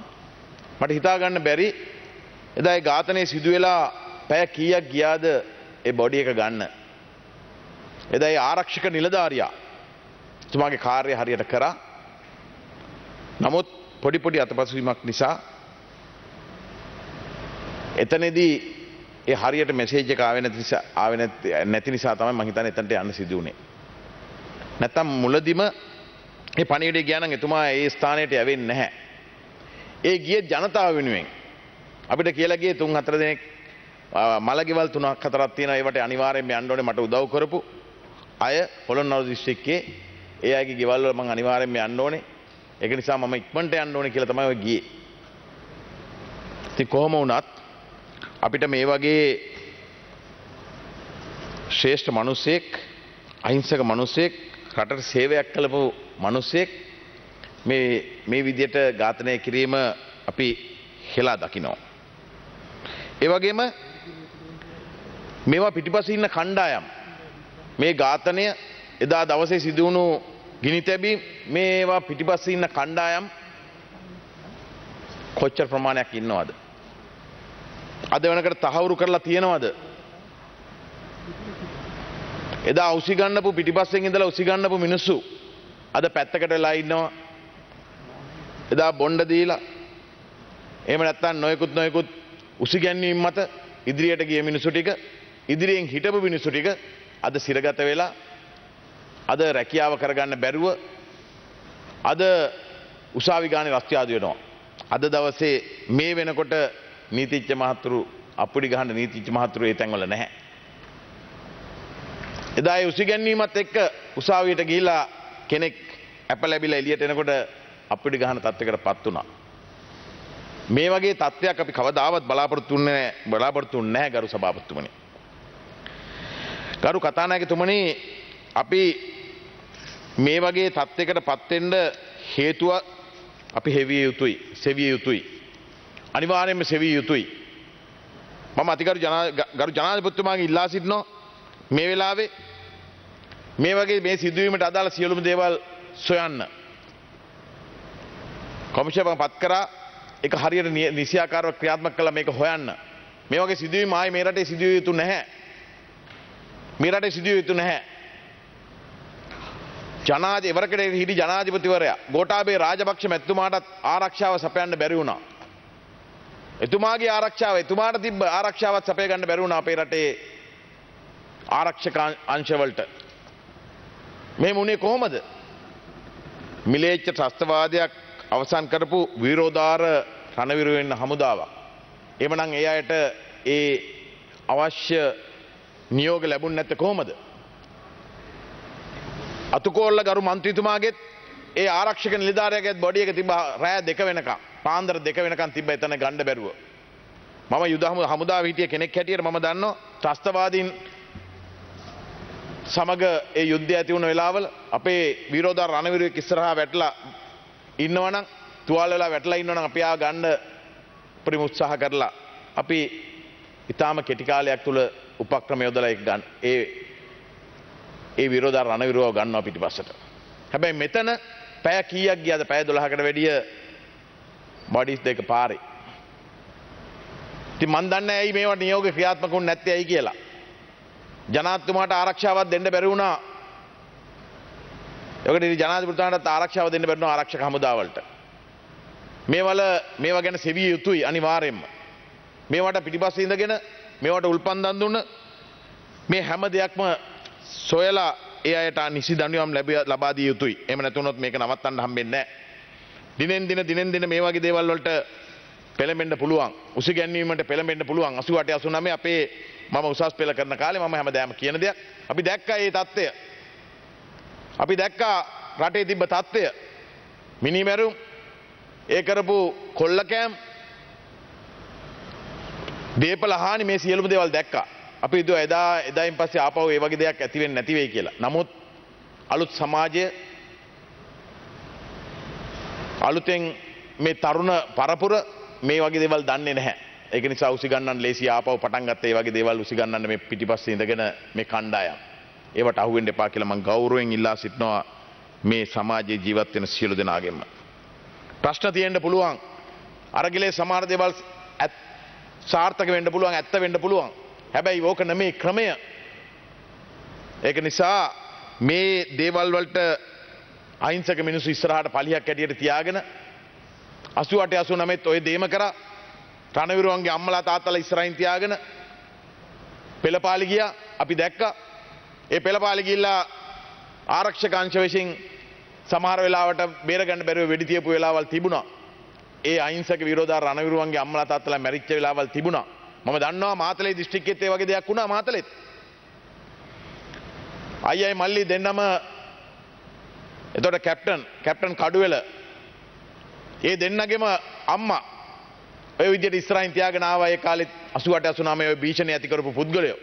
අන්තිමට ගැටුමක් ඇති කරලා පිටිපස්සේ ඉඳන් වෙඩි තියලා ඒ ගැටුම ඒ ඉදිරියෙන් අරගෙන ආව පිරිස පිටිපස්සෙන් වෙඩි තියලා අන්තිමට ආරක්ෂක අංශ එක්ක ගැටුමක් ඇති වෙලා අම්මා මිය ගියා. අම්මගේ බොඩි එක දුන්නෙත් නැහැ. මාතලේ දිස්ත්‍රික්කේ අම්මගේ බොඩි එක දුන්නෙත් නැහැ. පස්සේ කතා කරලා ඒ පුතාලා දෙන්න ගිහිල්ලා ඒගොල්ලන්ගේ තරු ටික ඔක්කොම ගලවලා කිව්වා මට අම්මගේ බොඩි එක දෙන්න. නැත්තම් අපි මේකෙන් ඉවත් වෙනවා කියලා. අන්න ඒම තමයි මේ බොඩි එක ගත්තේ. ඒ වගේ තත්ත්වයක් අඳුරු කාලයක් තිබ්බා. නැවතත් ඒ වගේ කාලයකට තමයි මේ අරගෙන එන්නේ. උත්සාහ කරේ. වාසනාවකට අපේ රට ඒ තත්ත්වයෙන් මිදෙවුණා. නමුත් අපි විශේෂයෙන්ම මේ ජනතාවට කියනවා, අපේ ජනතාවට කියනවා මේ වගේ දේවල් වලට පෙළඹෙන්න එපා. ප්‍රශ්න තියෙනවා, අමාරුකම් තියෙනවා. අපි දන්නවා මේ වෙනකොට තියෙන තත්ත්වය ආර්ථික වශයෙන් අපි ලොකු පරිහානියකට පත් වෙලා මේක අදයියාව එකක් නෙමේ. අවුරුදු 70 පාලනය කරපු මේ කණ්ඩායම් ඒ වගේම නොයෙකුත් නිලධාරීන්ගේ අක්‍රමිකතා නිසා ප්‍රශ්න නිසා තමයි මේ තත්ත්වයට පත් වෙන්නේ නැත්තේ. අද වෙනකොට අපි ලොකු අමාරුවක ඉන්නේ, අපහසුවක ඉන්නේ. ජනතාව ලොකු ප්‍රශ්න ගොඩක ඉන්නේ. හැබැයි මේවා කියලා මේවා අවුස්සලා තවත් ජනතාව පාට ඇදලා දාලා මේක ලියන්න තියෙන දේ මේකේ තියෙන ප්‍රශ්න ගැටලු निराකරණය කරන්න උත්සාහ කරන වෙලාවේ මේ දේවල් වලට පෙළඹෙනවා නම් රට වෙන තැනකට ගමන් කරන්නේ. අපහසුතාව වලට තවත් මැදිහත් වෙනවා. ඒක නිසා මේ ත්‍රස්තවාදයක් මේක විලේච්ඡ ත්‍රස්තවාදයක් අපි දැක්ක සමහර අවි ආයුධ පාපැදි වල තියෙන අර වීල් එක දෙකට කපලා යකඩ බටවලට වෙල්ඩින් කරලා ඒවයින් තමයි ගහන්න අරගෙන තිබ්බේ. මේ දේවල් හදලා තිබ්බේ මේ එදා නෙමෙයි හදලා තිබ්බේ. මේවා සූදානම් වෙලා ඉඳලා තියෙනවා ගොඩක් කල් ඉඳන්. ඒ කියන්නේ මේක මහා සැලසුමක්. ඒකයි මම කිව්වේ කමිෂන් එකක් දාලා මේක සම්පූර්ණම හොයන්න. මේක කොහොමද ක්‍රියාත්මක වුණේ? එදා කොහොමද මේ විදිහට එකපාරට මේ විදිහට දෙයක් වෙන්න මුළු ලංකාව පුරාම පැතිරෙන්න මේ වගේ දෙයක් සිදු වුණේ කොහොමද කියන එක හොයලා බලන්න. ඒක නිසා තමයි අර අහිංසක අතුකෝරළ മന്ത്രിතුමත් ඒ සැරෙන් වරත් මිය ගියේ. මිලේච්ඡ ලෙසගේ ඝාතනය කරේ අන්නේ හේතුව නිසා. ඉතින් ඒක නිසා අපිට දැන් ඉතුරු වෙලා තියෙන්නේ එතුමාට සහ ඒ සැරෙන් වරයට අජරාමර නිවන් සුව ප්‍රාර්ථනා කිරීම පමණයි. ඉතින් අජරාමර නිවන් සුව ප්‍රාර්ථනා කරනවා ගරු අතුකෝරළ മന്ത്രിතුමනි. ඒ සැරෙන් වරයට අපි ප්‍රාර්ථනා කරනවා. මේ අවස්ථාව ලබා දුන්නට අපේ නියෝජක කතානායකතුමාට මගේ ගෞරවනීය ස්තුතිය පිරිනමන ස්තුතියි. බොහොම ස්තුතියි ගරු මන්ත්‍රීතුමනි. මීළඟට ගරු විජිත පෙරගොඩ මහත්මයා. ගරු නියෝජ්‍ය කතානායකතුමනි,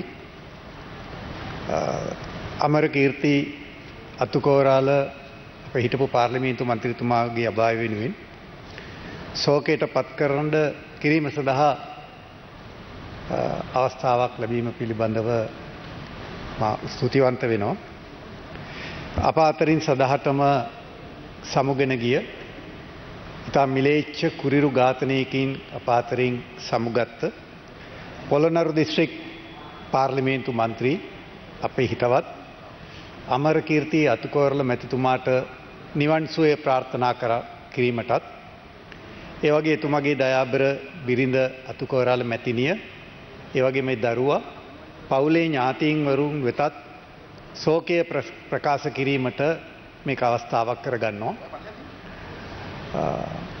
2020 පැවති පාර්ලිමේන්තු මැතිවරණයේ ශ්‍රී ලංකා පොදුජන පෙරමුණ නියෝජනය කරමින් මොනරාගල පොළොන්නරු දිස්ත්‍රික්කයේ පත්වුණු පාර්ලිමේන්තු මන්ත්‍රීවරයෙක් විදිහට අපි එදා ඉඳලා එතුමා දැන ඇඳිනගෙන හිතවතෙක් විදියට සහෝදරයෙක් විදියට අපි කටයුතු කළා. හැමෝම කියනා වගේ එතුමා බොහොම සරල ගති පැවතුම් තියෙන බොහොම අහිංසක තමන්ගේ දිස්ත්‍රික්කයට තමන්ගේ ප්‍රදේශයට වැඩක් කිරීමට ඕනකමක් තිබුණු ජනතාවගේ සහ නිලධාරීන්ගේ හොඳ හිත විශ්වාසය සුහදත්වයේ දිනාගත්ත බොහොම අවංක මහජන නියෝජිතයෙක් විදිහට අපිට එතුමා හඳුන්වන්න පුළුවන්කම තියෙනවා. මමත් භික්ෂු බල මණ්ඩලයේ රැස්වීමක් සඳහා පොළොන්නරු දිස්ත්‍රික්කයට ගිය වෙලාවේ එතුමාත් රොෂාන් රණසිංහ ඇමතිතුමත් ඒ වගේම දිස්ත්‍රික්කයේ අනිකුත් මන්ත්‍රීවරුන්ගේ ප්‍රධානත්වයෙන් රැස්වීම පවත්වන වෙලාවේ ඉතින් මහා සංඝරත්නය සමග භික්ෂුන් වහන්සේලා සමග බොහොම සුහදශීලීව ඒ වගේම ප්‍රදේශයේ ජනතාවත් එක්ක සුහදශීලීව කටයුතු කරන ආකාරයත් අපි දැක්කා. ඉතින් අපිට පුදුම පාර්ලිමේන්තුවේ ඉන්න 225 අතර බොහොම අවංක කෙනෙක්, තමන්ගේ දිස්ත්‍රික්කයට වැඩ කරන්න ඕනකමක් තිබුණු කෙනෙක්, දේශපාලනයේ විතරක් නෙමෙයි සමාජ ජීවිතේත් හොඳ පිරිසුදු කෙනෙක් විදියට එතුමා නෙට්ටඹුව නගරයේදී මහමග ඒ ප්‍රචණ්ඩකාරීන් විසින් ඔහුට පහර දීලා ඔහුගේ ආරක්ෂක නිලධාරියාට පහර දීලා වෙළඳසැලක් තුලදී ඉතා තිරස්චීන විදිහට මිලේච්ඡ විදිහට එතුමාව ඝාතනය කළා. ආගමට ධර්මයට මුල් තැන දෙන රටක් විදිහට අවිහිංසාවාදයට මුල් තැන දෙන ආගමක් අදහන පිරිසක් වැඩි පිරිසක් ජීවත් වෙන රටක් විදිහට මේ මිලේච්ඡත්වය මේ ත්‍රස්තවාදය මේ ක්‍රූරත්වය මුළුමහත් සමාජෙම හෙලා දකින්න.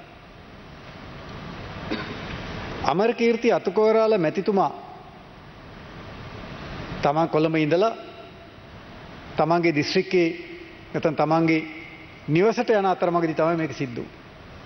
අපි දන්නවා මේ 9 වෙනිදා ඇති වුණු ප්‍රචණ්ඩකාරී සිද්ධීන් වල එක ප්‍රතිඵලයක් තමයි එතුමාගේට ජීවිතයෙන් සමුගන්න සිදුවේ. අරගලය තුල අපි දැක්කනවා මේ සමාජ ආර්ථික දේශපාලන අර්බුදය තුල ශාල පීඩනයක් ජනතාවට මතුවෙනකොට ඒ තමන්ගේ අයිතිවාසිකම් දිනා ගැනීම සඳහා ඒ පීඩනයෙන් හෙම්බත් වුණු ජනතාව අරගලයකට එකතු කරලා නිර්පාක්ෂිකව නිදහස් අරගලයක් විදිහට තමයි හැඳින්වුවේ. ඒ තමන්ගේ අයිතිවාසිකම් දිනා ගන්න ගියා. එල්ලේ සහ මේ අර්බුදයට විසඳුම් සොයාගෙන ගියේ. හැබැයි අපි දන්නවා එහෙම ප්‍රචණ්ඩත්වයට යොමු නොවුන සාමකාමීව අරගලයේ සිටි පිරිසක් හිටියා.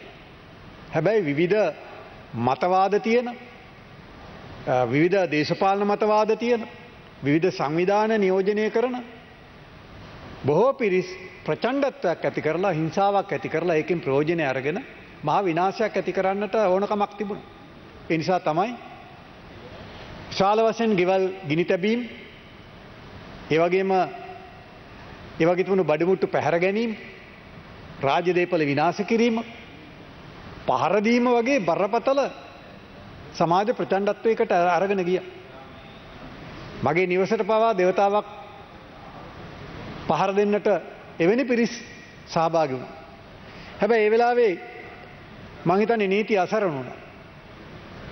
පොලිසිය සහ නීතිය ක්‍රියාත්මක කරන්න තියෙන ආයතන වලට මේකෙන් මේ ප්‍රචණ්ඩත්වයෙන් මුදව ගන්න බැරි වුණා. ඉතින් ඒක බරපතල විදියට මේ රටට කැළලක් සිදු වුණා කියලා අපි දකිනවා. අපිට දේපල හරියම්බ කරගන්න පුළුවන්. හැබැයි වටිනා මනුෂ්‍ය ජීවිතයකට නැවත ජීවය දෙන්නට බෑ. ඉතින් අමරකීර්ති අතුකෝරල්ල මැතිතුමාගේ මිය යාම ප්‍රජාතන්ත්‍රවාදයට මරුපහරක් වගේම සාර ධර්ම සුරකින සමාජයක් ගොඩනගන බලාපොරොත්තුව තියෙන ඒ බොහෝ දෙනාට ඇත්තට මේක අතුල් පහරක් විදිහට අපි දකිනවා. කොහොම වුණත් අමරකීර්ති අතුකෝරළ මැතිතුමා අපි අතරින් සදහටම සමුගෙන අවසන්. එතුමා තමන්ගේ දිස්ත්‍රික්කයේ ජනතාව තුල තැබූ විශ්වාසය ඒ ගෞරවය මම හිතන්නේ තාමත් ඒ විදිහට තියෙනවා. එතුමා යම් අරමුණක් වෙනුවෙන් සමාජ ප්‍රගමණය වෙනුවෙන් එතුමා යම් අදහසකින් කටයුතු කරා නම් එතුමා වෙනුවෙන් ඒ සාධාරණත්වය ඉෂ්ට කිරීම තමයි එතුමාට කළගුණ දැක්වීමක් විදිහට අපි දකිනවා. ඉතින් අපි විශ්වාස කරනවා එතුමාගේ දයාබර බිරිඳ අතුකෝරාල මැතිණියට බලවත් සංවේගයක් සහ බලවත් කම්පනයක් ඇති වෙලා තියෙනවා. ඒ වගේ මේ දරුවට තමන්ගේ පියතුමා අහිමි වීම තුල ඇති වෙලා තියෙන හිඩස පුරවන්න පුළුවන් කමක් නැහැ. නමුත් ඒ දේ සිදු වෙලා ඉවරයි. ඒ නිසා අපි විශ්වාස කරනවා තමන්ගේ ආදරණීය පියතුමා යම් නිර්මල චේතනාවක් වෙනුවෙන් ඒ ජීවිතය පරිත්‍යාග කරන්න සිද්ධ වුණා.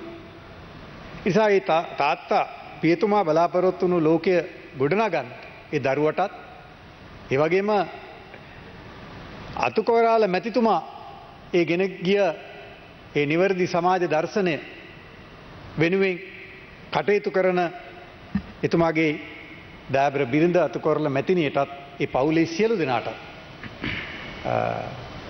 මගේ ශෝකයත් සමස්ත සමාජයේම ශෝකය මේ මොහොතේ පළ කරනවා. ඒ වගේම මත උපදින ආත්මයකත් මේ වගේ අතවරයකට මුණ නොදී තමන් බලාපොරොත්තු වන ඒ අරමුණ කරා යන්නට භවගාමී ජීවිතයේ තුලත් එතුමාට ඒ ශක්තිය ලැබෙන්නටත් අවසන් වශයෙන් අපි කවුරුත් බලාපොරොත්තු වන නිර්වාණ සුවය එතුමාට මේ මොහොතේ ප්‍රාර්ථනා කරමු. ඒකම පොදු රාජ්‍ය මණ්ඩලයේ නායිකාව විදිහට මුළු ලෝකයේම ගෞරවයට පාත්‍ර වුණු දෙවන එලිසබෙත් රජින අවුරුදු 96ක් ආයු වළඳලා ඇය ජීවිතයෙන් සමුගත්තා. අපේ රටේ රාජ්‍ය නායකයා විදිහට ගරු ජනාධිපතිතුමත් ඒ අවමංගල්‍ය උත්සවයට සහභාගී වුණා. ඉතින් එතුමිය වෙනුවෙන් විශේෂයෙන්ම ඒ රජ පවුලටත් ඒ වගේම ඒ බ්‍රිතාන්‍ය රජයටත් ඒ රටේ අග්‍රාමාත්‍යතුමිය ඇතුළේ සියලු දෙනාටත් ශෝකය පළ කරමින් මගේ කතාව නිම කරනවා. බොහොම ස්තුතියි. බොහොම ස්තුතියි ගරු අමාත්‍යතුමනි.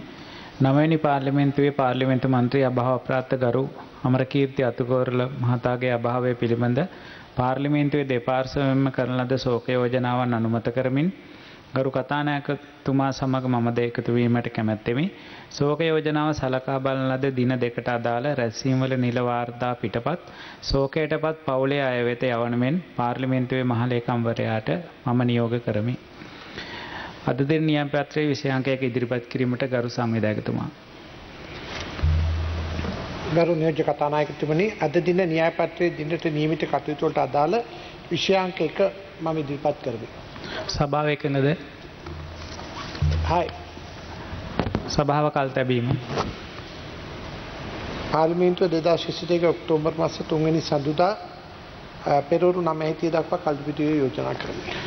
අද දිනට නියමිත පාර්ලිමේන්තුවේ කටයුතු අවසන් කරමින් පාර්ලිමේන්තුව 2022 10 වෙනි මාස 3 වෙනි දින පෙරවරු 9:30 දක්වා කල් තබමු.